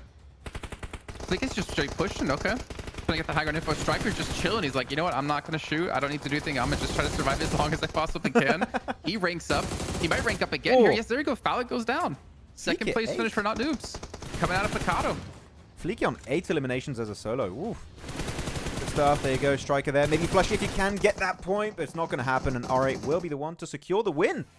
Your pick, Jason. Made it happen. GG, well play. I mean, my pick was Not Noobs, wasn't it? You went for R8 at the end when we got to the late game. Yeah. 15 elims. You know what? Maybe you don't put Fleeky on the bench. You know, maybe just keep him. That was a really, really strong individual performance from Fleeky. Almost 3k damage for the team too. Yeah. Very methodical. Finally, we see a good game out of them. Yeah. This is the first game, I would say, Jason, that feels like the actual Mad Balls R8 that we expected, right? I mean, compared Mad Balls of last season. This is the sweeping edge playstyle that we know from this team. And it was super successful. It worked very early. They clashed versus 4MV. The moment they started taking control of that position, it didn't give any extra breathing room to teams around them, such as Rook, such as all the teams fighting on the stronger location with Muerte and Hora. And when they have the high ground advantage, they make full use of the utility they've been like stacking for the past few minutes and create a big advantage for themselves against who was it? Not Noob. Then play the plateau with the cars. They knew cars were going to be super important. And then clean out the solos one by one. It was very clean, very by the book, but it's by the book for a reason. It's because it works. It looked very comfortable. For sure. It looked like they were more in their element in that match. Like again, 4MV last game, edge sweeping. They look confident. They look like they can finally hit some shots and play more of a comfortable style. I'm curious that's going to carry over into another match. But also for Naomi, it's good to have finally a good match with the team. Right? Because, I mean, yesterday wasn't the best day for them whatsoever. So finally having a good game with the team is going to help, I guess, help chill him out a little bit. Yeah, it's going to give him a little bit more confidence for sure that, like, this is actually working out. We're getting some success out of this roster. So we're doing something right this game. But yeah. As I said, right, it feels like they are going back to the successful, like, edge playstyle, which they were trying to do in the last 2 days also. They were just not willing to take fights. Here they picked a super early fight versus 4MV, right? I think that at the start, maybe they would be a bit hesitant to do that. But now they're like, okay, we're more confident in this team. We're ready to take these early engages because we know it can have a really solid knockoff effect on the rest of the game. So I'm happy. If they're willing to take fights like this consistently and keep playing edge, this is the way that you make edge play successful. Love it. GG's. The real question, though, after all that, Max, are we going to see another hot drop again? Yes. Who wins, though? I say... Who wins? Oh. I say Stol will win that one.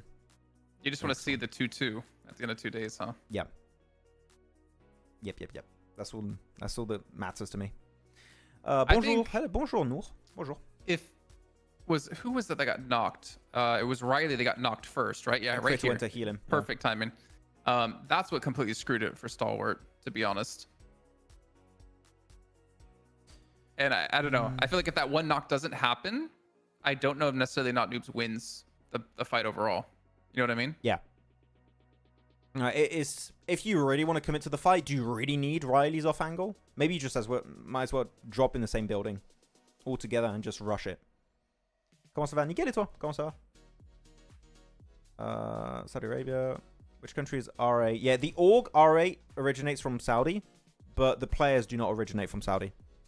Just like Falcons org is from Saudi, but the players are from Mongolia, right? Same stuff. So we had a comment earlier about someone talking about PEL. Aditya saying, there you go.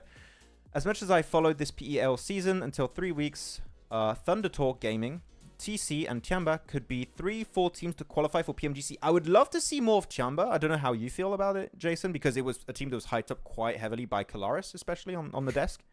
He really liked what Tiamba were doing. They are a team that were topping the tables in terms of eliminations. But I think they struggled to find a playstyle that suited a global event because they don't play outside their region that often. Well, especially, I think, for Tiamba, for some of the players, that was their first time playing outside of their region. So with that experience now under their belt, maybe they can adapt a bit quicker for PMGC. So I'm excited for Tiamba in particular to see how PMGC goes if they qualify. Yep. But what about Paraboy? Yeah, I don't really, to be honest, I don't really watch or like pay attention to PEL that much. Like every once in a while I'll tune in to see like how the results are because we see them twice a year. That's it, which is so unfortunate. But I want to see like Nova under the banner of Order. Yeah. I want to see what he can do because I remember that PMGC was the first one they won, right? 2021. No, 2020. 2020. No, it was actually when we were in Berlin. Sorry. It was when no, the first one they won was in Dubai. Berlin. Yeah, no, so you, me, and Seven were in Berlin, so it's the second time. Yeah. And seeing Order like come out of the wings of Paraboy and prove like he's just as good, if not better than Paraboy was so cool to see. Like that was the storyline for me of that event. Yeah. Yeah.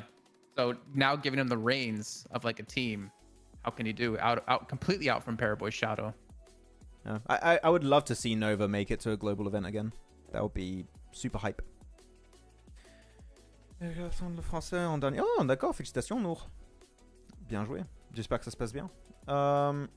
QZZ has suffered hand injury. He might miss a week or two. Oh, damn, that sucks. Hope he gets better soon. QZZ is amazing, so I hope he can get back there. Get back on the field.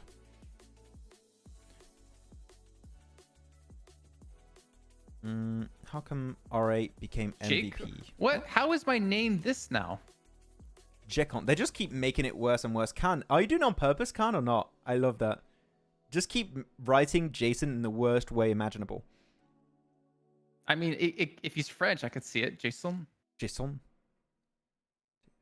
Wait, you don't really. What was the one from yesterday? Jason in front. What was it? I forgot how it was written. No, it wasn't Jackson. Zayson. Wasn't it Zayson or something?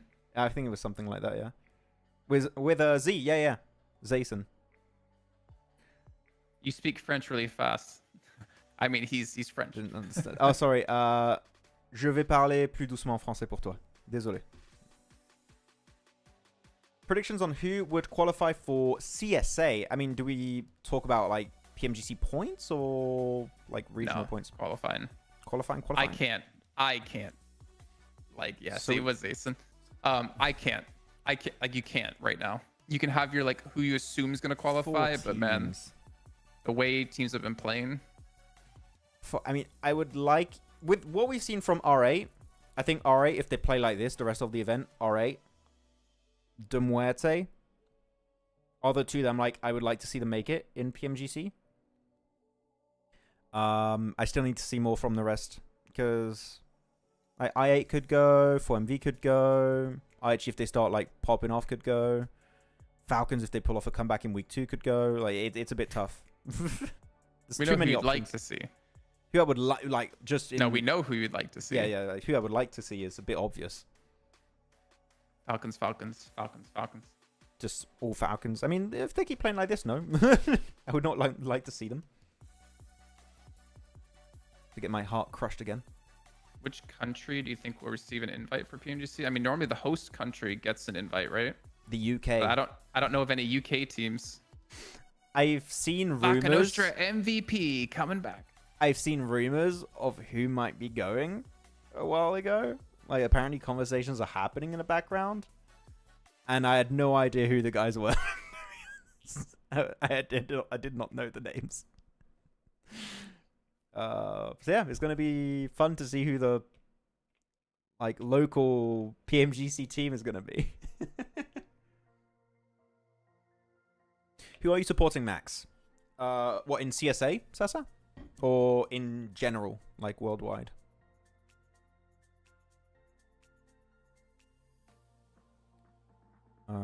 After the first year of international tournament, in whichever team Crypto joined, that's team is going to start having a downfall.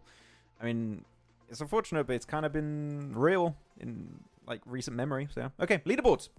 Let's go. And Muerte still up there, 160 points. Slowed down, I think, a little bit, Jason. I don't know how the last few games went in terms of actual points.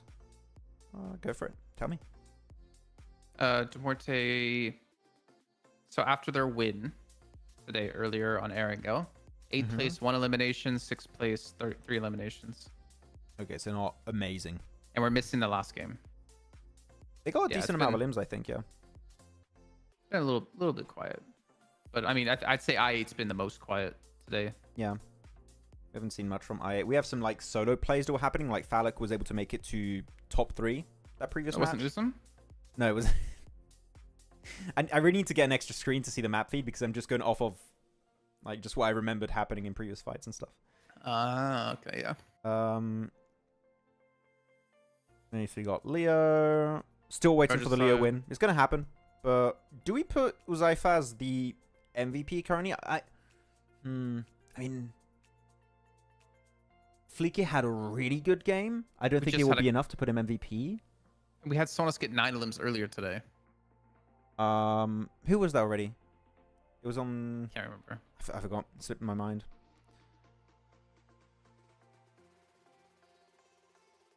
There you go. Second page. 52 going down to 20th. They're not playing right now. Max? Yeah. 52 are playing today. Yeah. That's just how... I thought you were trying to say, like, yeah, of course they go down because they're not playing today. Like, their group's not playing. And I was going to be like, no, man, that's just how not great they've been playing, unfortunately. Oh, yeah, it's Group D, right? Yeah. I was giving them that... Oops. Oh, sorry. I just don't remember seeing them that much this game today. Yeah. They played this game. They've been playing all day today. Yeah, because the ones that are not playing is DRS, Aichi, Major Pride, A1. Okay, yeah, those other teams. But yeah, they've just... Sorry, that still stands. They haven't been playing today. That came out mean, but I did not expect it to come out like that. Yeah, AOR, Major Pride, Star War, R8, KSX. Yeah, I mean, good little jump up here. 5 extra placements for R8. Again, you want to be in top 16. You know, that's where you want to be. Bottom 4 is not good. If we stopped right now, that means the A1, Falcon, Stronger, and 52 will not be going to the finals, which would not have been on my bingo card, to be completely honest. I know what you mean. Each of you have to predict one team that will surely make it into PMGC from CSA. Do you want to answer that, Max? One team. team. It's very dangerous. It's very dangerous for you. Wait, who said that in chat? I can't see it. Con. Come on, Con. Con. Okay, there. I see. Yeah. One team that will for sure qualify. Tell us in chat also. You can answer. You can answer with us who you think is gonna be the one team to make it to PMGC. Appreciate it, Probnor. So we're not even like commentating. This is like a watch party, right? So yeah, we just interact with chat, talk about the game, but we don't actually cast the game. So watch party with the boys. I know what, I'm gonna go R8. I am hoping that they maintain the kind of playstyle that made them successful this previous win. Like, this is the R8/Mad Bulls we loved last season. I'm gonna say R8. That's my pick. What about you, Jason? I8. I8? You're going I8? Because That's what crypto was the you were gonna say. I'm just curious what you would say to that. No, I mean, if you want to, I don't know. It's hard to predict, anyways. The lobby is so much weirder than last season. Yeah, I don't know. I don't think there's one team I can say with guarantee Yeah, that will make it. Like, with no doubt in my mind. There's definitely not one team I can say that. we do expect to have some big upsets when it comes to teams making it to PMGC, right? Like all the top teams, from what we're seeing right now. Sorry, all the top teams that are favorites in this lobby are not all going to make it to PMGC. In my eyes, that is just not feasible. You cannot expect to see 4MV, DRS, IHC, R8, Falcons, like all of those guys.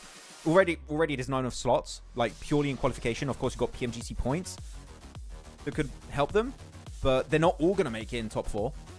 So there's going to be room for upsets here. I'm telling you.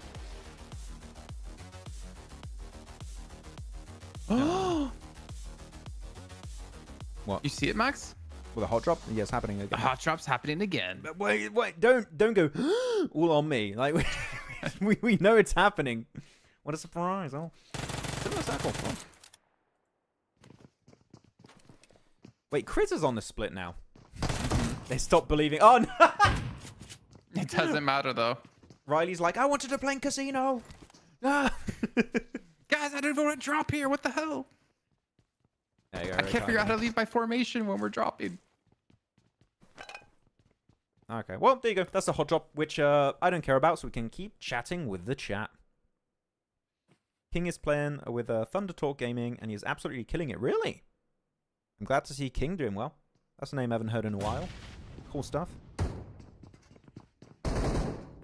So, who are people saying? So, we're seeing people say 4MV, Muerte will make it, IHC, 4MV. So, yeah, everyone's saying 4MV.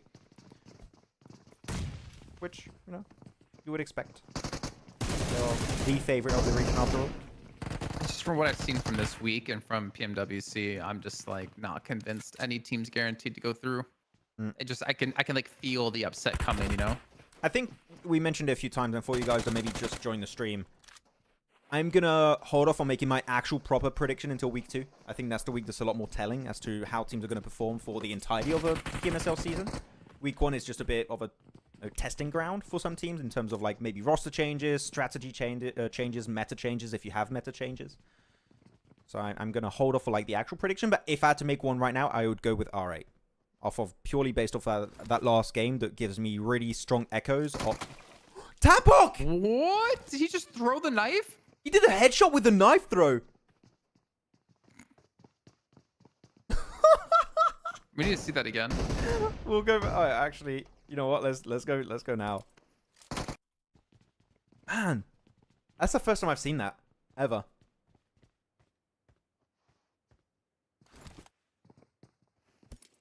Oh man. Did he stand up into it?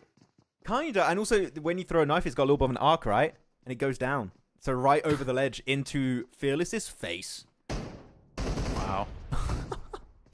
Stalwart, stop dropping here, bro. Come on.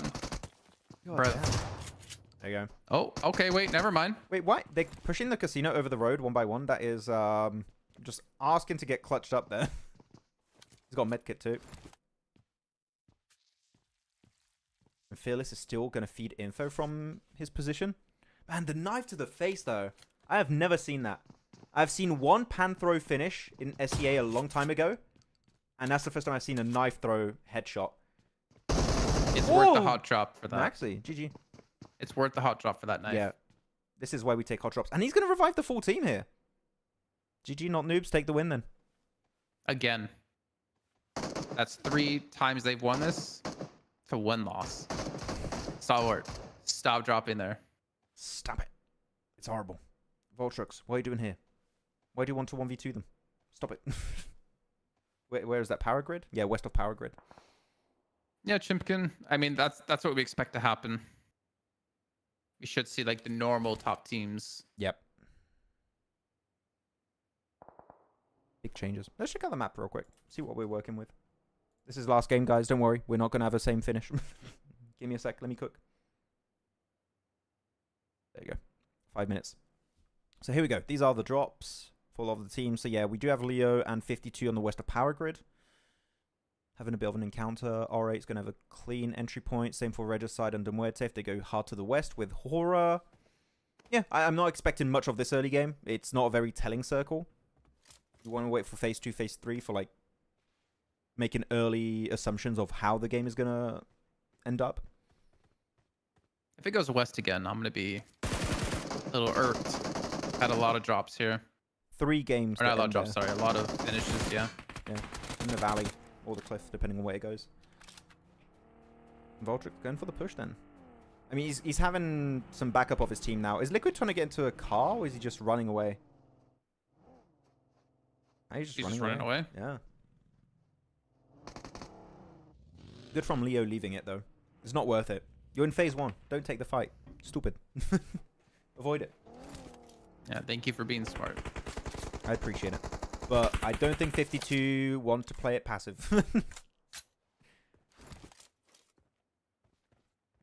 Nipsra, did you go and watch the Olympics? Oh, she did not. I wanted to go see the Olympics, but the tickets sold out too quickly.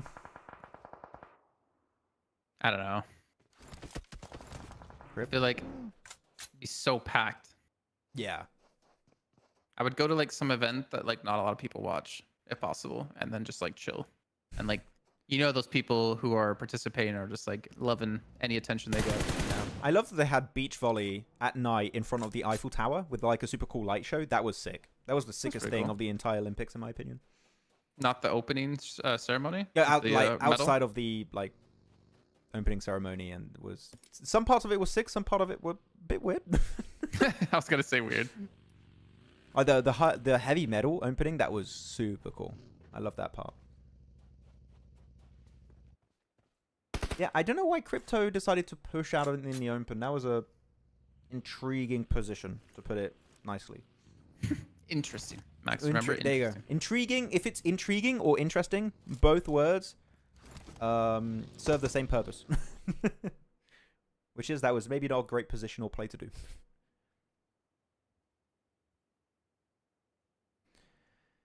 But yeah, okay. Off to a chill start. Jason. I'm gonna ask a question. I was gonna say, come up with a question for the chat. No, I'm literally just about to say it.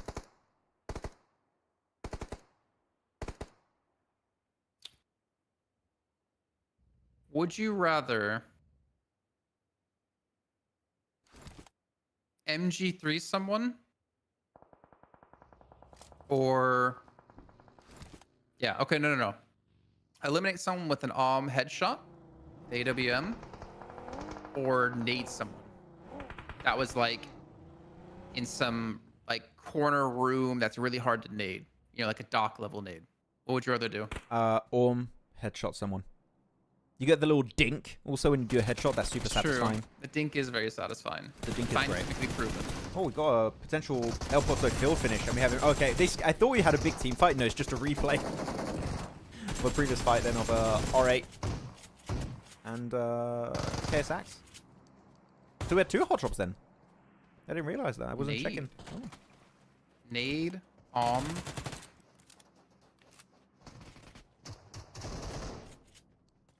I feel like hitting one of those like dunk nades in some like really hard to hit room where you have to like predict where the person's at. I feel like that's so satisfying.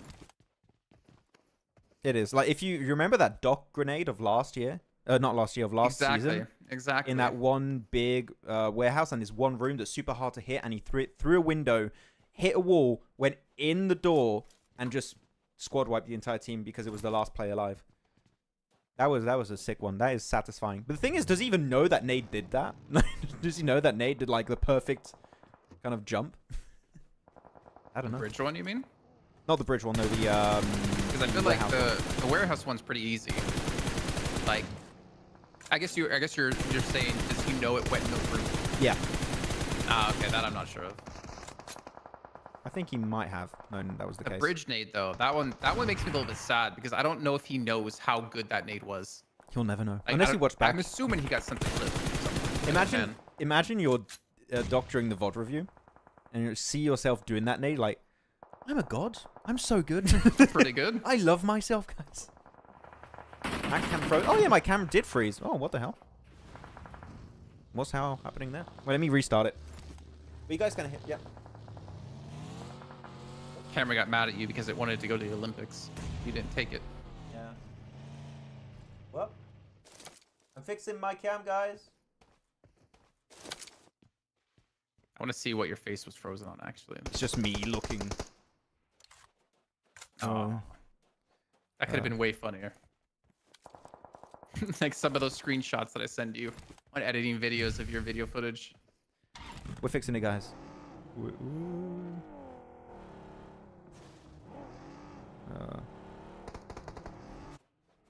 AOR coming in super late from the blue.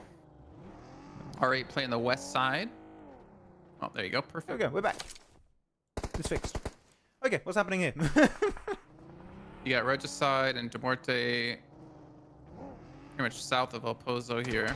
IA and 4MV's got the two better locations, but you might have to fight each other eventually because it's just ridges and dips. So you might see each other. I wonder where this next one's going, actually. I wonder if it's going to stay north. Cool. Poor man. Big DBS plays here from Striker. Not anymore, though. And alright, clearing again. 5 limbs, and they're going to get the res onto Zerich too. Still alive as 4. GG's. So, if you're here in the zone, Max. Yep. Let's go. Do you look to get out of El Pozo because you assume it's not going to be staying there? I would try and get out early. now? Yeah, I would Yeah, get yeah. out early. Maybe crash onto Falcon's warehouses, maybe onto Mr. Barraud's location or the compound south of him from Horror. But I think you want to maybe get out ASAP because teams are going to expect you to leave if the circle moves away from it, and you're going to become super predictable. So I would say so. You know what? While we have these like fights breaking out, I have another question for chat. You're talking about like orm shot, grenade, like hitting people with a grenade and stuff. What, in your opinion, guys, in the chat, is the best weapon in the game? I'm going to give you my answer. For me, it's the MG3. It's not even debatable, but that's just my opinion. What about you, Jason? Which is the best weapon in the game? Like, what's the most fun weapon? Or Just strongest like, weapon. best? The best. Oh, I mean, M4. Yeah, but like, let's not take into account the spawn ratio of a weapon, right? If you have MG3 mean- spawn everywhere, like, would you pick an MG3 or an M4, you know? Oh, I mean, come on. Obviously, I choose the M4. You'd still pick the M4 over the MG... Come on, no, you're on copium, Of course man. I take don't the really... MG3, Nah. man. MG3, man, best weapon.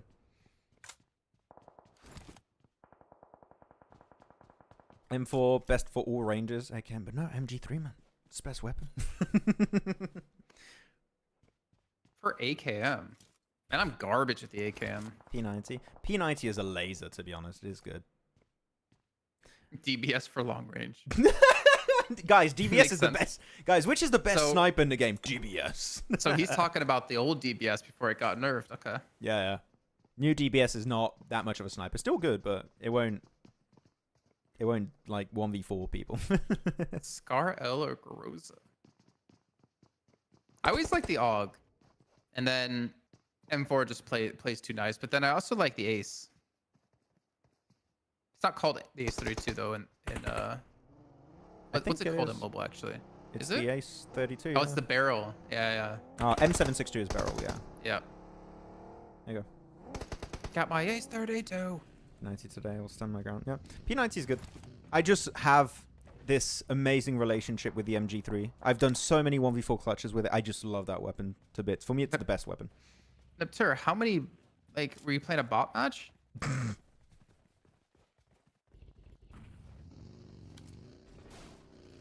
Okay, here we go. Circle shift. It's going to be a big one. Fields could be some like dip terrain, and oh, it goes over there. Okay, we've seen the circles quite a bit. 52 need to look at crashing Falcons like now. If you're 52, your only valid option is crashing Falcons or playing the fields to try and survive. But do you really want to do that? No, you want to do a play that could maybe reward you with a win if you're 52. Send it on to Falcons. Now. Go. Please. I know you're talking about the game, but I like Rafid's answer. Pistol's the best. I feel like a cowboy. Hey, you know what? In my head, I'm just imagining him going like pew pew. if you know, if a gun makes you feel good, then hey, no, maybe it's the meta weapon for you. That's all that matters.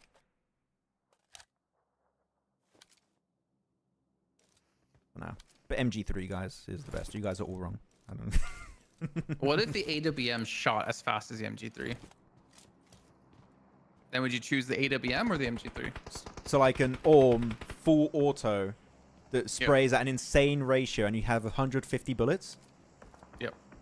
Of course, that whatever the hell you would call that, the AWM 3. Yes, I would play an AWM 3, Jason. Yes, that would be insane. Good answer. Nice. Well, I'm more interested in the chat than watching the match, lol, Nor. It's an interesting conversation we're having here, you know? I'm sure the PUBG Mobile Esports team, Jason, are listening like, okay, this is what we're nerfing next. Oh! Okay. Oh, there's a smoke. Oh, that scared me. I was like, where's that nade coming from? I couldn't even see a team nearby. I'm like, what?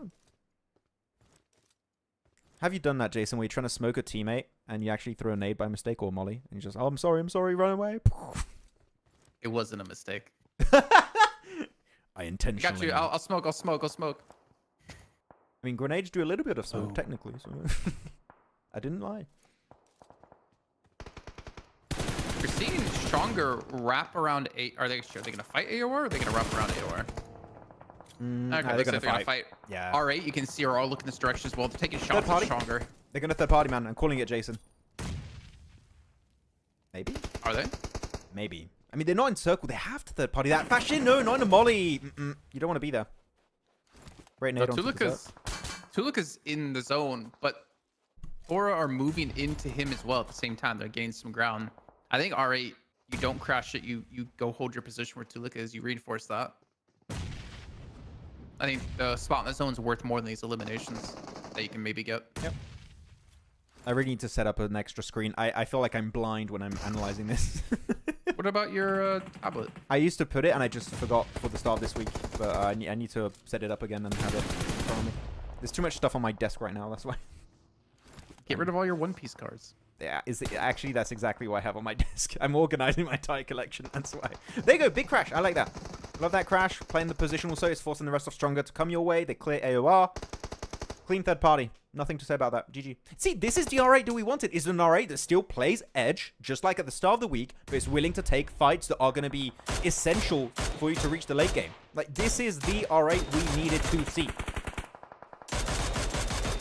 There's our big spray. The question is, why are we seeing it now? I mean, maybe they needed Zerich to play. Is this the R8 we needed to see? PK, hit a shot. Hit a shot, PK. Yeah! Oh, that was a gutter roll yet. I thought you used your Go XLR there. No, that was my normal voice. Okay, let's check out the map feed again. I want to see what's going on. And also, chat, same thing. Time to make predictions.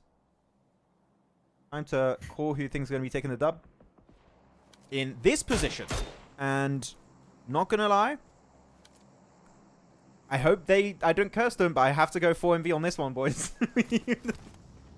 They've got the compound and the ridge plate. If they clear the east, man, they're going to be golden. It was outside of game, I was going to say. I was saying that what you could do is just open the map stream on its own tab in its own separate window, and then just do window capture. And then you can click it on an OBS with a hotkey to like switch the map stream in and then take it out. Maybe I could try and change that. All right. But then you still wouldn't be able to see it, but it makes the transition easier for you. A bit smoother, yeah. But I'm just going to get my tablet next time. I'll just have the map feed so I can actually know what's happening. Oh, regicide. Can't really win this fight easily, especially pushing it to 3 people by yourself. So Horror's going to clean this one up. All 4 left alive. Actually, they're not even going to clean up. They're going to leave them. It feels like Horror have been recently thinking, you know what? We like what RA are doing. We're going to do that. We're just going to start sweeping edge. Well, they let Goose get away, but more important right now to get to the zone, obviously, with the blue closing in, then get that 1 elimination. Look at 4MV, though. They're pushing into 52. Yeah, that's it. That's what I wanted from 4MV. I want them to go and sweep the eastern edge. I'm surprised 52 have not yet crashed the Falcons compound, though. The warehouse and the longhouse is such a strong spot, and I'm surprised they didn't go. They just wait in the open, and they just get picked up by 4MV. Now, do 4MV go for the Falcons push now, or do they go back to where Rufus is? Because he's alone. He is super vulnerable right now. So, say you go back to Rufus. He's in such a good spot. yeah. He has so much cover from the little dip around or that he's in. That's what I would do, also. Are you picking And 4MV2, again- Jason, or are you going for another team? I'd see how can you not pick them right now? Yeah. Maybe R8. They're on 10 eliminations, but Everyone in chat is like 4MV, 4MV, 4MV, or Muerte for Hayden. And also DTS says Horror, that would actually on a really successful Northern Sweep and Edge play. But now, the thing is, if you want to leave this location, or you go down in the fields and you're going to be picked off instantly, or you go south into, who's that, R8? I think that might be the best option, is to fight R8. But they have to fight now. At least they still have 4 players, so just technically a chance to make it work out. What did Rafford say? I was about to say the name of 4MV, lol. I just saw the comment, lol. that was really funny. Yeah. Yeah, 4MV gonna have zone. Rufus is knocked at the moment. Set to rescue him, but Falcons are eventually gonna have to push into this. I mean, we're only in stage 5 again. Like we're so early on with so few teams left. And I mean, Falcons are still technically in the zone. Like they have a compound in the zone with the warehouse that they could use. We'll forget. He's behind the crates. He's fine. He's fine. Don't worry. They'll res him. At least they're aware that Horror are there, right? So that's really insightful info for R8 to know that they're over there. Tulika makes it over. The blue zone's pushing in right now, so it's time for Horror to push. Get in the car. Get out of there. You need to go somewhere, Horror. You can't wait any longer. Such a tough zone shift away for R8 though. Mm. Especially when they just got someone knocked and they have to like recoup. And Malik, I kind of like the spot because he's kind of like holding them down, but he's got to move just as much as they do. Gunshot smokes, but it's not going to help you. Yeah. Wait, so they're trying to avoid the fight versus RA. They're trying to move ahead of them, which is also an approach I can respect, but it is, again, very risky in the dip. Does you have 9 nades, Naomi! 9 nades! Throw them over the smoke! Oh, man. If you got in a safe spot, those 9 nades would have been so godly, but I think he's going to get rezzed up. I think he'll be fine. That nade's going to hit him. And goodbye, Malik. It's just going to be no fear. He got so much info, though. I mean, it doesn't make up for necessarily him going down, but the info he gained of Laura's position, where they went, and how they were not even paying attention to him, he took advantage of that situation, I think, really well. Just unfortunately, he wasn't able to get more limbs there. Doc is jealous of Naomi's nades. Right? He's like, you got 9 nades? Okay. You have 9. He just has like an extra set, like a sensor where he sees how many nades people has, and he's like, I'm gonna go hunt them. My grenade sensor's tingling. You have a lot of nades, don't you? Let's fight. 1v1 me. What's the highest amount of nades one player had in his backpack in competitive? I couldn't tell you that. Probably like, I don't know, 15 maybe? I remember we saw someone have like 25 first aids in a Sanhok once. That was the heel star, right? Wasn't it Rauf? Yeah, I think it was Rauf. I think it was Rauf, yeah. Just sitting there with 25. Yeah, no idea about nades though. Yeah. Aura out. So we got I8, 4MV, Aura. We still have Falcons then. There's 2 players in the warehouse that I still think 52 should have pushed at. And Regicide as a solo in the field. Those are going to be your option, guys. You can make a new prediction. If your prediction is out, you can make a new pick. We'll give you permission. Do you give permission, Jason? I don't give permission. I was going to say you're not going to give permission. I knew it. You gotta stick with your picks.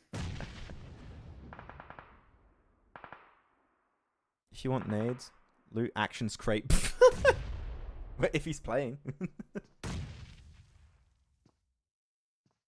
I just don't see how 4MV don't win this.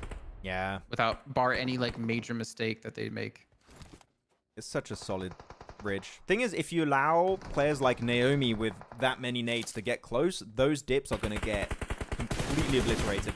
You got to be careful. Just got to keep teams out of range. Also, with the SLK, nice pick. He's like, move, get the hell out of the way. Oh, the nade. Naomi. Oh, he closed the door. Nice. Nice. I was hoping he would shut the door on him. 1v2. Is he going to be able to get the res on Uzum? Yeah, I think they're going to get the res. But they've only got 10 seconds now before the blue pushes in. With the time the blue pushes in, I'd say this fight needs to end in the next 20 to 30 seconds tops. They need to wrap it up. What's stopping 4MV from getting involved in this Whoa. fight, too? You can see they're already looking in this direction. What a nade from Fleeky. That was so smooth. And now a nade on the side, and he gets the knock 4MV. on Naomi. It's time for 4MV. Baron. Look at that. Oh, Doc's there. And they're just throwing everything in a kitchen sink at these boys. Bam. No res Reefa's for got you. it. 1v1.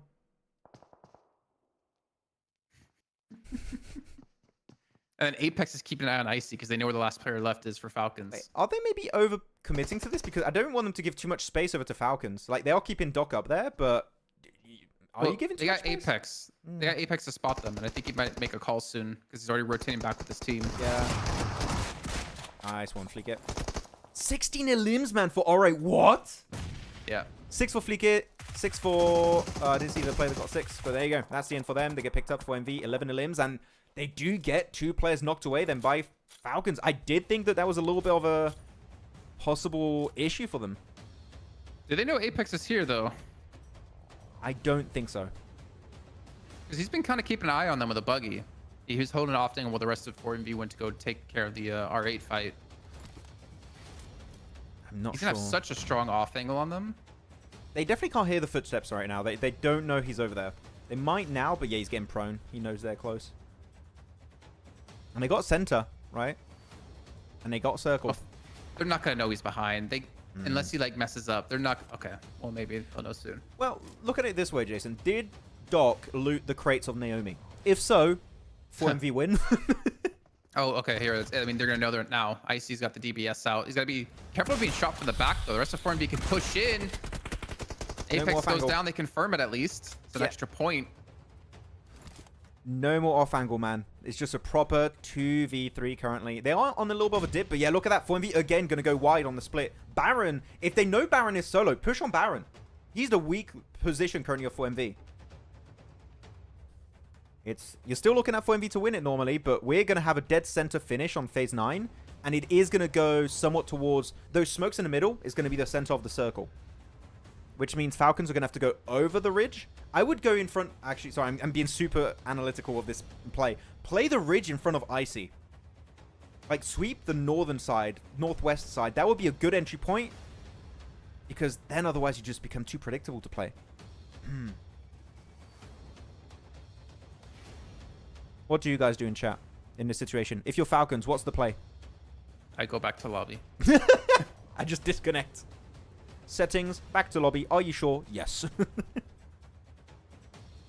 I mean, I really wish we could see the utility that 4MV have right now. Because I almost bet they're waiting. If they do have nades, they're waiting for the zone to close in on stage 9 before they start to throw them. Because they know where the enemies are going to be. Yeah.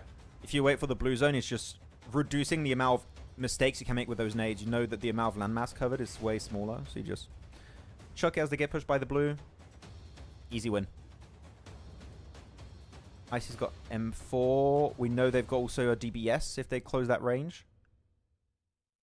Yeah, there you go. 4 seconds. And Get rid of this blue free zone cam. Give me some is info, please. Closing. There you go. Look at the nades. They're going to come out. This is where we find out they have 0 nades, and we're like, ugh. Max curse 4MV quick. No, there's no way I curse 4MV. Like, they win these. Don't worry. They've got nades still.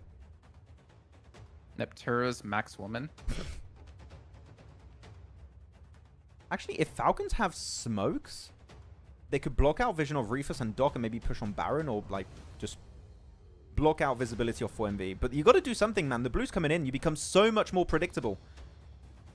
Well, I mean, 4MV have center for sure. Like, they have this line set up across. When they see anyone go across these little ridges, they're going to know. But the smokes, the aggressive one out of top that landed is pretty decent. Helps block out vision, or at least force Doc to peek at a certain angle. There you go. Good smokes, blocking out vision. Making over in the ridge. Over in the dip. Now to the ridge. There you go. That's where they wanted to get. You need to play together. They're a little bit split. There you go. Regroup. Nice. They're in. Big damage. Doc gets the opening knock onto Icy. 1v3 for top here. And he's just going to get completely overwhelmed by 4MV. And that's going to be, finally, the 4MV win we have been praying for. And it's going to be a bit... Whoa, that much damage? How much of that damage is out of it? Like nades? Jesus Christ. 3.2k damage. Woo! Congrats.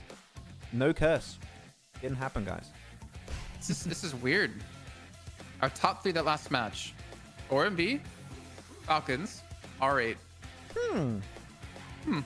It's almost as if that's how we kind of expected it to be. Yeah. So we're back to reality. Now who's the real Eminem? Snap back to reality. Oh, there goes gravity. My mum made me spaghetti.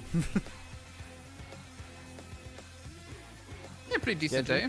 Yeah. We are seeing some improvements that we wanted to see, that we expected to see at the start. It took a little bit longer for us to get there. But, you know what? I am satisfied. Good smokes, though, from Falcons. I think they knew this is the only option to make it over that ridge, into the dip, over to the next following ridge that's closer to Doc and Baron. Those smokes were very, very pivotal, but yeah. Icy got picked off first, and then you just go in the smoke, try and wrap it up. Yeah, GG. GG for MV. Love to see it. If it's a 2-on-2, maybe possible, but 2-on-3 is just too tough. Yeah. 7 limbs for Doc. Reefus on 1200 damage with 2 limbs. Baron, Apex, yeah. This is... I'm feeling more comfortable now in this PMSL. This is like, okay, it's not just gonna be us throwing everything we learned from Spring out of the window. It's like, no, there's actually... There's potential there, guys. Let's not stress too much about it. But now, Jason, it's time for the pivotal question. Who's okay? Ifa? Huzaifa? You still on Huzaifa? I don't think it's Huzaifa anymore. I don't think it's have Huzaifa. no idea who it is. Okay. Chat. Maybe it's someone on R8. Maybe it's Maybe Flieke had also a bunch of limbs this game. He had 6 this game. He did really good on their win earlier too, right? Actually, Flieke, you know what? I think he was on 15 limbs in 2 games. Yep. So yeah, I have to go Flieke, man. Yeah, who do you guys think is going to be MVP of day 3 here of PMSL CSA week 1? I'm going for Flieke. Doc Esports. Just gonna rename 4MV Esports to Doc Esports. That's the plan. Yeah. Now, who else could it be except for Flieke, Jason? Is there anyone else? I mean, sure, Huzaifa had a good start, but it's not enough to like catch up. Someone else on R8, maybe. Who was the other player that had 6 limbs? There was another player. Let me go back on the feed. We have a little bit of time before we actually get to the leaderboards and stuff. There you go. So we're there. Looking at R8.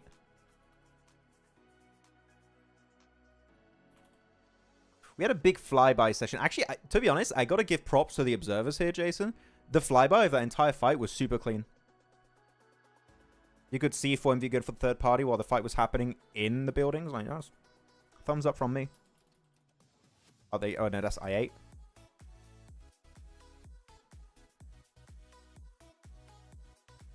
Come on, show me R8. Who got the 6 limbs? No Doc. Yeah, I don't think it's Doc, guys. I don't think you're going to see it here. I don't remember it going to their point of view because it was just nades. It did at some point, I believe. We went to Flieke after his 1v1. Go on. Show me Flieke POV. I'll put it full screen for you guys so you can see. Who got it? Yeah, there you go. See, it was Tulika was 6. Tulika, yeah. Yeah, I still think it's Flieke then. It has to be. There's no way. There is no way. No way. 52 Esports whole day 3 points. Really?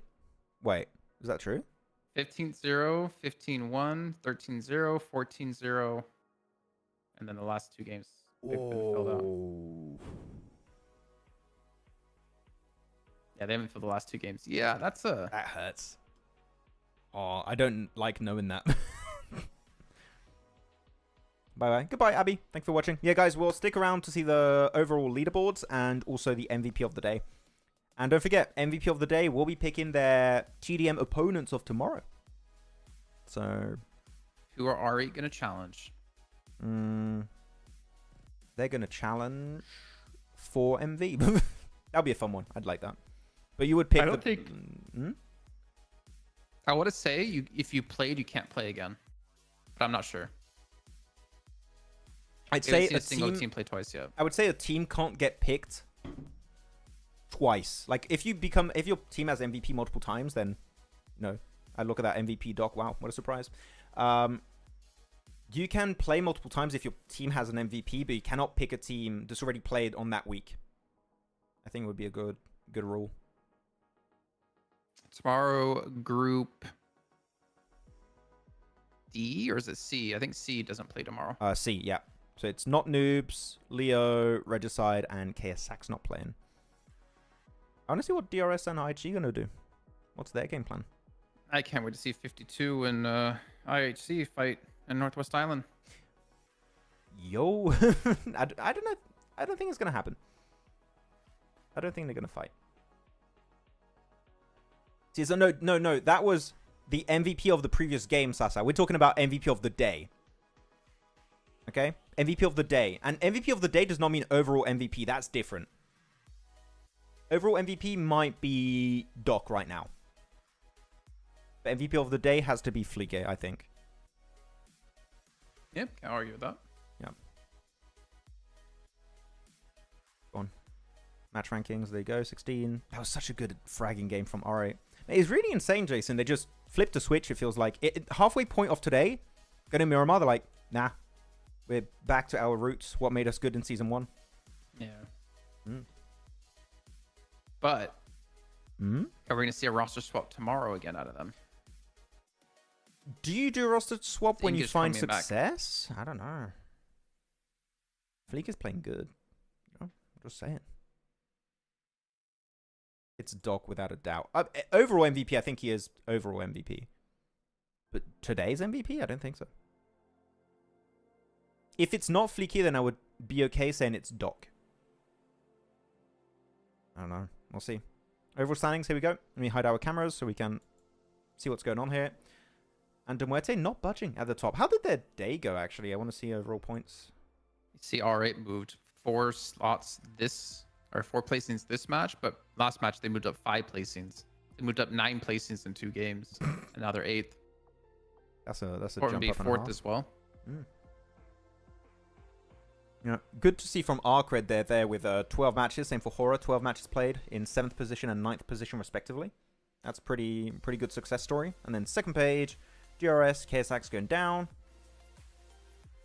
And yeah, the bottom, Falcons aren't in bottom 4 anymore. That's happening. So GG there. And then on the bottom 4 currently, Rook, A1, Stronger, and 52. That's still, out of the 11 placement points, 10 of those is from one singular game. So we need to see something more from 52, man. It's not there. Need to see something. Yeah. I mean, you have I8, second place, then you have 52 last. Like, clearly the swap hasn't really worked out for Crypto and 52. Yeah, it's rough. Yeah, maybe it takes some time. It's Wait. not a ninja. Wait away. You can just pull the data from PUBG and Esports API. You can. But what's the fun in that? We can just wait a little bit and get the graphic. Why spoil it? I think someone spoiled it. I don't know. I still believe in Flicker being MVP. We'll see how it goes. Come on. Really? Okay. You guys were right. You guys were right. Spoiler from WinZeps. Wow. Nah, GG Doc. Back-to-back MVP, day 2, day 3.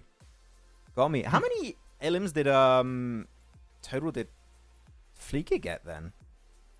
I'd love to see. I mean, if he only got elims in those 2 games, it would have been like 15, right? 6 and 9. I really want to see. Oh, there you go. Looking at the fraggers. Zaifa 40, Doc 40. And they're 11 elims, both of them, ahead of the second top fragger because they're tied Yeah. for first. Whoa. But Phallic isn't the top fragger for I8 anymore. Yeah, it's changed. His IQ. Woo. 21 day in 1 day, and then just he hasn't gotten at least 6 cents in 2 days. He's got nothing done. But yeah, it's just IQ now doing really well. 2 players of the Muerte, Pusher and Foopsman, doing amazing. Of course, they had that really impressive win early on Erangel. But I want to check the stats real quick. I want to see how close Fleekit is. I need to see those stats. I will not end until I have seen it. Give me a second.